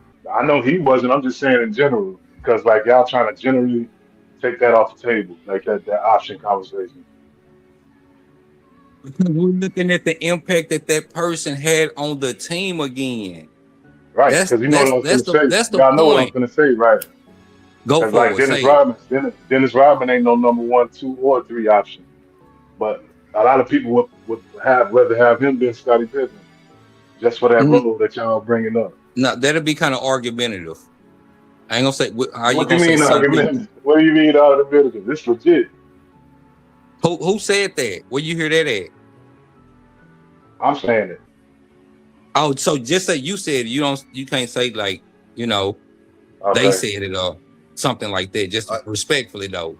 But I get where you're coming from, but no, I don't. Again, I don't look at because he was scoring 16 points. Okay, Jordan took the scoring load. Okay, Pippen took the defensive load. That's not true. That's not true. How come? Man. Let me Because ask you they this: both was getting, both was going to all. They both was all defensive players, man. Did not Pippen hold 1s, 2s, 3s, and some 4s? Not all, but some. I ain't never seen Pippen guard no Larry Johnson or no motherfucking like name a 4. He wasn't gotten Theo Ratliff and all these niggas, man. And I'm just throwing a name out there. I know Theo Ratliff ain't no great. Yeah, he held some 4s, bro. Knock it off. I said some. I didn't say all, bro. That's why I said some. Relax. That's why I said some. He wasn't guarding Tim Duncan, man. Get out of here, man. So I'm saying so he didn't. Is what you're saying? No, I never saw him guard no 4. Never.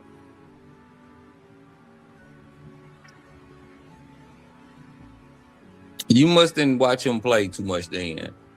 Bro, I'm from You mustn't watch him play some. I'm from Chicago. I saw all their games. What are you talking about, man?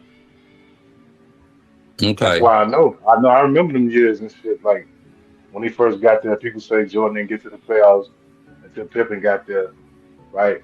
And then that's the year when they got to the playoffs and they say he didn't win a series, right? But then like when they won versus the Cleveland Cavaliers, that was Pippen's rookie year when he hit the shot. Well, that was their first. That wasn't his rookie year, but what year was that? 89 with the shot. Oh, well, when he hit the shot on Cleveland. That was 89, I think. Yeah. Okay, Pippen was in that game. I wasn't 88. You know it could have been 88. No, that was like 89. Y'all went to the Eastern Conference Finals. Y'all ain't go to the Eastern Conference Finals. I don't think that. I think Detroit won in 89. They went 2 years before they won it. So like that would be 90 and 89. Right. So that was 88 then with the Cleveland shit. Right. So yes, that means that was the same year they robbed Dominique in the dunk contest. We're gonna leave that alone though. That was the year Jordan won everything, like the dunk contest, the MVP, defensive player. Yeah, but Pippen, I mean, he didn't get out the first round. He ain't got the first round until Pippen got there, if I ain't mistaken. Right, but like that, I'm just showing you how arbitrary what y'all saying is so arbitrary because Pippen wasn't really even ready yet. He still was developing, wasn't even getting no playing time like that. But yet y'all are gonna use that as an argument. Go ahead, like I'm just trying to like point out, like he was starting that year, wasn't he? I was just gonna ask that. I thought he started That was the year he first started.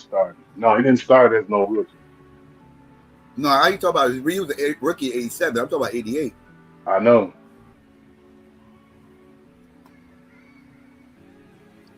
And you wouldn't dare pull up those numbers.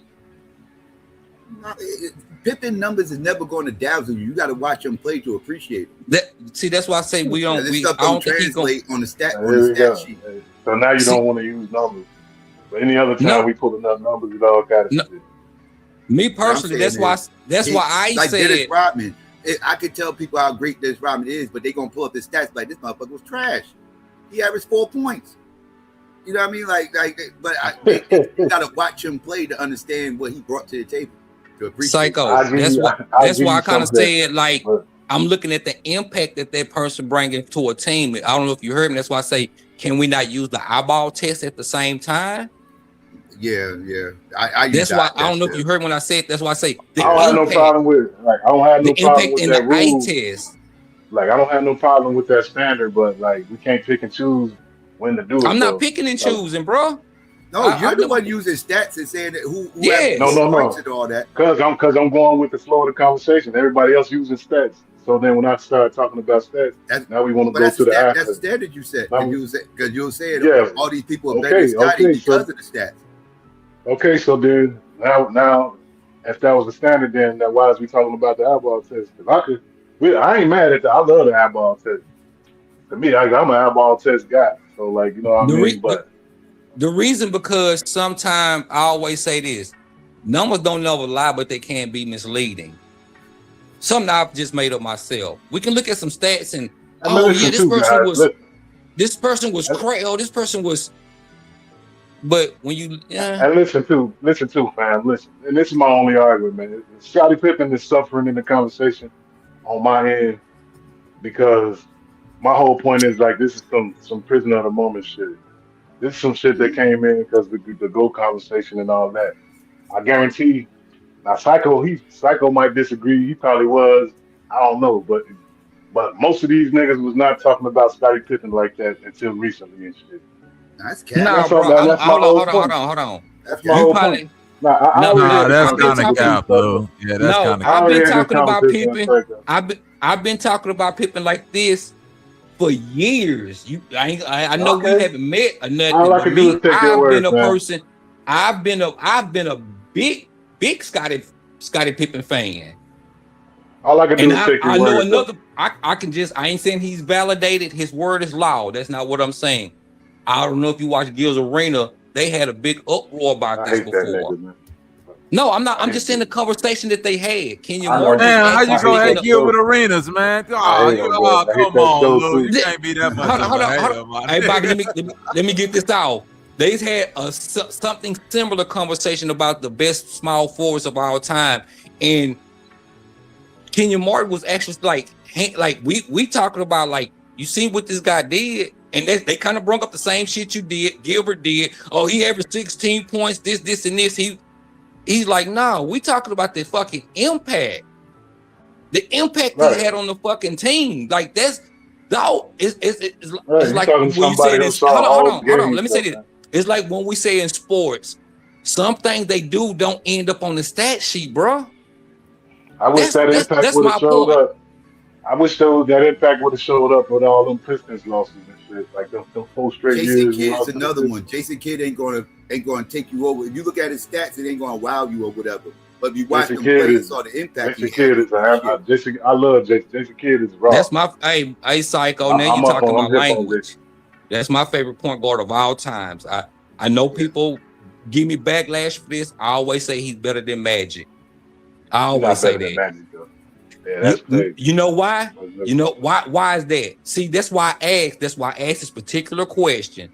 Do we take both sides of the fucking court when we talk about basketball? Yeah. Do we take both sides of the court? Because Magic has no first team defenses now. He don't. Okay, so how many does Jason Kidd have? Oh, Jason Kidd played defense. How many does that's what I'm asking? See what I'm saying? That's what I mean by the eyeball test, and some things that you do on paper is not gonna show up. That's what I think Magic is one of the most overrated players too. I'm because me personally, this is a personal thing. When I look at basketball and we talk about these type of topics, I'm looking at both sides of the court. You really, I ain't gonna even go into that. I'm surprised, Psycho, you ain't going in, Psycho. I'll let you get it because like that's your GOAT, so I'll let you get it, man. Do what now?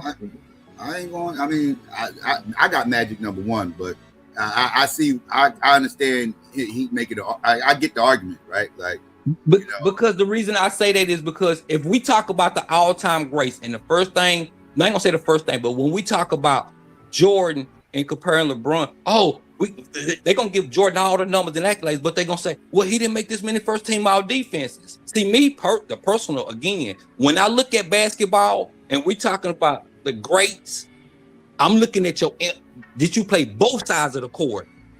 Not just because, No, not just because I went out here and I was able to pass. I was able to pass and make myself look great. I hear your point. I said I hear your point. Let me ask you this though. Do you got Jason Kidd over Isaiah Thomas? Yes. Yeah, I don't know about that. Yes. Let me ask you this. The reason why I know it's some people don't like to do this. This the thing I like to ask sometimes. Look at those New Jersey Nets team. Do you think Magic or Isaiah could have carried them to the finals back-to-back years? Magic, no. Isaiah, possible. Magic couldn't, bro. I ain't mad at Isaiah because it was a defensive team, right? Like thank you. It was a defensive team, and Magic wasn't really. That's not thank you. Thank you, Psycho. But Isaiah played D though. He did. I give Isaiah. Yeah, that's why I said, Psycho, when you said that, I can go more with Isaiah than I could with Magic. How many all I agree with you on that. Isaiah got? How many what you say now? How many all defensive teams do Isaiah got? Oh, I'm not for sure. I ain't gonna lie to you. I'm not for sure about that. I'm not for sure. I guarantee you, Jason Kidd got more. I know he does. I'm pretty sure. I ain't gonna say I know, but I'm pretty sure he does. I know he got way more than Magic because I've looked this stat up, and I don't think he got more than Magic, man. Because I don't think Magic has any. So to me, how can you be? My thing is this: how can you be the greatest if you didn't play the both sides of the court? Magic did lead the league in steals once before too. I think he might have did it twice. I know he did it one time. But you ain't got to say it though. I already know what you said about steals and shit. Like, yeah, but even with that, it's just my thing with especially when they come to that topic with Magic the best. I don't really get it. I'm looking at it like, okay, he passed the ball, but you didn't play a lick of defense. That's not true though, fam. Like it's a huge difference between not being a great defender. He's not a great one-on-one defender. They play good team defense, but he wasn't a great one-on-one. Like that's disrespectful saying he didn't play a lick of defense. He's not old LeBron. You know, like old man LeBron don't play no defense. He's not Luka. Put it like that. Well, yeah, the LeBron today don't play no defense. Yeah. Right, like that ain't Magic Johnson. It never was, and even then, he do got enough size to switch off and not get violated. Okay, you can have that, but when we look as an individual, I'll let you have that. I'm not going to be mad at the team defensive thing because I get that part. Okay, but when we look at the individual person and be like, okay, shit, who can we really take advantage of? And say, let's attack this person. It's not that simple either, though, man. Like, what do you mean it's not that simple? If Magic gets switched off, he can hold his own and shit. Like, I ain't gonna use Jason Kidd, but like, if other players get switched off, they gonna get violated. You just said he wasn't great as an individual's team. That's why I said looking at this person. I've seen several times Magic getting switched off on. Sometimes even post players, like i.e. when he had to when Kareem got hurt in the finals, he had to play center. At that time, he was a little bit different. So yeah, he could possibly play at that because he was a 6'8" point guard. That was at that time that wasn't normal, quote unquote, just to use that other word. Guards like 6'1", 6'2", 6'1", 6'2". So he was able to, he had a little most quote of the time unquote he wouldn't even guard the point guards. He wouldn't even guard the point guards most of the time. They'll switch and let Byron guard the point guard, and he'll guard the 2 or the 3. Yep, Byron Scott. Because you know why? He will get to take advantage of it because he doesn't have the quickness. Yeah, that's what I'm getting to. Thank you, Psych. That's what I be like. I look at basketball. I'm not saying what I'm saying is loud, but I look at basketball a little bit different than most people. So to say, I can agree or disagree with certain points, but that's what I'm looking at. Like he can switch. Well, we ain't gonna put him on a quick person like Psycho was just saying. Well, we're gonna put Byron Scott on him. Because we know if he were to guard such and such, he's getting taken off the dribble. You see what I'm saying? My My only argument for him is that he's not a bad defender. He's not great, but like that's a huge gap between To being me, bad and like, great. no. I think the reason why is because sometimes, not saying you, the media will push certain narratives and some people will intake it instead of just using their own. I saw these Like games, looking at it and saying like, nah, this nigga's really not a good defender. I saw these games and I played basketball my whole life. I know, Bro, I don't just judge games based on ESPN. I don't judge it based on their opinion. I definitely don't listen to ESPN. What'd you say now? No, I definitely don't listen to ESPN opinions. Right. Talk about them because they biased as hell. But I do get you. Right. I do get you what you're saying, fam. We in the age of like that's what a lot of basketball fans do.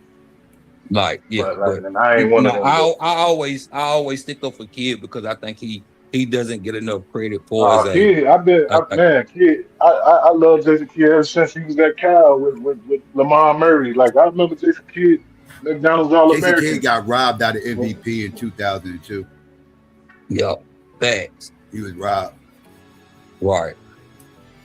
But he was the number one high school player in America when he got drafted. I mean, when he went to college. What you say? Say he's the number one high school player in America, Jason Kidd. When he went to Cal? Yeah. Before he went to Cal, like the McDonald's All-American. Well, he was one of the best. He was one of the best. He definitely was in the conversation for the Naismith Award and everything else. That's when I first discovered Jason Kidd, the Final Four, well, not the Final Four, but March Madness. They keep talking about this kid. Let's watch him play. Right. I think they got eliminated. They didn't get to the Final Four. Though. Nah, they ain't make it that deep. Didn't they get eliminated by Duke? Didn't they get eliminated by Duke? Might have. I hate Duke. They could have. Hey, UNC all day. Oh, yeah, I know you hate Duke. Oh, yeah, I do not like, UNC all day, bro. Yeah, I like UNC. I'm a Connecticut guy, though. Like, they just be having these elite shooters and shit every time, bro. Ben Gordon, Ray Allen. You know, the best player UConn had. The best player I've ever seen play at UConn was Rudy Gay. I don't know why that nigga game didn't translate how it was supposed to in the NBA, but that nigga had like before KD and them niggas. This nigga was literally like you say, pure jumper. Nigga like 6'9", 6'10", can dunk on everybody. Had a handle. Yeah, like that first couple years he came to the league with Memphis, I was like, this nigga is some players surprise you. And you know who I thought was going to be a beast? Motherfucking Walter McCartney. I don't know if y'all remember that motherfucker, but he was with the Raptors and the Knicks. He was a stretch forward before it was popular. Like I thought he was going to be the guy to transit. I thought he was going to be almost like I ain't going to quite say Kevin Durant, but he reminded me of what Kevin Durant became. That's like I thought. Didn't they whole starting five get drafted? That Kentucky team. That Kentucky team was wild. Yeah. Antoine Walker. Tony Delk, I think, was on that team. Tony Delk. Yeah. I remember that now. Walter McCartney, I thought he was going to be the first stretch scorer that changed the game. We played with Boston. Didn't he play with Boston? Yeah, they all did. Okay. All of them niggas. That's crazy. Tony Delk went to Sacramento. Tony Delk went to Sacramento. Now he ended up on Boston though. I know he ended up on there. Yeah. Damn, they all did end up playing for Boston. Mm-hmm. Walt McCartney was nice as hell in college too, but you right. That nigga was really like the prototype to that long stretch forward. You know what I'm saying? Yep. Athletic than a motherfucker too. Yep. Damn. That's why I don't think the league knew what to do with him at the time. If he came out today, I think he would be a problem. Facts. You ain't lying. Bobby, you don't remember Kemba Walker in UConn, boy? That motherfucker. That's why I brought up Rudy Gay, because I know most people go to Kemba Walker, but Rudy Gay is not. Rudy Gay. I go to Ray Allen. Ray Allen is like the beginning of the UConn love for me. Nah, you remember Danielle was there before him, Danielle Marshall. I wasn't really a fan of them back then. Ray Allen, I'm saying for my generation, because I'm 1982. I don't even, was Rudy Gay the biggest bust come out of UConn? I could think of a bigger bust than Rudy Gay. Emeka Okafor, how about him? Yeah, he's the biggest. Yeah, I'll say Okafor more than Rudy Gay. Because Rudy Gay had a long NBA career. That nigga, he still played like what, 17 years? Okafor was the #1 overall pick. Yeah, he got to be the biggest bust. Yeah. Yeah, because Rudy Gay just retired not too long ago with the Spurs. So he played a long ass time. Mm-hmm. He just, from what it was looking like he was going to be, what it was looking like he was. He just ain't had no heart, man. He ain't had a heart for the NBA. I think that's really what it was, too. You could tell he was more like a chill, you know what I'm saying? You know, not just, not sacrificing and shit. I'll be watching these, I be subbed up to these different channels that talk about like forgotten players throughout NBA history and shit like that. Nigga, I watched some Antonio McDyess highlights. I was like, he jumped out the ceiling before he fucked his knee up. Yeah. Oh yeah, that boy was nice. Like Stromile Swift, that boy was that nigga dunked on everything. Stromile Swift was like the first person off of just vert I seen doing windmills, just like catching that bitch and doing windmills. That bitch. But Antonio McDyess, he was crazy. Yeah, Antonio McDyess had like that whatever game Amari Stoudemire had, plus adding Kevin Garnett with the mid-range jumper and all that footwork and shit, and a dunk on you. Man, that nigga was ahead of his time, man. Like you say, that knee injury. Hey, Brandon Roy shit. Yeah. Hey, just imagine if like Rasheed Wallace played in this area with that stretch four. Man, fuck you, Wall Street. Talking about Rudy was a bum. Dr. Famo, what's good with it? Trip, Wall Street, hit the link. Weak ass nigga. Don't ever hate on Rudy Gay. Hey, I like Rasheed, man, but he would have been getting ejected out of every game. The way these refs is, because the refs didn't like Rasheed. Yeah, they hated him. What'd you say now? No, I'm just talking about. I'm just talking about his game. His game definitely translates. Yeah, I was want to say like I was thinking about that. Fan. What'd you say now? I said you're a North Carolina fan, so yeah, I get it. No. I'm just talking about today's game. The way he's he can hit the three ball. Yeah, I got it. Yeah, he was suited for the day. Yeah, that's what I was thinking. Like the reason I brought it up because when Bobby was talking about, I was like, damn, one player that will fit perfectly in this era that played back then would be like a Rasheed Wallace. I agree. That's why I was just really kind of. Let me ask you this, because me and Psycho talk about it all the time too. What up? You think Mark Price? You think Mark Price will hold up today? Yes. Oh hell yeah! No, listen. Mark Price was way better than people give him credit for. He was Steve Nash before Steve Nash. That's a fact. Yeah, he was better because he could shoot better. Shit, lethal behind the arc, and he was tougher too. Yeah. Not scared no better defense. Where would have Chris Johnson been on y'all list if he wouldn't have got kicked out the league? Or if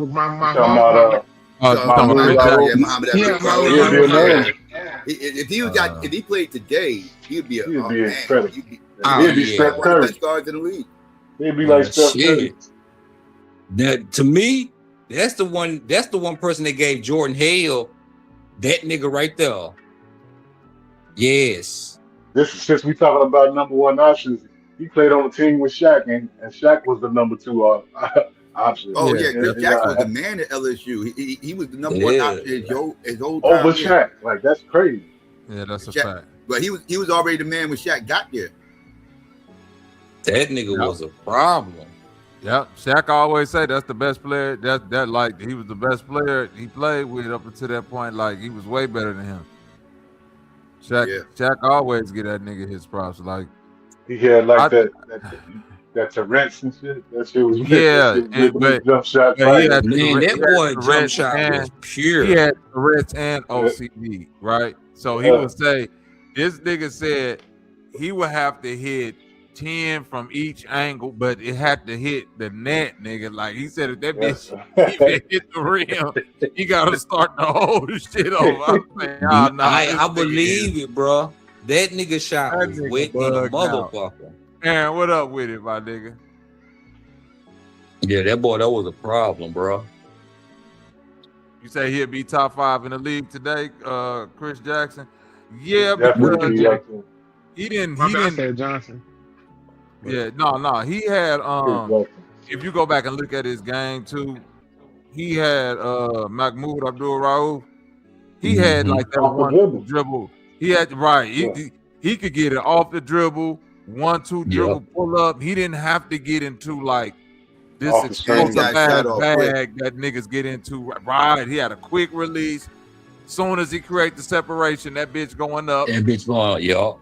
And that motherfucking pump fake was deadly, nigga. Like that nigga shot fake was like, nigga, you see him, niggas go flying by this nigga like, nigga. Bobby, can you imagine him if they was allowed to do a step back or a 0 step and all that shit?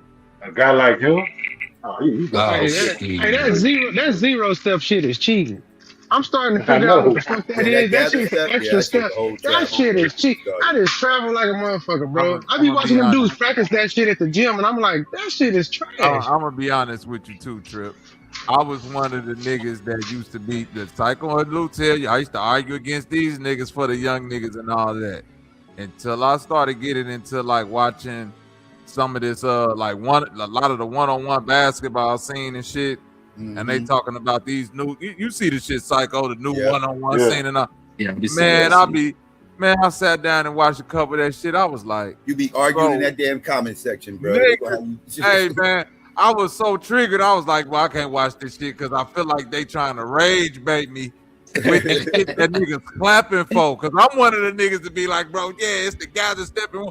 The shit the niggas in the one-on-one is getting off, nigga. Nigga hop step to a spin to I was like, what the fuck? Bobby, like, you know what it is? Man, that's good. That's good. I'm like, bro, what the fuck is going on? Do you know what it'll look like if you let Vince Carter get a guy step? He'd have had a whole lot more highlights. He'd have had a whole lot more highlights.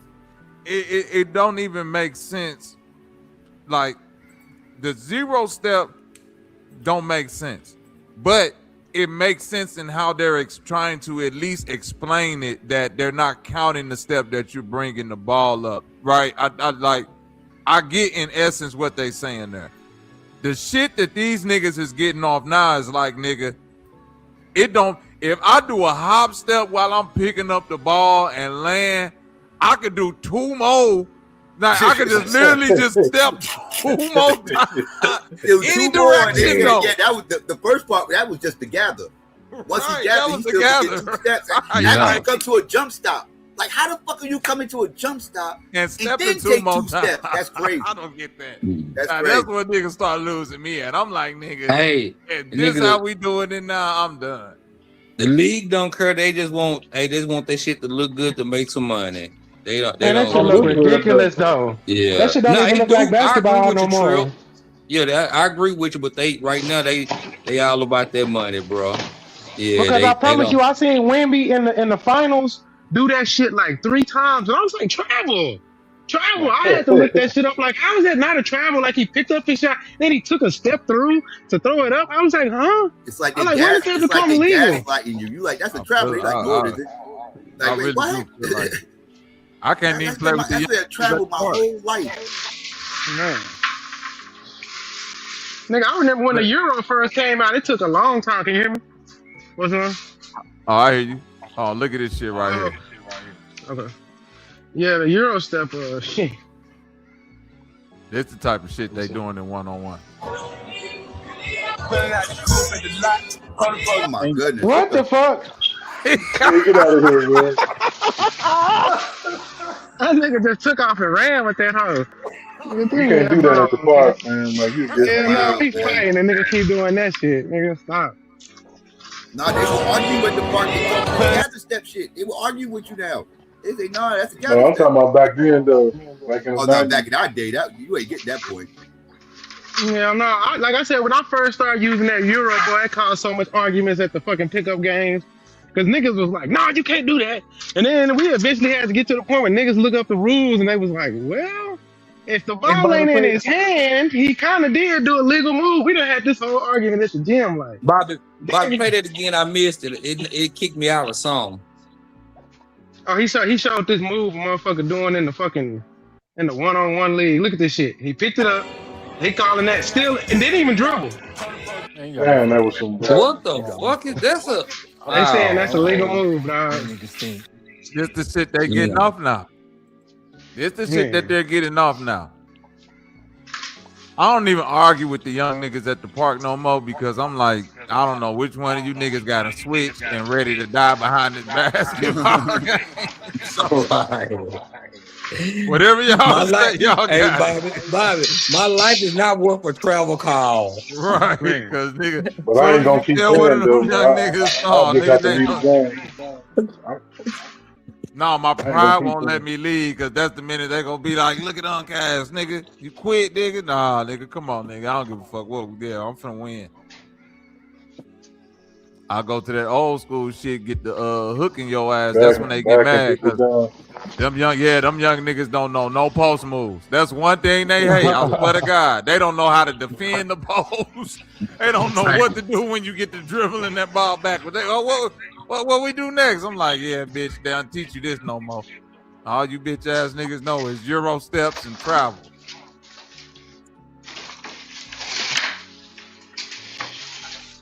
Yeah, that shit is crazy now. It's a dude on I be seeing him on Facebook. I was looking for his page. This nigga literally teaches niggas like different basketball moves.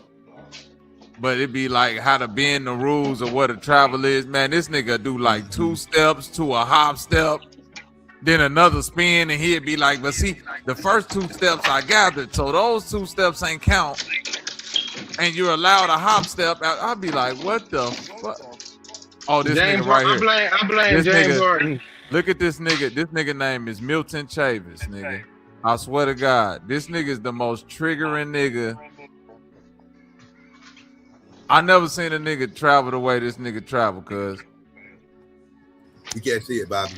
Oh, there you go. What the fuck was that?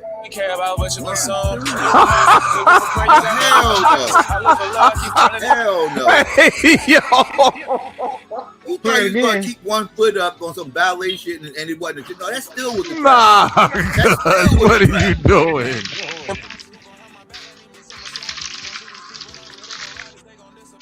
If a nigga actually do that on the court, bro, man, I'm dead, man. Now that'll make me quit right there, though, Lou. I told you, hop step to the spin back.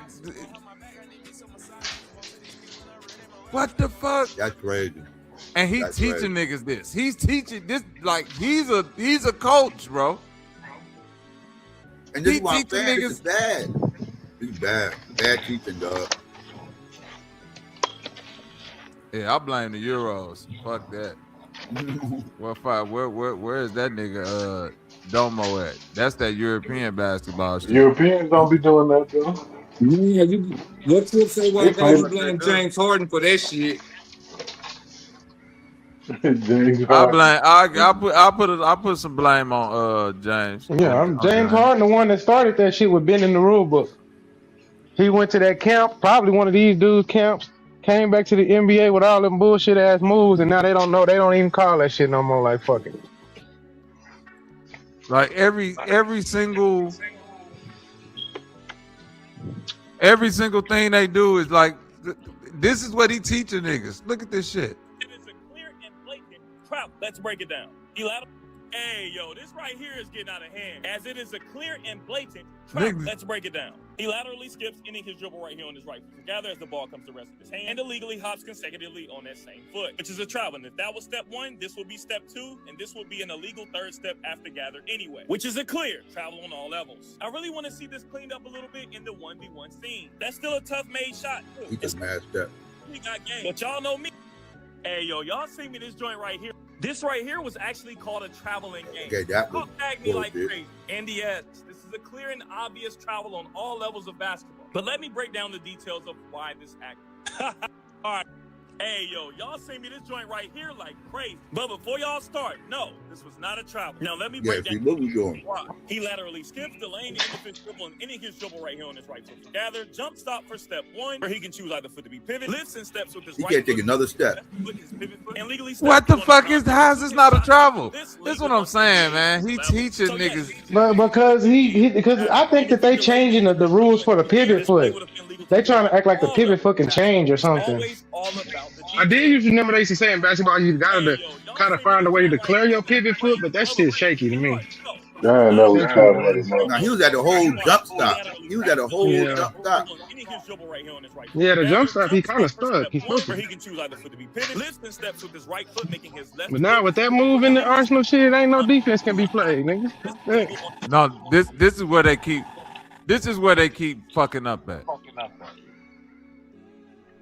You gotta take off, like you can't step through and then take off on your non-pivot. You see what I'm saying? Like your pivot foot is your pivot foot, but once you start doing all this other shit, it's like you taking an extra step by the ground. Right? It's like they pivot foot sliding for one, which is already bogus. Then That's you walking right there. Yeah. Right? Then you doing a hop step, which okay, true. You get to choose your pivot after that, but after you choose your pivot, you don't then get to choose to step through and then take off on the other foot, which would be establishing another pivot. Off the ground. Yeah, like what the fuck is going on?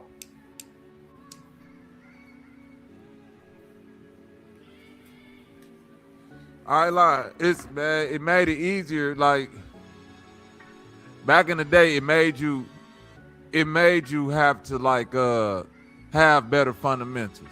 Because yeah, you knew that you was gonna be able to get away with certain shit, but it's like two steps and take off. Like I remember the most that niggas had was a hop step, but even a hop step didn't allow you other steps after that. You had to go into a jumper or do something after that. You couldn't just step up under and then take another step.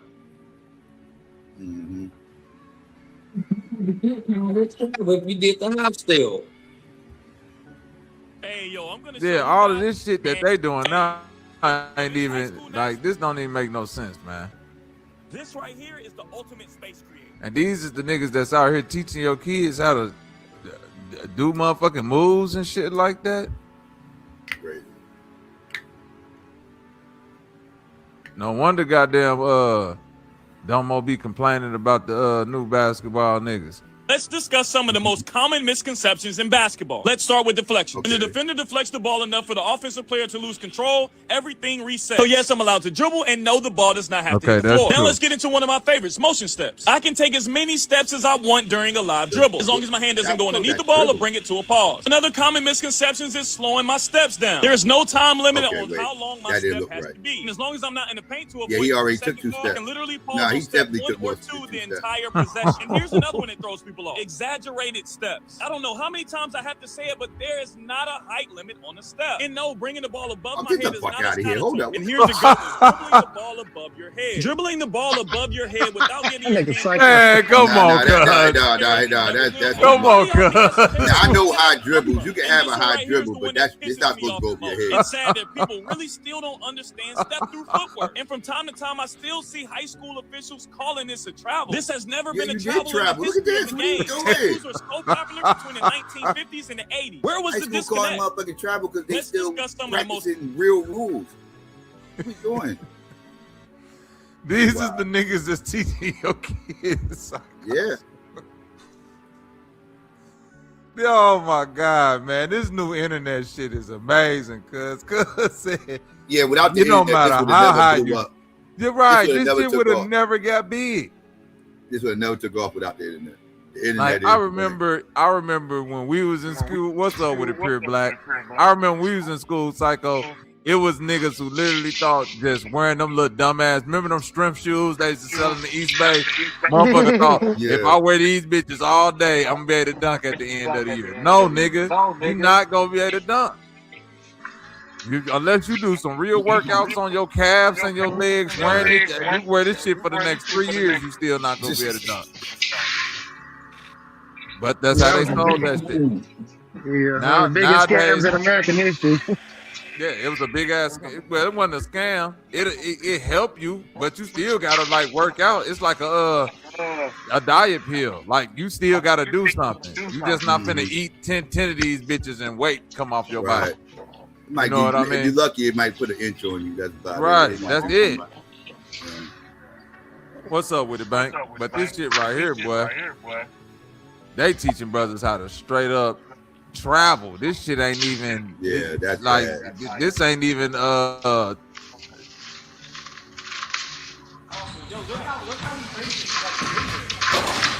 that was great. That was great. Oh no, this is off a vert. He did a windmill. Yeah, well, windmill off a vert. Yeah, that's great. DC could hoop, but this nigga do be teaching the kids some bogus ass traveling moves. Hold on. What's up, man? What up with it, Bank? Man, nothing. We watching You want to know something I was thinking about watching this shit though? Wait, he saying all this is legal? Yes, this what he's saying is legal, bro. This is what I'm telling you. This is the new shit. You got to be playing. Oh my goodness, yeah, he's playing. It's the new shit, nigga. What you thought, psycho? What the hell was that? It's the new shit, nigga. The pirouette to the hop step to the double pirouette, nigga. What you thought? Oh hell no! I'm calling travel every time. Every time. He ain't getting that ball. He ain't getting that point. What? Oh hell no! Nope. That's a walk. Walk. Nah, all the shit he's showing you, they calling this shit legal now. Look at this. Get the fuck. I don't know why they make defense harder in all sports. Right there. Like, they make it harder for the defense, and every time they make a rule change, they make it harder for the defense. You ain't lying. Because they think whoa. Nah, wait a minute.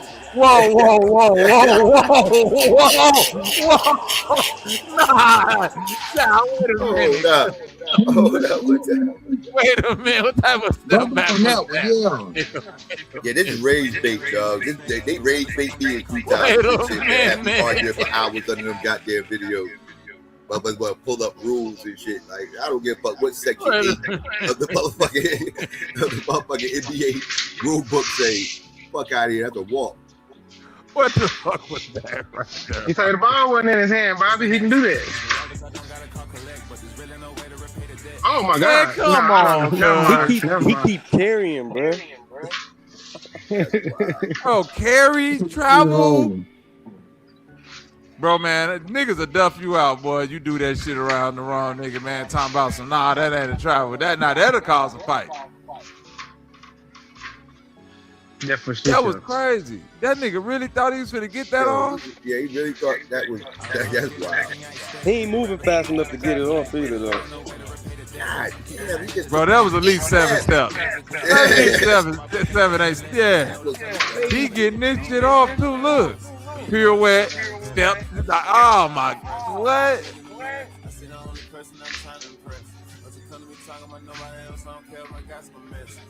What the fuck? Bro, that nigga did a pump fake, hop step. Oh, you know next year, you know next year is a year of that 0 step shit, right? You know that shit gonna come out big time now.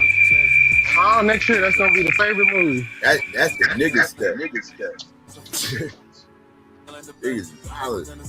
What is this? Oh, that's so. Hold on, let me fix your mic real quick. He said the nigga step. What the fuck was that? Yeah, this shit you dead. Can't change your pivot. This shit dead. Yeah. If this the shit that's coming to the NBA, hey, they saying they can change it when they feel like, I guess, and it's legal now.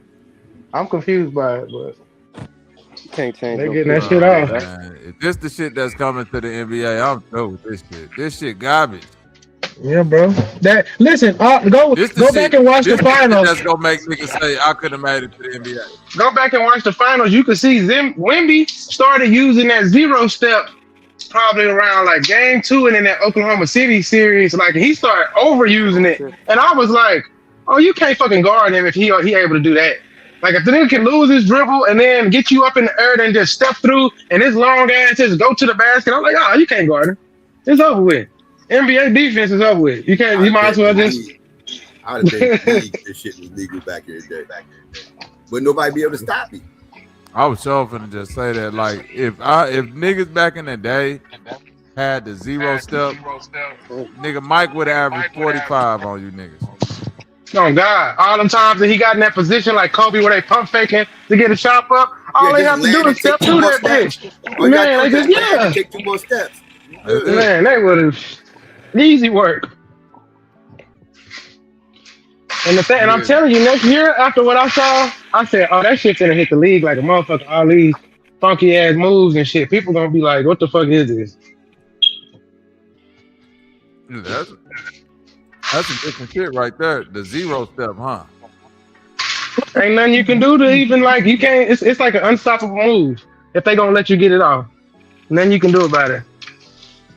The name of it don't even make sense. A zero step, nigga. I ain't stepping if it's.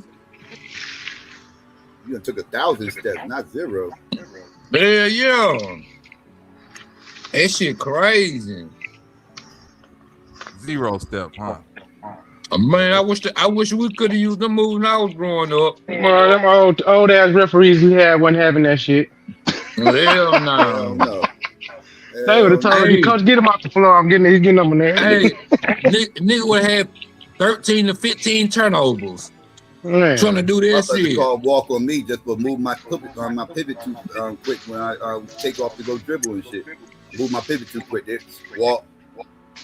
I'm telling you, at the college and the high school level, it took them like 5 years to let the Euro step become legal for a long time. Nigga, that shit used to be called a travel. I seen a video of Shawn Kemp on a break, and he hit a motherfucker with a Euro step and banged that hoe, and they called a travel. And I was like, today that's legal.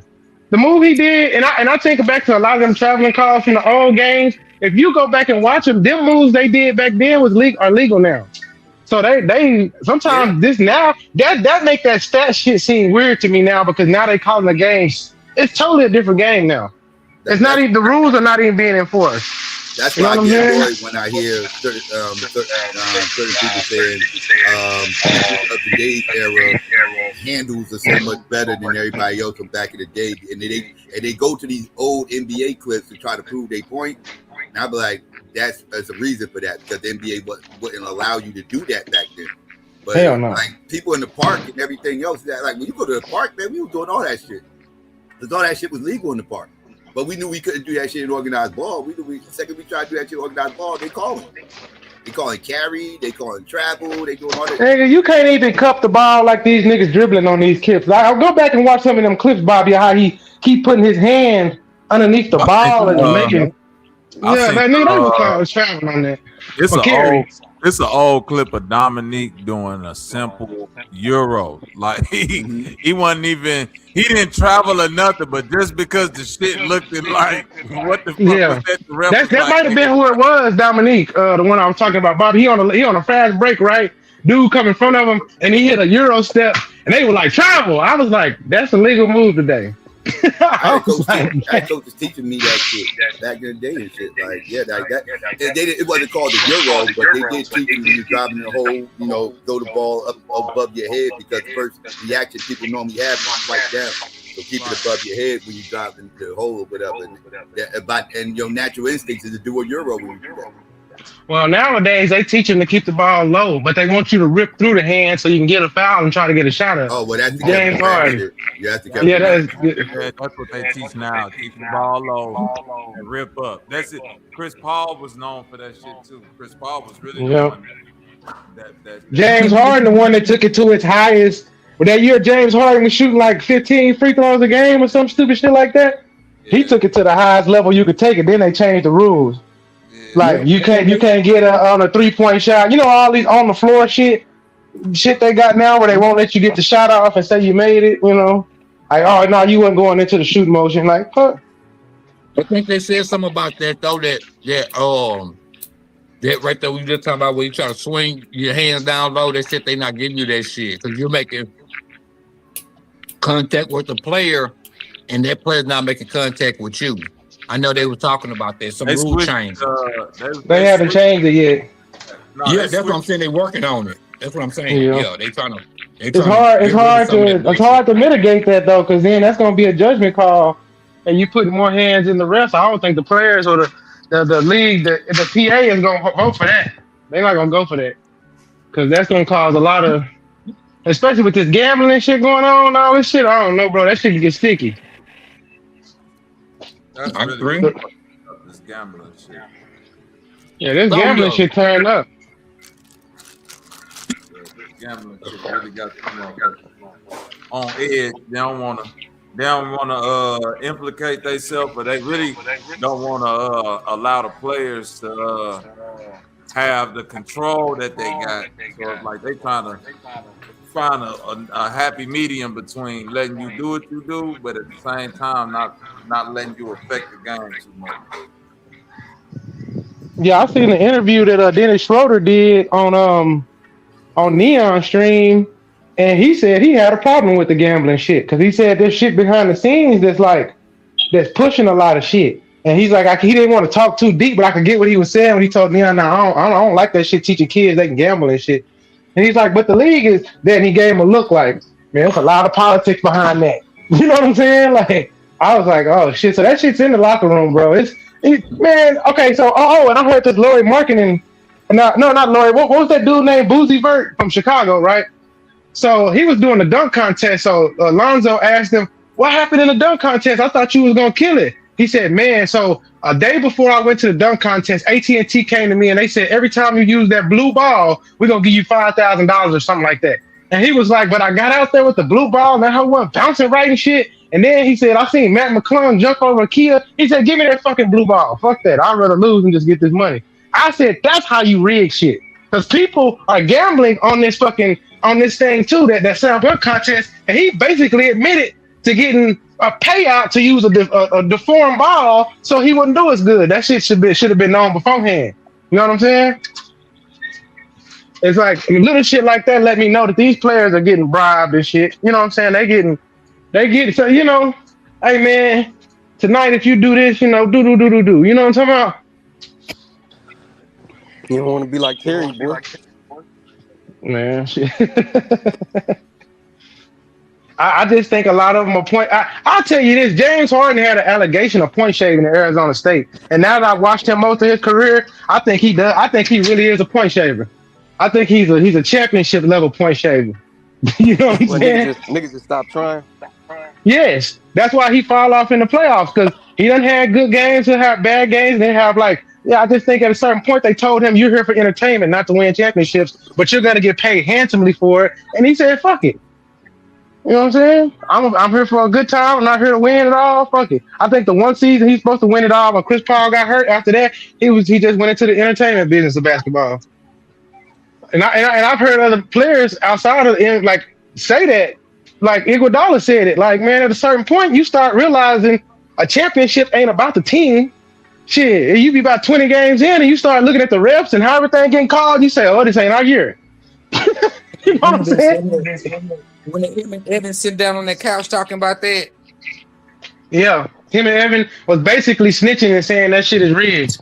Because he said that basically the refs, the way shit get called, upper management start doing weird shit, not playing guys, and you be looking like, what the fuck going on? Then you find out later they really tanking for some reason. Nobody really knows, because like he said, Evan Mobley himself, we had a great squad. It was just like the coaching was weird, the calls were weird that year. Everything he said about game 20, they was like, nah, it ain't for us this year. They not gonna let us get it. You know what I'm saying?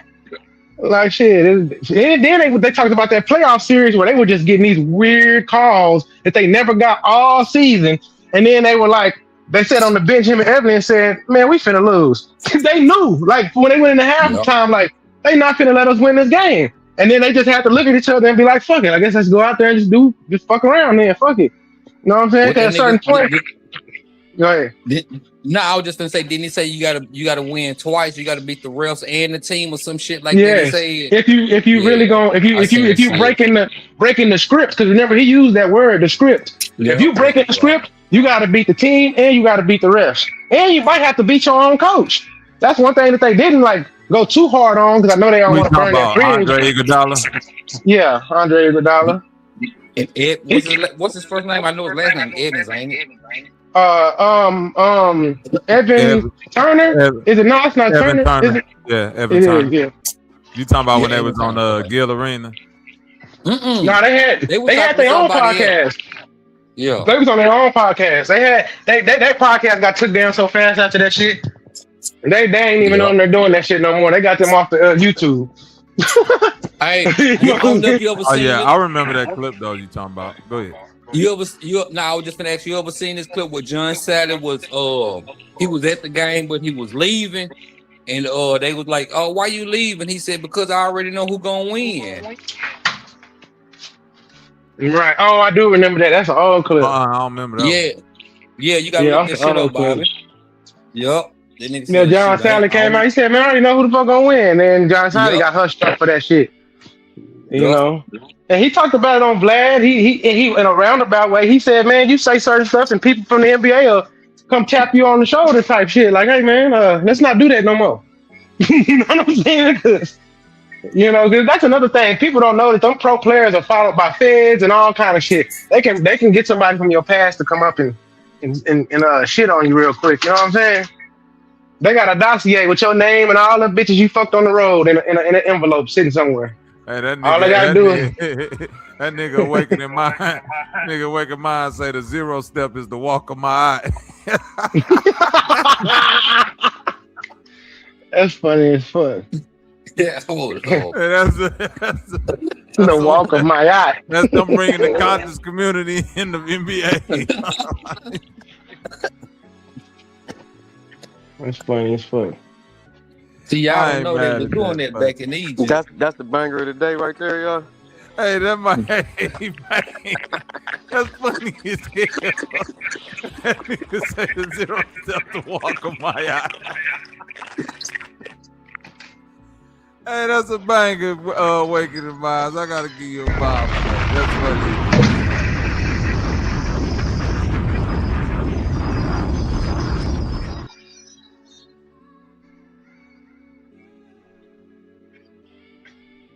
Hey, B, did you see the one where they had the rank the best quarterbacks and corners and all that shit?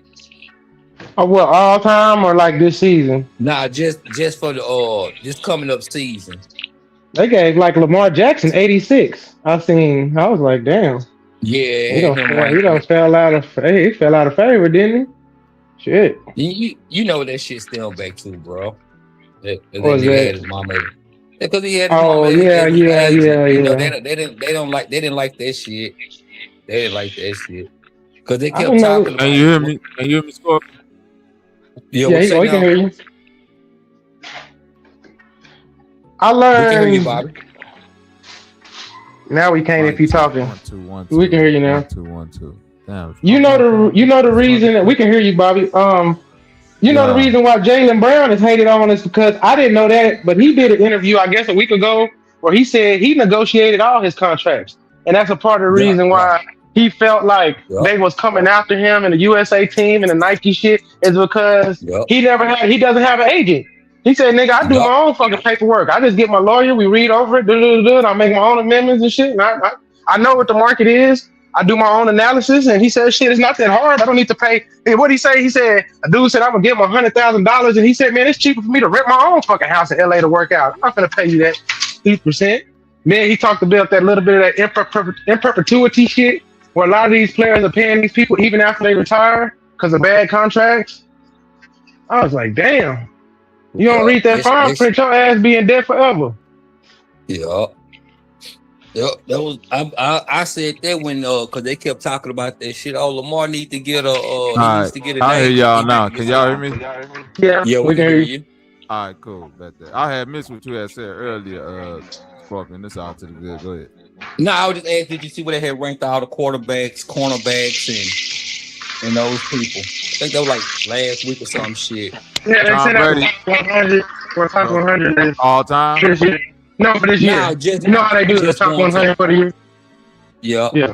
Who the number one quarterback coming into the season? They had Josh Allen at number 1. They had Patrick Mahomes at number 2.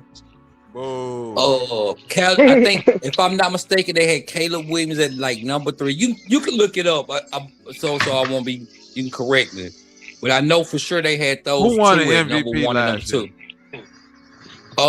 Josh Allen. Josh Allen. Josh Allen won the MVP last. Yeah.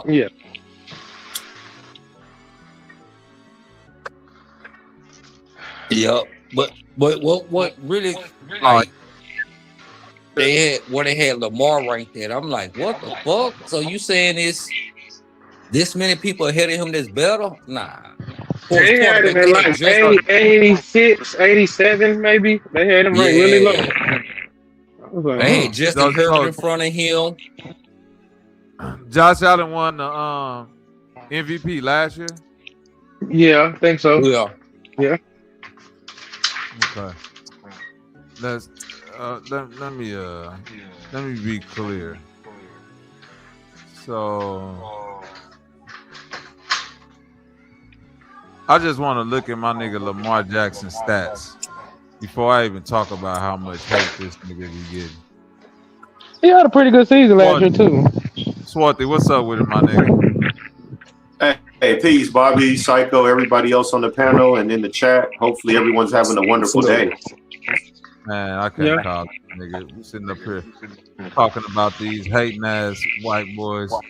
Always hating on my nigga Lamar Jackson. Okay, so last year, Lamar Jackson had a quarterback rating of 103.8.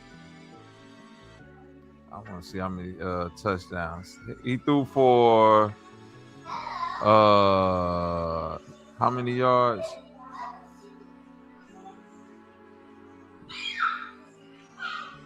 I don't think they got it.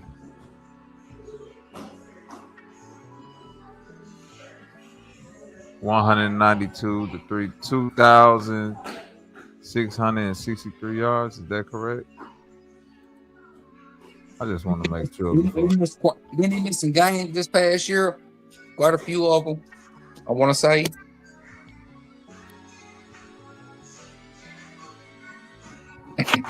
Did he miss games last year? I want to say he did. He played 13 games last year. Yeah, so he missed 4 because you got 17 game series. Missed 17 game season, my bad. So he played 13 games. Did Josh Allen win back-to-back MVPs or something? No. They feel like he should have won the one that Lamar won the year before. So Lamar won it the year before, and they wanted to give it to Josh Allen. And then he won the next year, I feel like, to make up. Because I think Lamar actually had a better season last year than he did the year when he won MVP. Nah. Well, he missed some games towards the end. I'm talking about like heading up into that. Yeah. What's up, y'all? As far as touchdowns, interceptions, rushing. He had 21 touchdowns to 7 interceptions. Yeah. And how many rushing touchdowns did he have? 2. 2? Yeah. Okay, maybe he didn't play as well as I thought. Nah, he missed a couple games. That's what I was calling. Yeah, he missed games.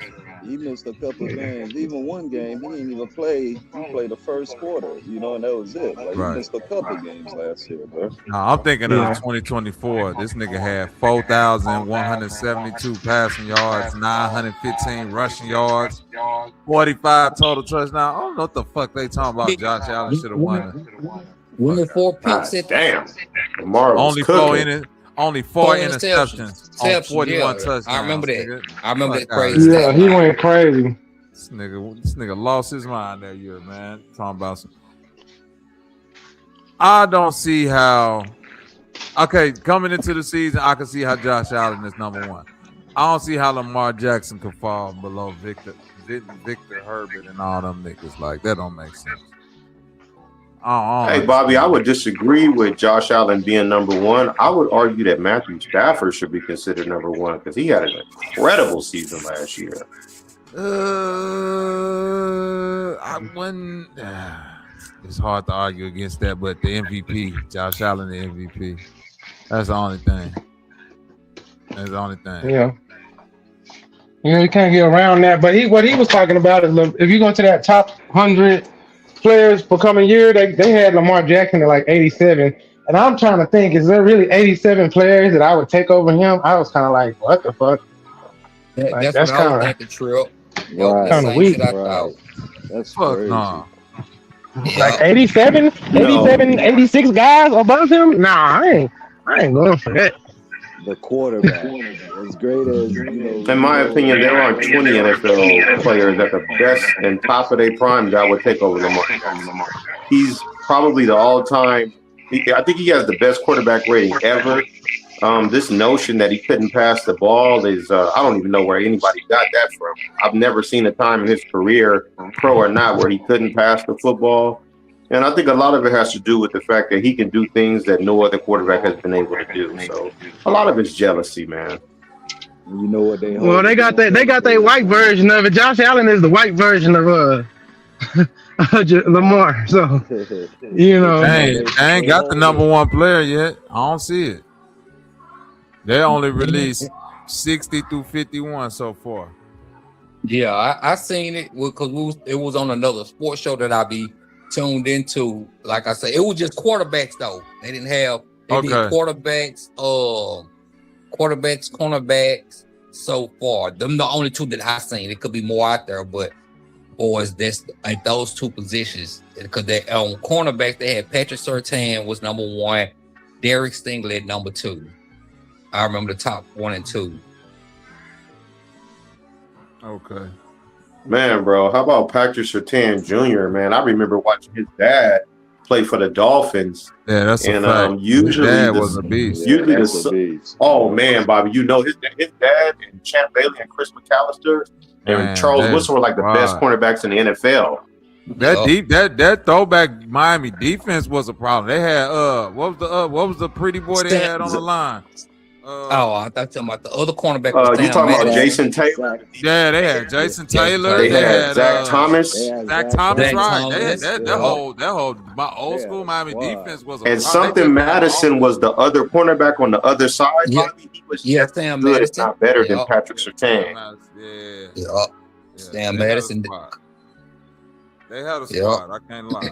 They definitely had a decent ass squad. Only thing I think that helped them back was the quarterback, Jay Feet. What's his name? Jay Fiedler, some shit like that.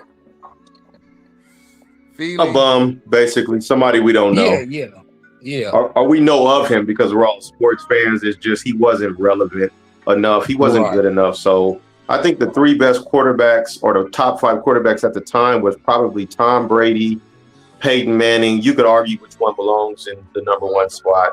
And then I think it might have been Dante Culpepper, Donovan McNabb, Michael Vick. Yeah. And it's a few other guys I'm mentioning that was pretty good at the quarterback position at that time. Oh, yeah. It was a couple of motherfuckers back then. Dante Culpepper don't get his respect in that era that he should. Shout out to Dante Culpepper. He was a problem. The dude just made a video by him of a season he had. They didn't ever bring it up. They don't talk about it. Yeah, that nigga threw for like 4,000 something. 5,000 yards. Rushed 5,000. Rushed for another 40 touchdown. He was throwing. He was going crazy. And Randy Moss, you know, he was one of the rare quarterbacks that could overthrow Randy Moss on a deep route, and not too many people had that arm strength. Can y'all hear me? Oh yeah, I hear you awakening mine. Hell yeah. And they had Robert Smith, the running back. I was just gonna say they had a raw running back too, Robert Smith. He was a beast. Yeah. Light skin. They definitely don't talk about that team, but that team, nigga, they was blowing everybody out, bro. But they lost to the Rams, though. They lost to the Falcons.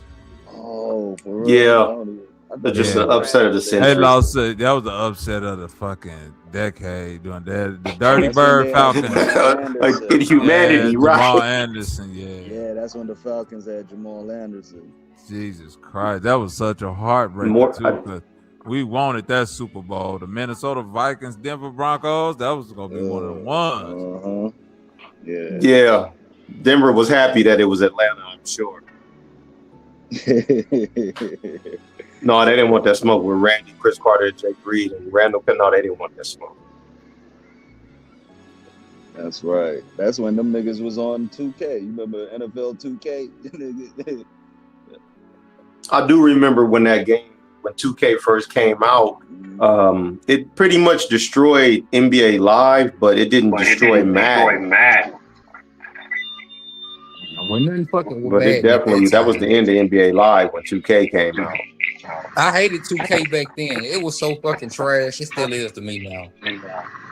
Yeah, I liked it better. NBA Live. We used to play NBA Live. Yeah, I think Live was better. NBA Live was lit. Yeah, Live was the shit, bro. That's the debate, because we all grew up playing. I mean, we all grew up playing Live from Sega Genesis into PlayStation and Xbox, and then it's like when 2K came out, I think because of the graphics and the style of dunking, that was the end of Live, bro. Well, all the developers, they signed over to 2K Studios. I remember when that shit happened. We used to play Live in the dorm. But then all the developers went over to 2K Studios. My nigga Reggie Miller is clear right. 3-Point Kings on Live.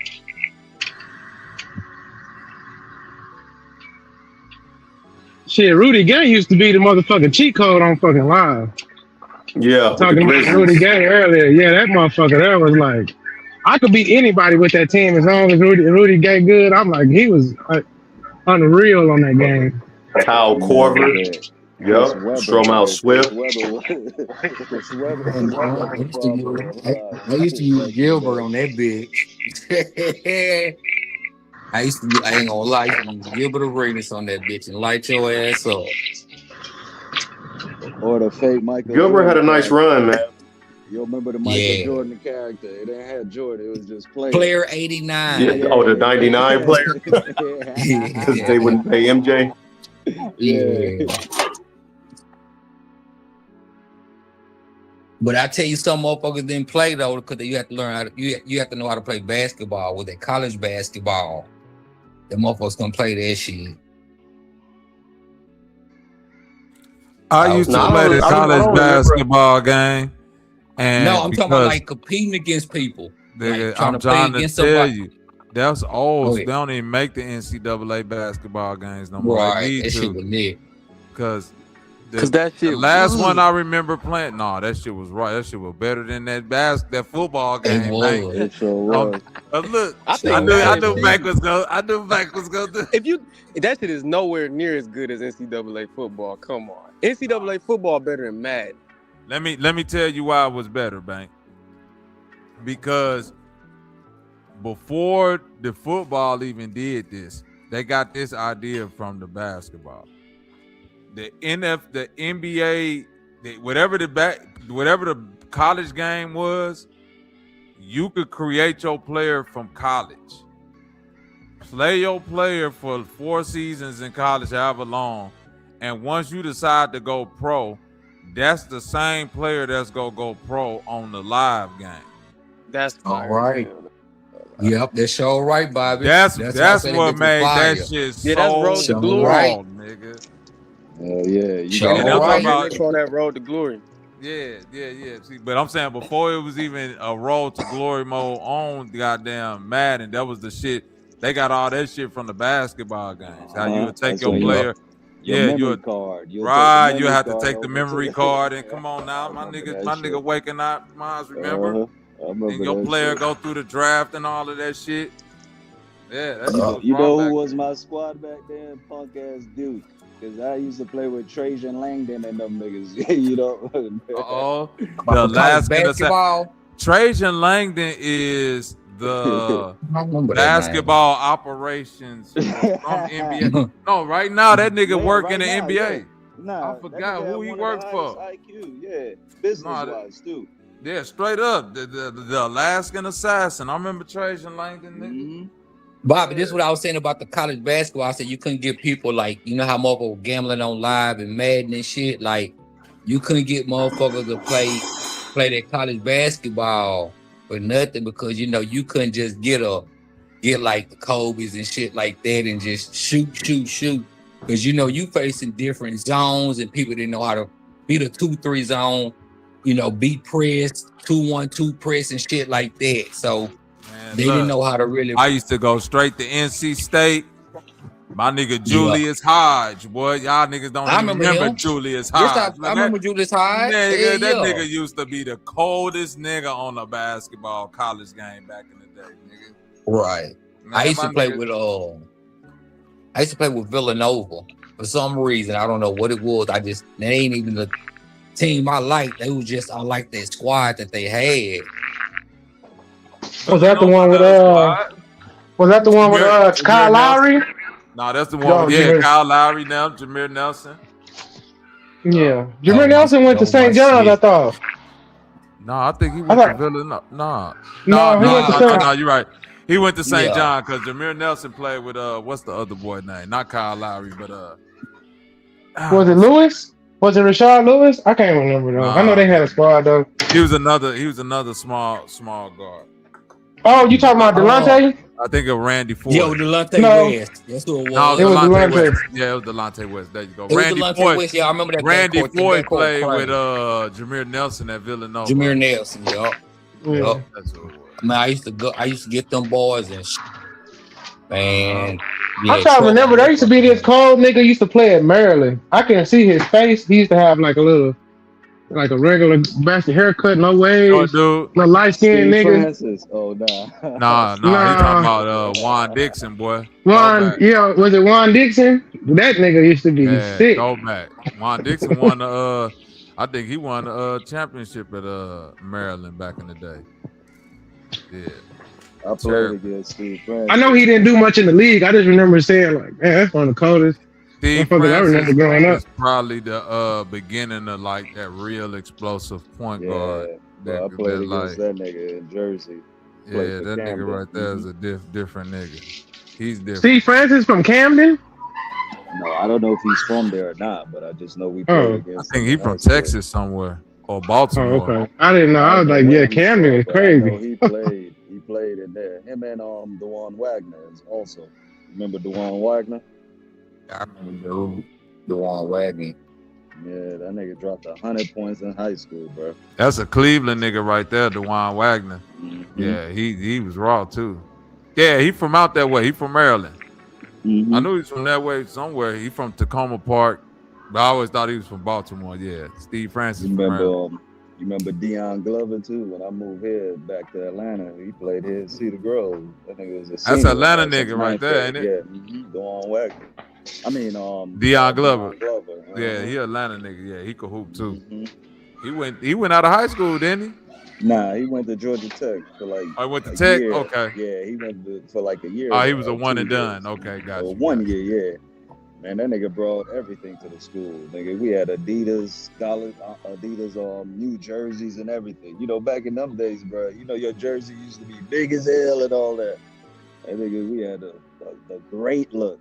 Cedar Grove, boy, back in the day.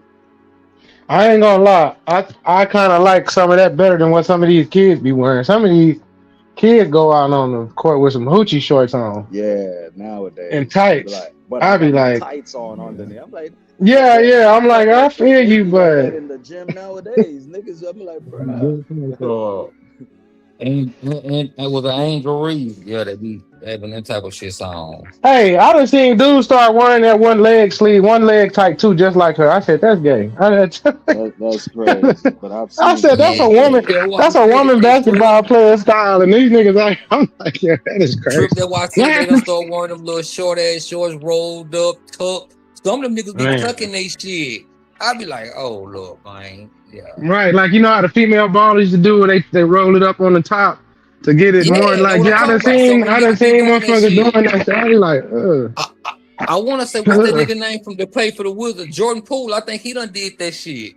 Oh my god. If my memory serves me correctly, I want to say I done seen that nigga do that shit. That nigga did that in New Orleans too. Hell yeah, I know exactly. Yeah, so I know I wasn't tripping because I'm like, why these niggas shorts this length, but this nigga shit like damn near 2 inches higher than everybody else. Looked at the nigga short, the nigga got them shits rolled up. I'm like, all right, oh, bro, y'all know what time it is. We got 1, 2, 3, 4 contestants, 5 including myself. Goddamn it! What's this, Bobby?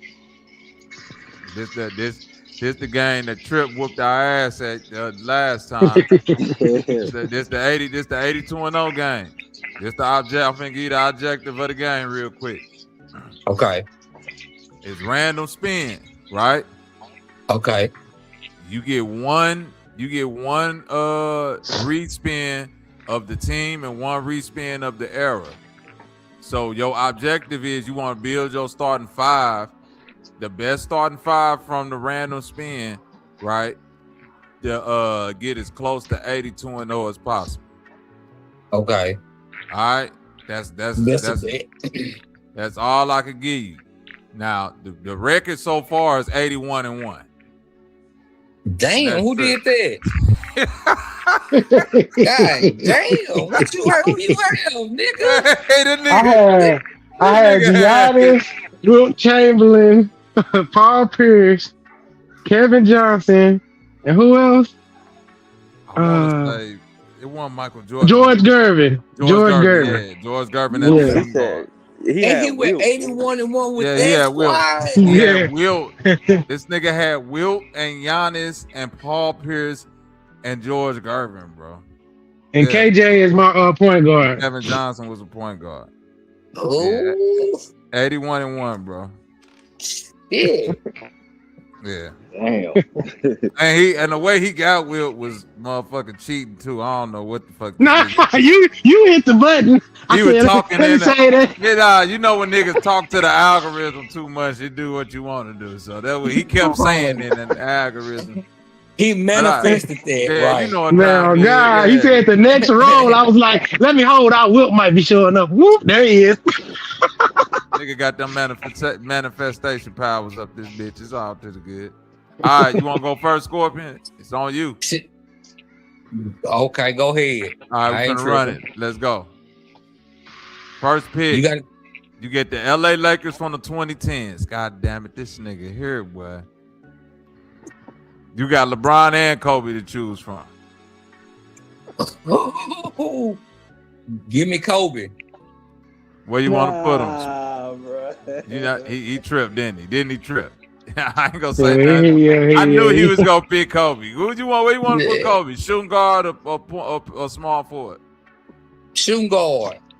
All right, we got Kobe at the shooting guard. All right, next spin. You get Minnesota from the 90s. Damn, that ain't bad neither. You got Kevin Garnett. Stephon was on that team. Nigga named Tony Campbell. Give me Garnett. I ain't gonna even. Where you want to put him? At power forward. Kevin Garnett, power forward. Let's go. Denver from the 2000s. That's a good one. You got Allen Iverson, Carmelo, Antonio McDyess. Those are the top 3 players. Give me Melo. Where you want to put him? Small forward. There we go. This ain't a bad team so far. Memphis from the 2000s.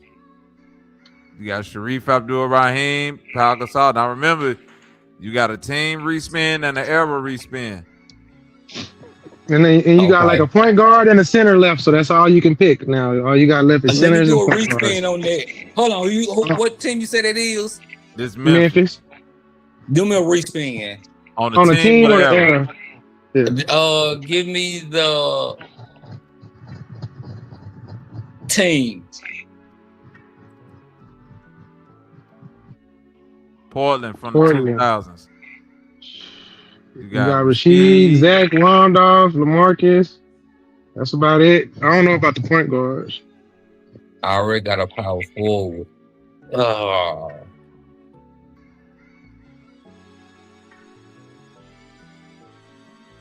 Damn. Fuck. Let me get who you say it is now? Rasheed, Zach Randolph, LaMarcus Aldridge, Sharif Abdul-Rahim on this team. Now you could risk another spin, but you got to stick with this team and hope to get another error, which I don't know if you want to even do that, but it's up to you. I don't like none of them. Well, I mean, they good, but I need to send on a point guard. I try my luck. Fuck it. Let me get another spin. You want to spin the error? Yeah. That's the only one you can do. All right, let's get it. Yeah. Portland from the 90s. Got Rod Strickland. Give me him as the point. I ain't mad at that. Give me him as a point, and I get it. I ain't mad at Rod Strickland as a point guard. I ain't either. Yeah. I ain't mad at him. I ain't gonna have to look. All right, Lakers from the 70s. Oh wow, this nigga got Kareem Abdul-Jabbar. Yeah, don't give me Kareem. I ain't finna argue now. Don't give me Kareem. My team, I ain't mad at that. 67-15. That's the record so far. Shit. I don't like ain't that bad. 67-15. No. Remember that. Awakening. You playing? You in here Awakening Minds? Where you at?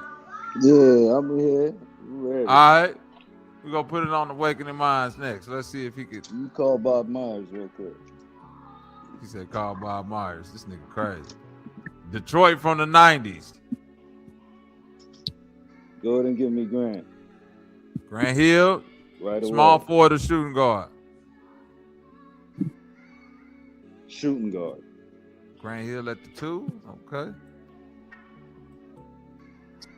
So what else we got? The Clippers from the 2010s.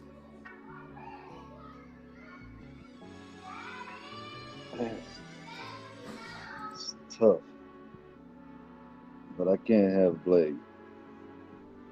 Can we do teams? Like spin the teams. Respin the team? All right, I got you.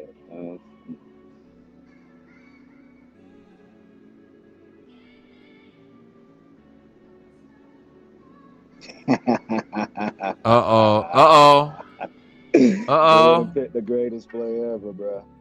Where you want to put LeBron at? Put him at the small forward. Small forward? Gotcha.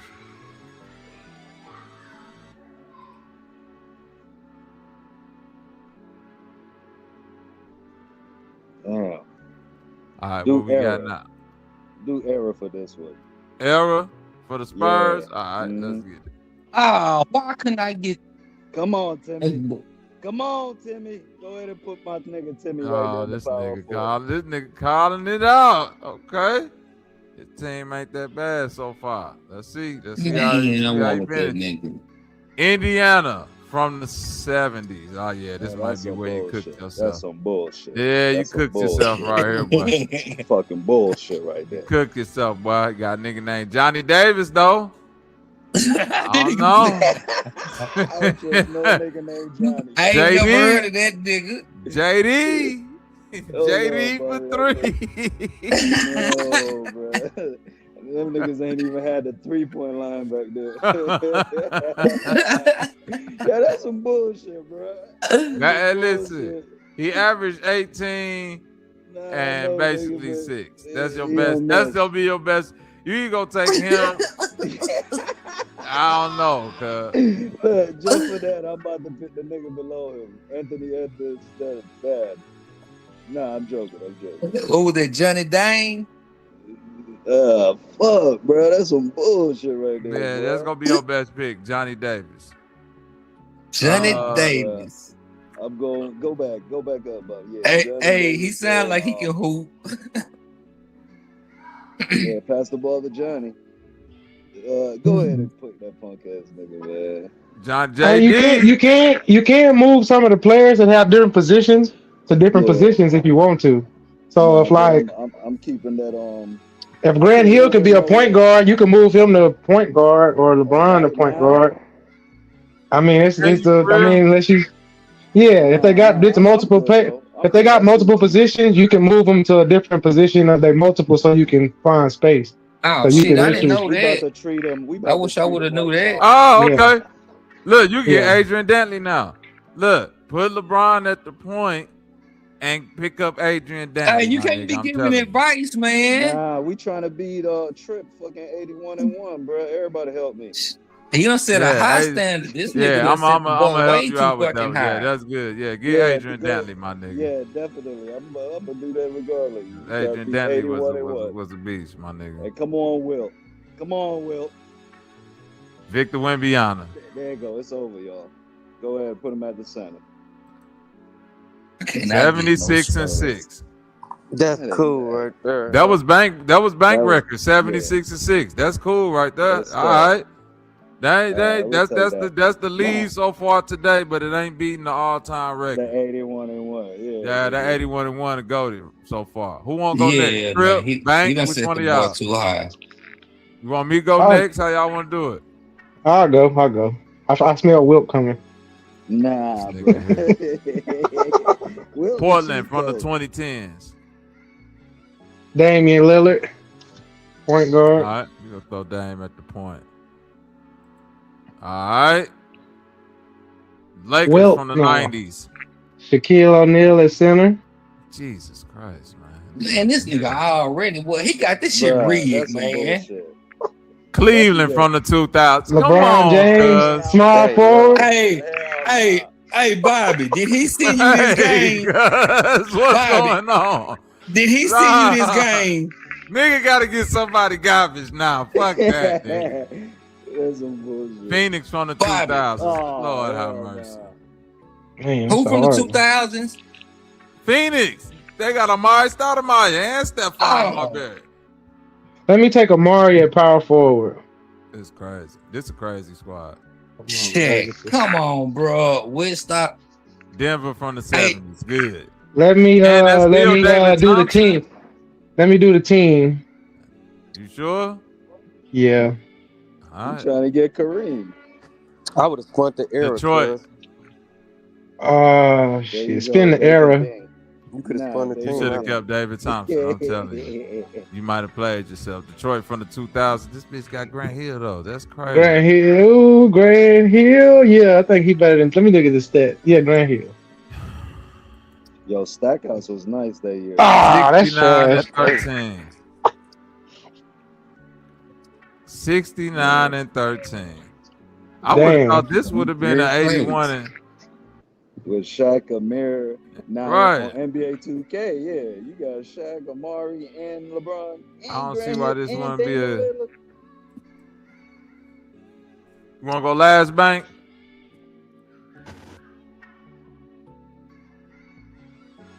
I don't even think Bank's still there. Still there? Oh, Bank must have fell off.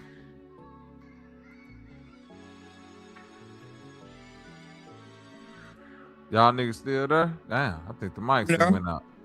Okay, let me go on spin. Yeah. Fuck it. Here we go.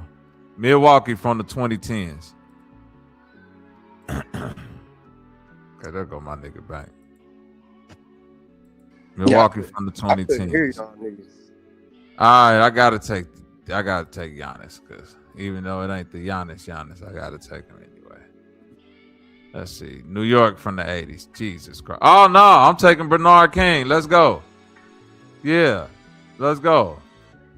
Big Bernard. Stop playing. Charlotte from the two. Nah, gee, this where the shit is shaky. This where the shit start getting shaky. Who the fuck was on Charlotte in the 2000s? Let me spin that team. Come on, give me a team. Golden State Warriors from the two. This shit still shaky, cuz. But who you got? Baron Davis. Who on that squad? Baron Davis. B. Diddy. You're gonna be shooting too much. I gotta take him because I don't want to fuck up my chances on another spin. All right, come on, let's go. Brooklyn from the 20s. Oh yeah, KD. Can I get KD? Who I got a small for? Bernard King. Damn, and Kyrie. Damn, I could have had. I'm taking KD though. Fuck it. I gotta take KD. All right, I need a center. Come on, Brooklyn from the 70s. Who in the? Come on, nigga. I'll Name never some of the remember. names. Oh man, Just fuck, name some of the names. 80s, and it still ain't no better. Zelda. Oh my god, Clifford. bro. Clifford. Just name some of them names, Bobby. That's on there Bro, now. man, Charles Shackelford, nigga. Yeah, you got to go and take Shackelford. Mike Graminsky, nigga. Yeah, give me Mike Graminsky, nigga. Rich God Kelly. damn. Tim McCormick and them niggas, man. That's the dude that make the seasoning. Fuck it, I gotta take Cliff Robinson. 60 Ain't and that 22. I ain't shit on this game. All right, Bank, it's on you. You still there, my nigga? Yeah, I'm ready. All right, my nigga Bank. He got you the last hope, Bank. We need you. I'm in third Clippers, so far. The Clippers from the 90s. Oh, you got Dominique, cuz. Yeah, we taking Dominique Wilkins. Yo. Hey, on take cuz. On take cuz. Let's go. Milwaukee from the 80s. Jesus Christ. I mean, and I know these niggas, no, we gotta, they was good, to beat the 76 season, we gotta do better. So swap the 80s was a decent era of basketball, wasn't it? Hell yeah, Bang. Do the era. Depending on the team. Do the era? I'll say do Yeah. the Milwaukee, team. is Milwaukee a might good get franchise? Giannis. Like, do they got good teams? Like, good, they be having good teams? Giannis. You might get Giannis and Kareem. I wouldn't do that, bro. All right, go on and get Terry Cummins, man. Go on and get Terry Cummins, a power forward, man. You need to hope to land era, on do the team, cuz. What year is that, though, Bobby? That's the 80s? This the 80s. No, do the team. If you land on them, you get a bigger chance for margin of error with the team. If you hit the wrong era of Milwaukee, you stuck, boy. You get a Michael Red, but you get Mike Red and them niggas, boy.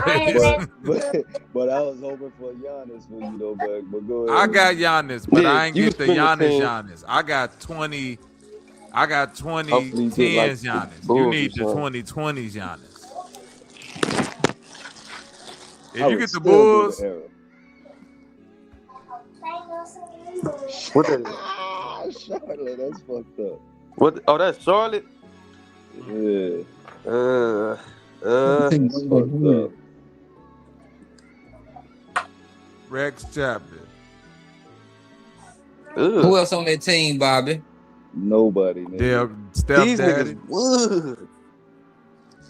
Yeah, these niggas. I need my damn, what's the name so I can see on my phone.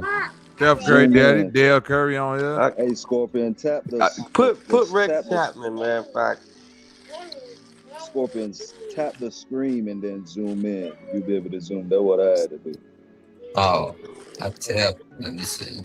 Okay, yeah. Now, okay, you show. All right, I got you. Appreciate you, brother. That's Atlanta in the 70s. Yeah, Pistol Pete though. Pete Maverick, I heard that name before. Yeah, he's a beast. Yeah, Pistol Pete was nice. He had handled like a motherfucker. Yeah, you could put up the shoot. Pete.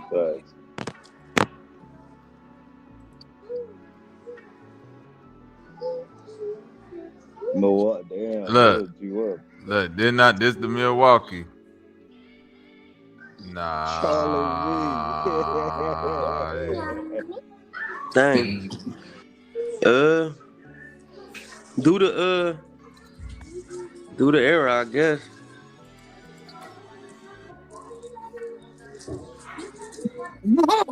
Giannis. Oh, that's still young Giannis. Oh, I said you need that 2020s Giannis. Yeah. I mean, but this the best. That's your best bet. You ain't gonna get nobody else. Detroit from the 60s?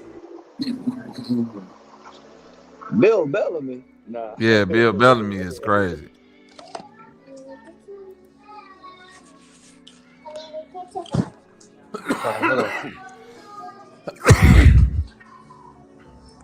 This that Walt Disney? Yeah, and them niggas. He averaged 18 and 13 though, so yeah. let's you see might what well this put nigga dog do. right there, yo. Oh man. Contender. Who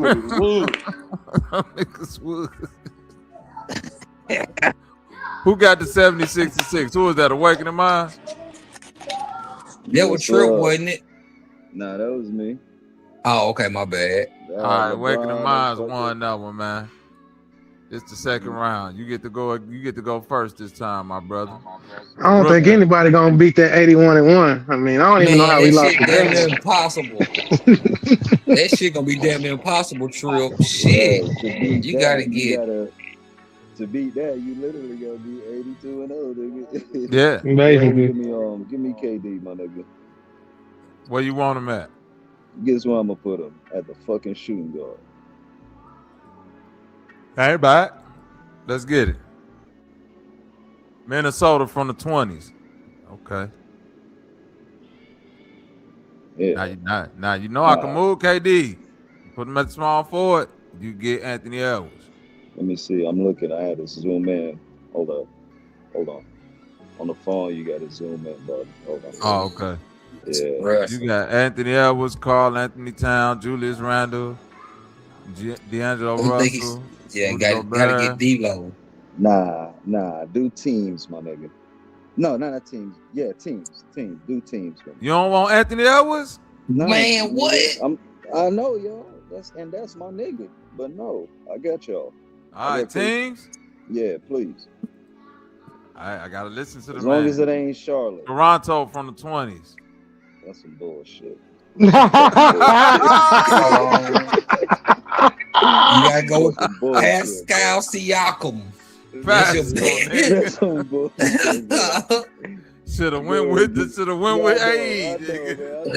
Yeah. RJ Barrett. Trying to gamble, nigga. Trying to play with God's money, boy. You got to get Fred VanVleet. Man, that's some bullshit. I sure would have got Ant off top. It wouldn't even been no question. Nah, I know I was trying to get Kobe or Jordan, bro. I'm doing too much. But fuck, bro. Can we in fact do era, bro? I don't give a fuck. You sure? Do era. I'm positive, my nigga. All right. I'm listening to you, man. My man gambling big from the 10s. There we go. Give me my nigga Kawhi, the clown. Where you want him at? Small forward? Hold on. Let me look. Hold on. I'm zooming in. Where else can he go? Small forward? Nah, go ahead and put him at the 4. I mean at the 3, yeah. Gotcha. See, if I would have knew that before. From the 20s. In fact, put Donovan Mitchell at the point guard. Ain't a bad pickup. Come on, Will. Spurs from the 2010s. Oh, they got Tim Duncan down there. Oh, Spurs, okay. Man. That's old Timmy. That's old Timmy. Oh, but it's still Timmy. The algorithm won't win. The algorithm won't know, bro. Put him at the power forward. Go give me Tim Duncan at the power forward. He said the algorithm ain't gonna know.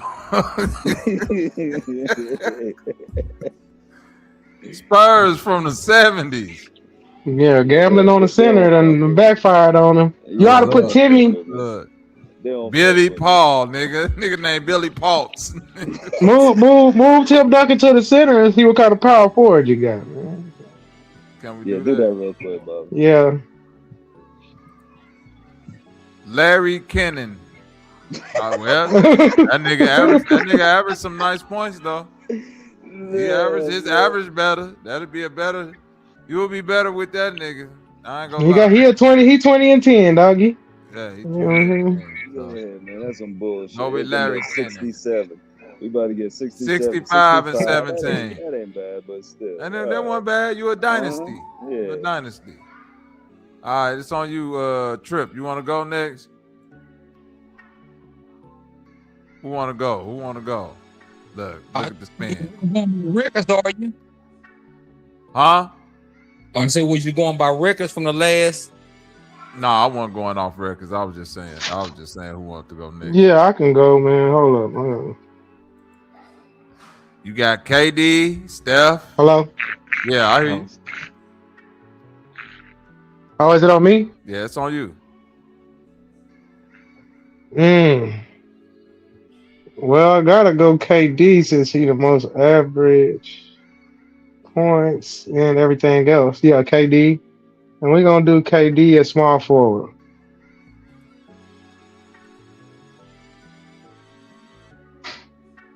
New York in the 90s.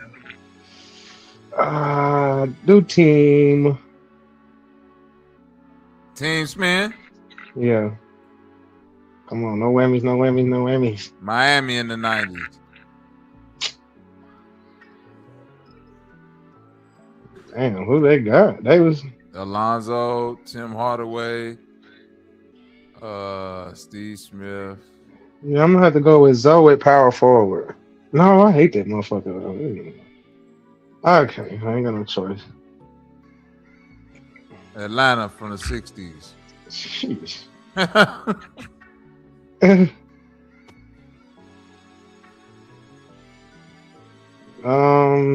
don't have Petty average 27 and 16. I don't know. We might be sleeping on some of these niggas from the 60s. I guess I kind of gotta go with Bob Pettit then. I guess. Yeah. I'm weak. I got numbers right there. Yeah. That nigga. Yeah, let's go Bobby Pettit at center, man. 27 and 16 is nasty, my nigga. Facts. There we go, Jordan. This nigga here. That's some bullshit. Come on, give me a good point guard now.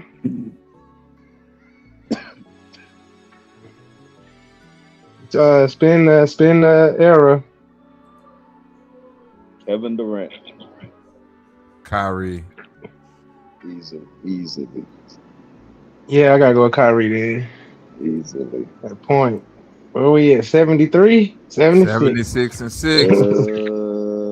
It's nasty. Nasty. Scorpion, you want to go? Yeah, it don't matter. Go ahead.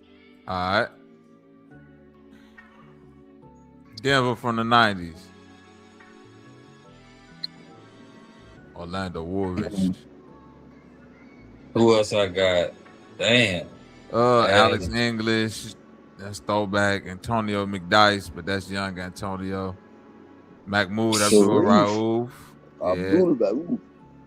My nigga LaFonso Ellis from East St. Louis. Shout out to him. Damn.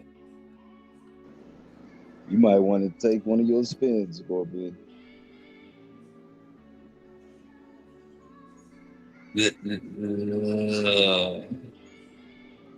I'm taking Orlando Warriors, but that's up to you. What do you add? What's that? 25 and 6? Yeah, 6.8. So basically 7.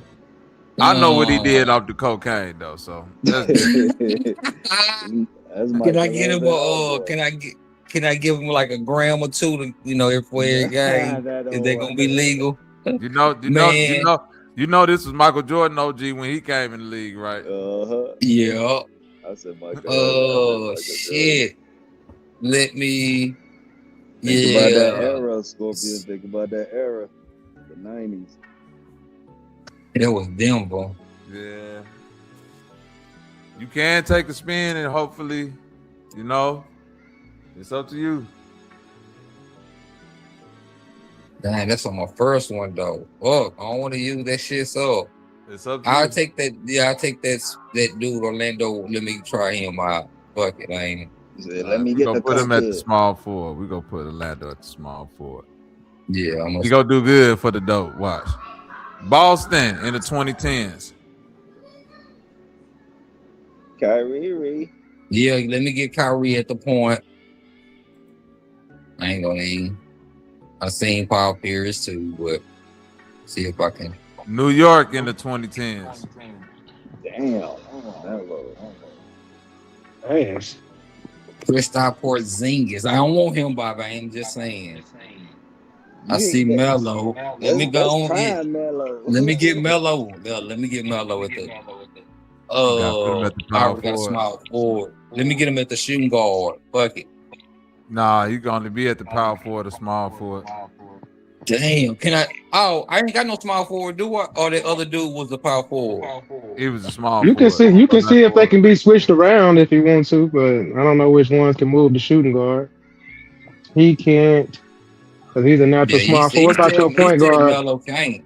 He said Melo can't. Nah, Yeah, what they ain't about gonna let you KJ? put Can, Melo at no spot. what about Kyrie? Can he move the shooting? No, he's straight point guard. No, he can move the shooting guard. So, But I can't move Melo. But I still yeah, get they're Melo. gonna Melo.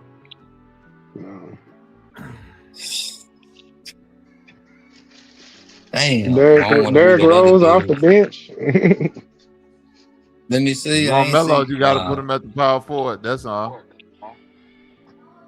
Nah, I need a bigger power forward. Let me try. What's the little thing? Team or era? I want another team. Fuck it. 2010s. Come on, Charlotte. Come on, Charlotte. Yeah, Orlando. Washington, even worse. Oh, this nigga crazy. Damn it, boy. I wouldn't wish that on my worst enemy. This nigga is sick, nigga. Let me go down, Bobby, real quick. Oh, man. Jabari Parker. Bobby Portis, Nick Young, Bojan Bogdanovic. Damn, they kind of had a little. Paul Pierce was on that team. Remember Paul Pierce with the Washington? Yeah, when he threw his head down in the crowd, and they threw the headband back. Now I gotta get Antoine. We don't want none of your memorabilia. Man, give me another. Give me my you fucking. Let me do my other. What is this? The stand thing. Whatever. Damn, what I just use team? No, didn't I just use team? Yeah. Oh shit. No, damn, that Washington. Well, I'm saying, what era Washington you looking for, my nigga? Is that Gilbert? Ain't Gilbert Arenas on there? Yeah, but I could switch Kyrie to the shooting guard and you get Gilbert. Yeah. Switch him to the shooting guard. Let me get Gilbert at point. But can't they get Gilbert can't be a shooting guard? Or they just got to strictly at point? Yeah, strictly at point. Okay, that's cool. I ain't mad. Yeah, give me Gilbert. Fuck it. I do better with that shit. I ain't mad. Lakers from the 70s. Oh, give me. I ain't gonna eat. Give me him. Kareem. Jabbar. Yeah, give me Kareem. Fuck it. And I need a power forward, right? Yeah, Washington from the 2010s. What the fuck is it with Washington? you got Antoine Jameson. I say nigga, you got Gilbert, you gotta take Antoine. Yeah. And you got an error spin, but for Washington, it's not really worth it. It's not. I know.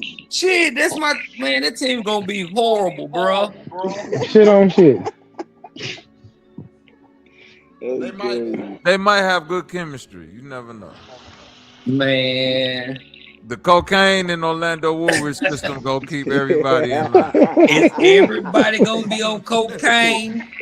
Just him. He gonna be the life of the party though. Cocaine and Baccarat. What I got? I got an era. All I got. Yeah, I don't think you want to do that. I wouldn't. Fuck it. I mean, Kwame Brown. That's what you're gonna end up getting. Go out on the prayer, my nigga. Yeah. Era, bro. It's your last spin anyway. Yeah. When has Washington ever had a good era though? Man, shut up, y'all. Oh, they had Chris Webber for a little while. You might land on Chris Webber. Yeah. Fuck it. Let me try it. I don't know. I don't know. You might land in the 60s though. Don't give me bullets. Washington Butch. Okay, you got him. Chris Webber, what I tell you. And that nigga said, give me Webber. Yes. Yeah. That ain't bad. My favorite player right there, though, Chris Webber. Yeah. 70 and 12. Yeah, that ain't bad. Ain't mad. Hey. Ain't bad. Ain't bad. Ain't bad. Nah, that Who got 76 and 6 this round? Me? That was Trip, wasn't it? Yeah. Mm-hmm. Ain't mad. It's on bang. Ain't bad at that one. Did you go already bang? All right, man, I'm ready. All right. What? Golden Boy, it's State. gonna be down there impossible to get that 81, boy. Yeah. Man, You gotta get Steph, let my me get nigga. Steph at my point. That's impossible, bro. I think Man, why Banks you can didn't get get? it. Why you Memphis get Steph, from the man? 2000s. Memphis. Is that Memphis or Vancouver? No. I would stay in the 2000s. Let's spin change the team. Let's see. Get the Lakers. Spurs. Ooh. Back.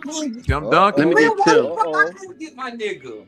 No Tim at the power forward. That's Man, prime Tim bullshit. too. That's a prime hell of a Tim. pick. That's prime. Tim Duncan.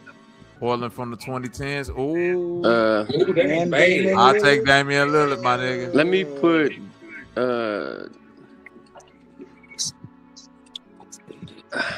dang that. I didn't know Brandon Roy only averaged 17. That's crazy. I thought he averaged more than that. You would put LaMarcus Aldridge at your center? Hell no.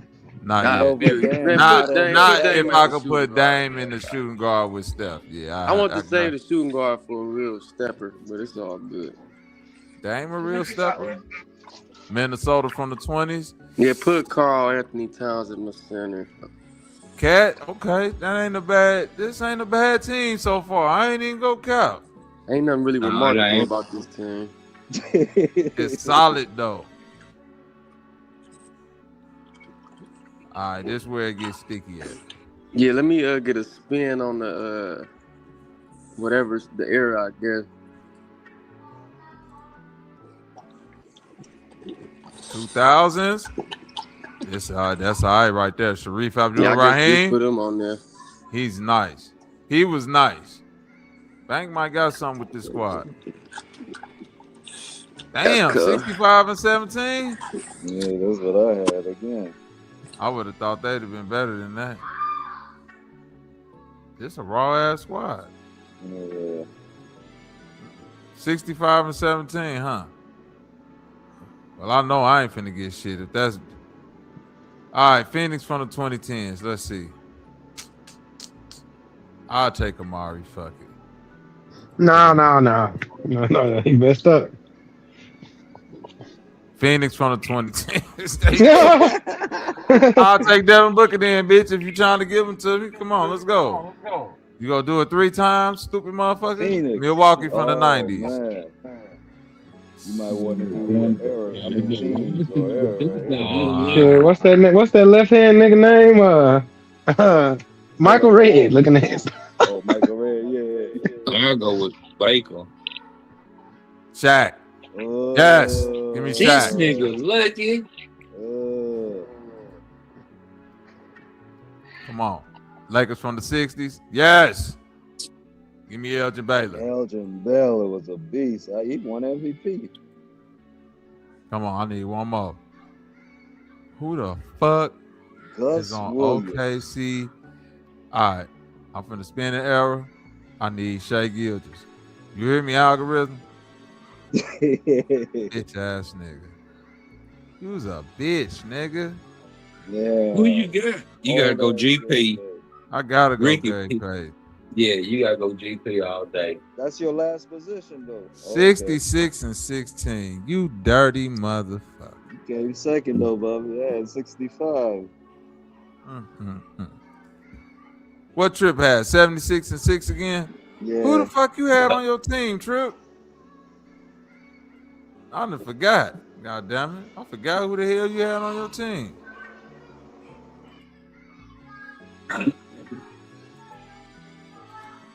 What if I could see who on the team?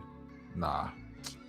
Fuck it. It is. I had Shaq, Kyrie, LeBron James, LeBron James, Damian Lillard, and somebody else. Who was this? Shaq, Kyrie, LeBron James. You had somebody, yeah, I remember. Did you had Alonzo Mourning? Yeah, he had Alonzo Mourning too, yeah. Was that was the power forward? I think. Yeah, I think that's because you had him at center, then you moved him to power forward once you got Kareem. Yeah. No, I had Shaq. Yeah, Shaq. I had Shaq. Oh. I had Shaq, LeBron. Oh, well, when you got Shaq, that's when you moved it to him. Kyrie. Maybe Zoe. and then I think Damian Lillard. Something like that. That Y'all see 81-1 this? team, I don't know. I mean, who did I have for the 81-1? It was Will. Fucking. Yeah, I Will. gotta remember that last. Will, not LeBron. Oh, George Gervin. I know Will. George Gervin. Who I have at power forward? Man, we just said it earlier too. I forgot that quick. Black Jesus. Hey Bobby, I put a link in the back in the chat. Not to switch the subject, but whenever you want to check that out, you'll see what I'm talking about though. No, here we go. Look now. Bitches ain't shit. You know me tell you why a bitch ain't shit? Because they ain't shit.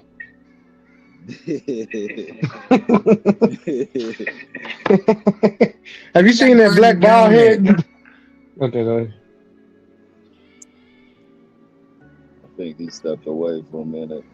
You ever seen that dude on Instagram?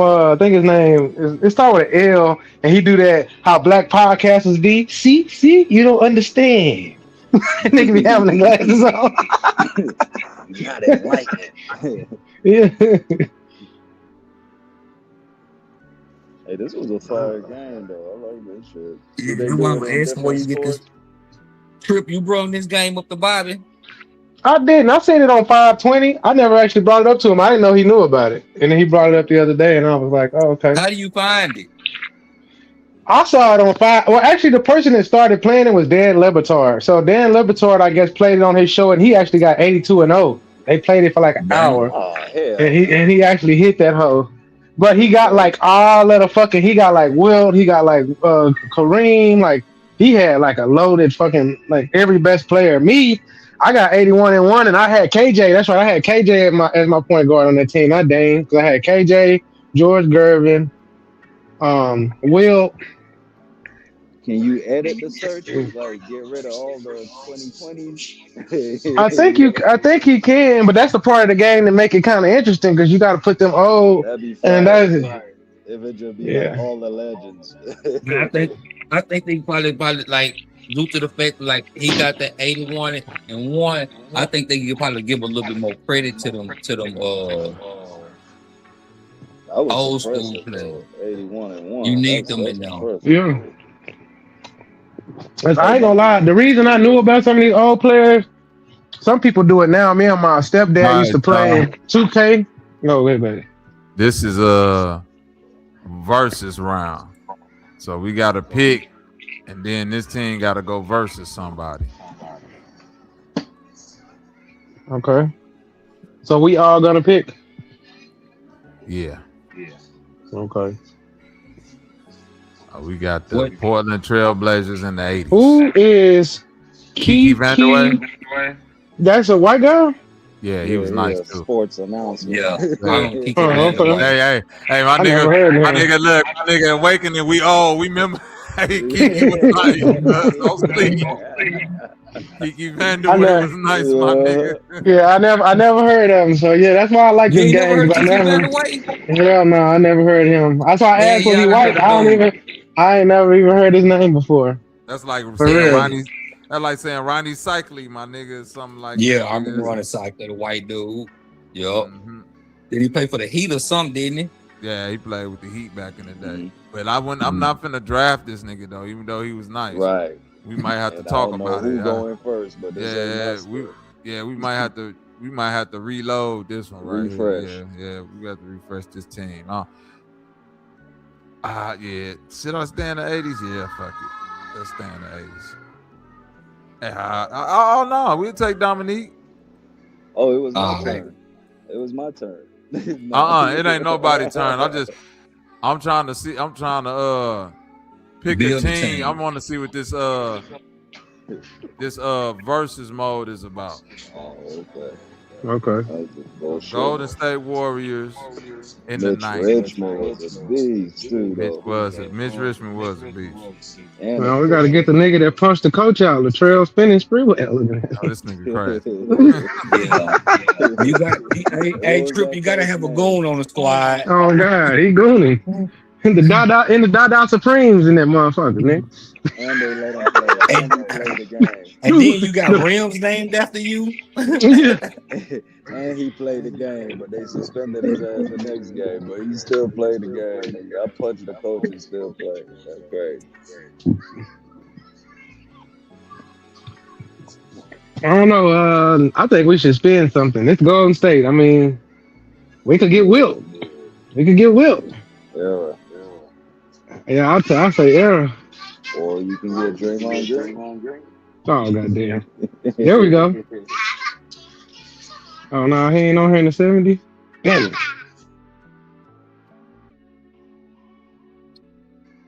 it. Aaron Lucas. Rick Barry.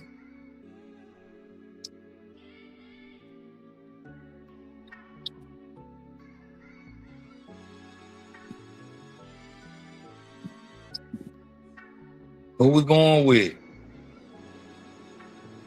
Steph Curry. They ain't on that one.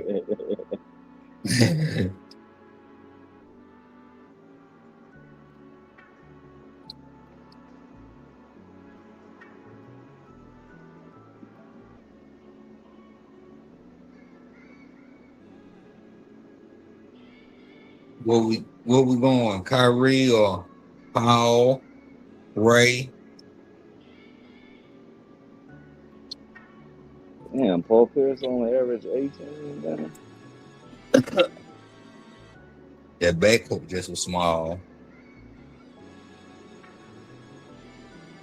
Numbers crazy though. Yeah, gotta go Kyrie.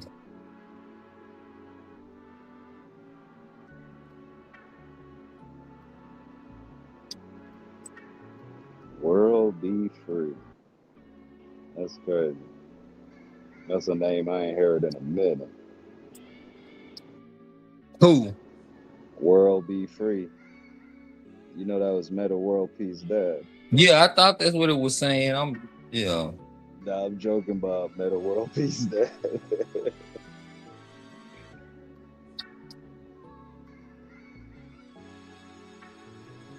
Back to Mitch Richmond. Mitch Rich.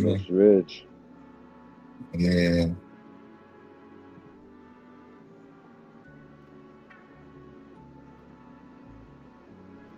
You want Malone on the 6, Stockton? Who would pick Antoine Carr?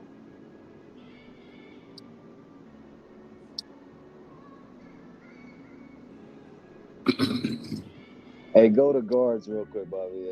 Damn, never mind. I just wanted to see my uncle was up there.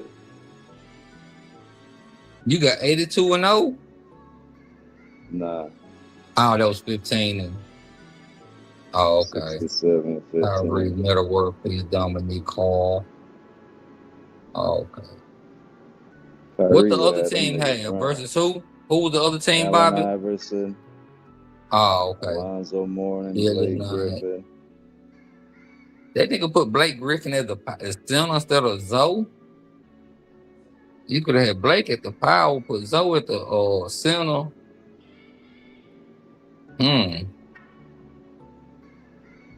What's leaderboard? What's that right there, Bobby? What's leaderboard?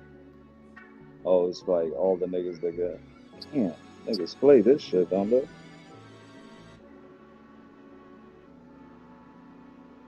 I need to. How you find this game? I want to try this shit.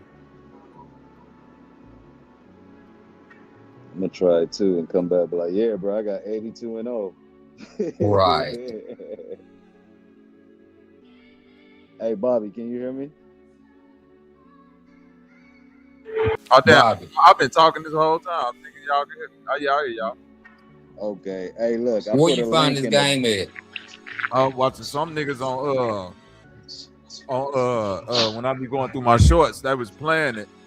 And I was like, oh, that's hard. Look, 82-0, build your franchise and shit. Cause they got it's different games like this, like flip the card and shit like that, and then it'll tell you to pick the best player at the position and shit like that, all type of shit. So oh, okay.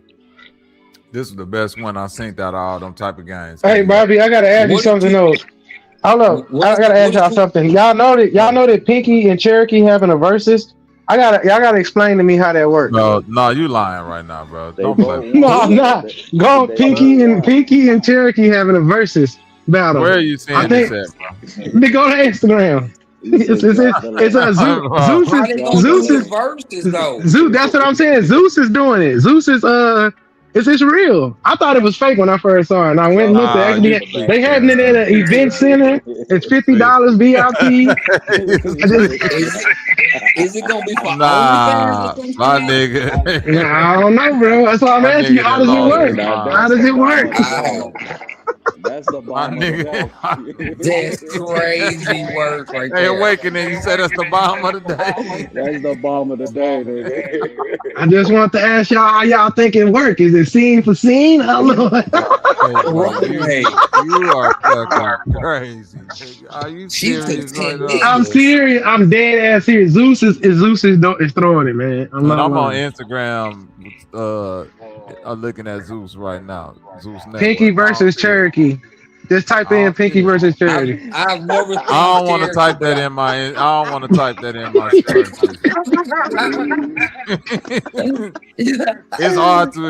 It's hard to explain to y'all, lady. Why you see what I was doing when I was on live? They was talking about this. Right. Just drop the link in the chat, nigga. Niggas gonna be like, nigga, stop lying. Motherfucker gonna be at church talking about some. Look up something. Son, why do you have Pinky versus Cherokee in your search history? You know that's a sin. You going to hell. Yeah, they ain't lying. This is a real thing. Only on Zeus Network. Pinky versus Cherokee. Yeah, they said they got VIP sections in Atlanta. Hold on, it's in Atlanta. Where is it at? It's at a convention center or something. It's a big venue. Both of them look like they just tired. Oh boy. And took over 3,000. Never mind. I just wanted somebody to explain to me how the fuck it worked. I was like, well, we going act for act. I mean, what are we doing? Nigga, that's a horny ass arena. That's some crazy shit. Oh yeah, it's clean. Well, I can make him a lick off that one. Who's the best eater? All right, this is who's the best swallower? He's gonna be on all type of shit. Nigga, I'm speechless, nigga. I'm speechless. Get your $50 VIP pass, my nigga. And you say they're here in Atlanta? Nah. That's crazy. Bobby, but I did put a link in the back chat. You click on that shit when you get a chat. Oh, let me check it out. Mm-hmm. Yeah, bro, that shit scrolled across my shit, and I said, "Is this real?" And then I started looking into it, and I said, "This is most definitely real." I said, "That is some crazy shit." The Gooner versus. I was just gonna say something about this Nolan Wells shit because it's a video that's going around on Facebook now. I seen like I guess it was intended for me to see it, but it was one video they showed. They were just panning, I guess, Horn Island, showing y'all the boats and the people and shit who was at Horn Island that day. And I say, shit, you see all the flags and shit on all the boats. I say, shit, man, this is a rally. This is like a rally to me. Shit, I don't know what it looked like. I said, man, this is like a rally. And I already know what some people gonna say. Oh, them just people who love their country and with the American flag. Oh, listen, I love my country too. But it's just like I tell people about that American flag today means something totally different to me than it meant when I was in elementary. When I was in elementary, they just make us stand up, put our hand over our heart, and sing the pledge of allegiance. What they told me that flag stood for back then, and how I feel when I see the American flag today, is two different things. It's like when I see the Confederate flag hanging off the back of that pickup truck. It told me all I needed to know about that mother pickup truck. I know that. To me, it did. And then I went a step further. I said, man, let me look at some of the goddamn. Let me screenshot some of these flags. Let me see what kind of flags he hanging out. Look at this flag right. Shit, ain't no way. And my skull, I don't know what that even means. 𝘾𝐤𝙎𝙃 black. Ah, shit. And then TMZ, I see the 911 call they put out. I listen to the 911 call. This. What else? Sorry, look. Hey, can you hear me? Yeah, what? Yeah, what? That lady say, "Can you hear me?" Yeah, what? Shit. Why I know what nice sound like, and I know what not nice sound like too. And then on the same call, he said he's singing. The folks singing. She said, "Sir, you need us to get the National Coast Guard out there." No, don't send no guard. Huh? Bitch, and you singing? Bitch, if I'm singing, send any guard. Bitch, send a security guard. Bitch, any guard. No matter way you singing, she actually want her to send the National Coast Guard. You say, no, don't send it. That ain't no way.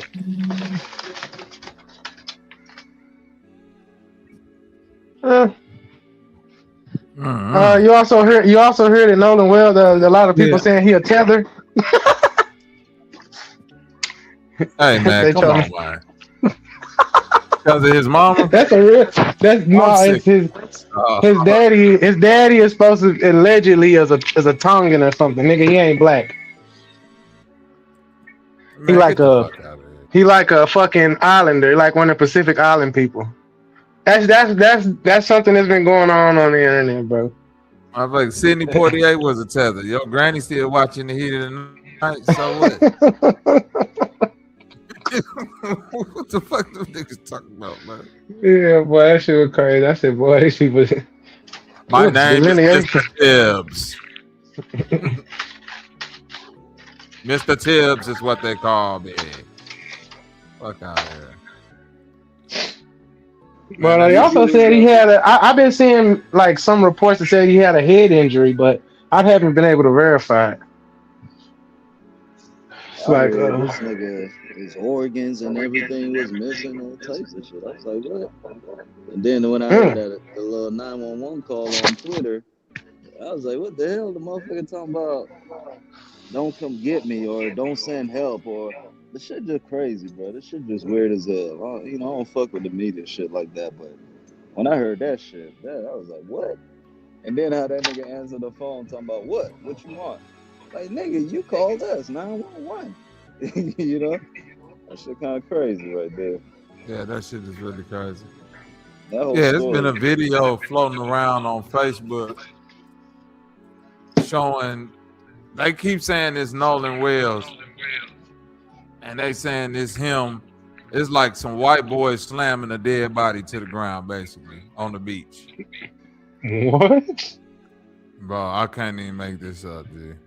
It's exactly what it sounds like. It's like a group of white boys, and they like one of them got this black kid up in the air like he doing a wrestling move, and he slammed on the ground, and you could tell the nigga he's already knocked out or dead or whatever by the way he hit the ground. Like, it's some crazy shit, and they like, this is really what happened, and this is all the shit they deleted out the phone. I don't know what's AI or true no more. I was just like, nigga, if that shit right there real, all them niggas is going under. Well, I can't even say they going underneath the jail, because shit, they got away with doing that shit to Emmett Till, so.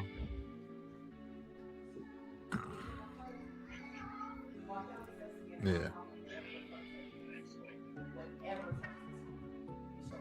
Yeah. Yeah, that shit crazy. Yeah.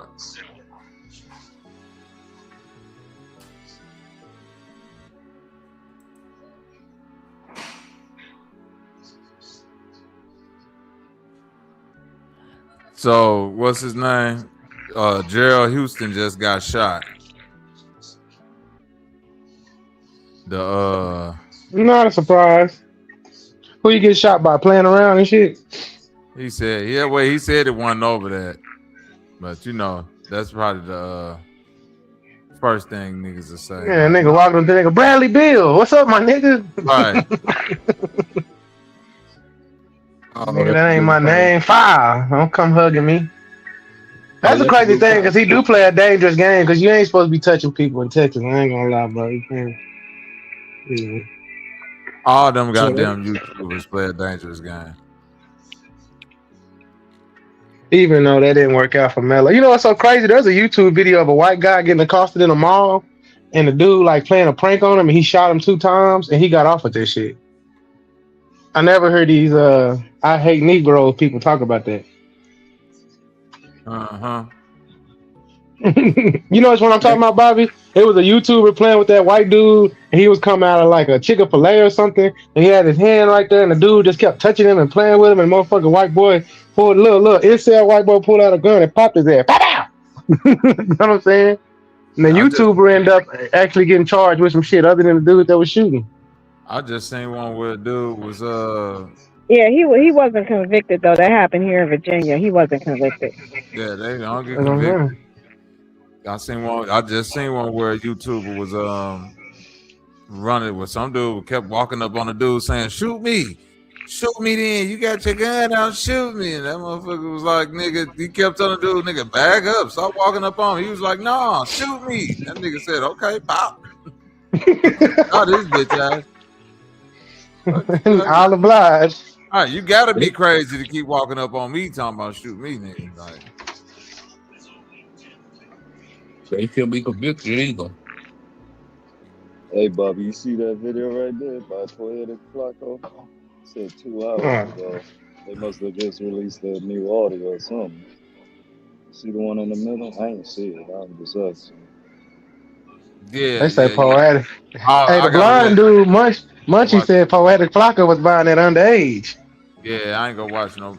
See, because 𝘾𝐼𝙎𝙃, one of them, they some of them niggas that'll get a hold of some content like this and then keep making content out of every little thing that don't be nothing, but it be like, yo, we got some new audio. The nigga said if instead of. And you be like, well, nigga, unless that shit finna break open the case, nigga, you not finna keep baiting me into watching your videos just by putting Nolan Wheels in it and saying new information. Like, at some point, that's what make the news more credible than these niggas. You know what I'm saying? Because you know, even though the online niggas do be keeping it real when it comes to like saying whatever is not being said on the news is still held to some type of, whether you say ethics or law or whatever, to where they just can't jump out there and just say anything at all times. They gotta get some real information, or they could be held liable. You know what I'm saying? These niggas online don't give a fuck what they say. They can just get up here and say whatever and then be like, allegedly, and that'll clear everything up.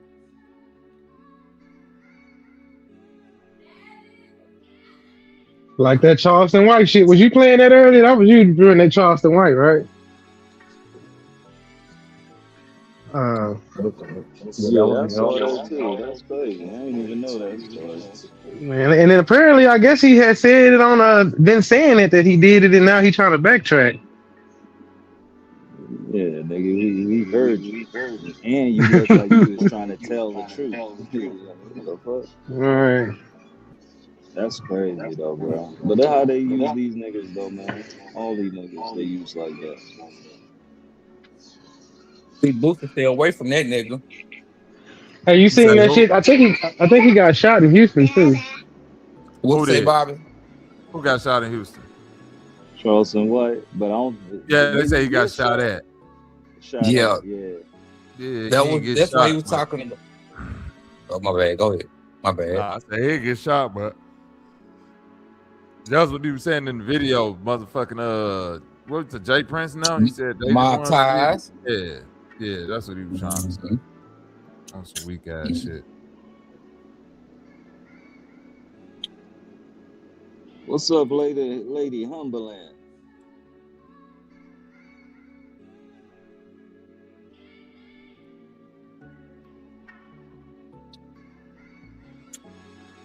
I thought I heard her voice earlier. She might be dozing in off and on. No, sir. Don't worry about it. I'm finna go and shut this shit down anyway, so I'll pull up on y'all tomorrow when I get up off the jail. You already know. All right, y'all. Much respect, y'all. All right, bro. Everybody, peace out, man. I'll see you niggas later. Yes, sir.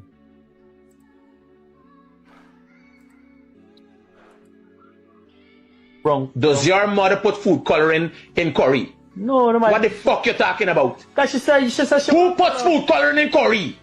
I could probably try it if you want. No, but listen to me. We deciphering something here for make fucking sense. Make it make sense to me. Where you come up with the idea that coloring is going curry? Well, if I make curry and it's supposed to look brown, my brother, the base content, which is turmeric or curry powder for curry, if you ain't got enough green, you put more curry. Well, you won't want coloring. You don't put coloring in curry. But she must use put. No, but I am asking you, see, and you gotta use your fucking common sense. You gotta use common sense. Listen to me. Did you ever see a mother put coloring in curry?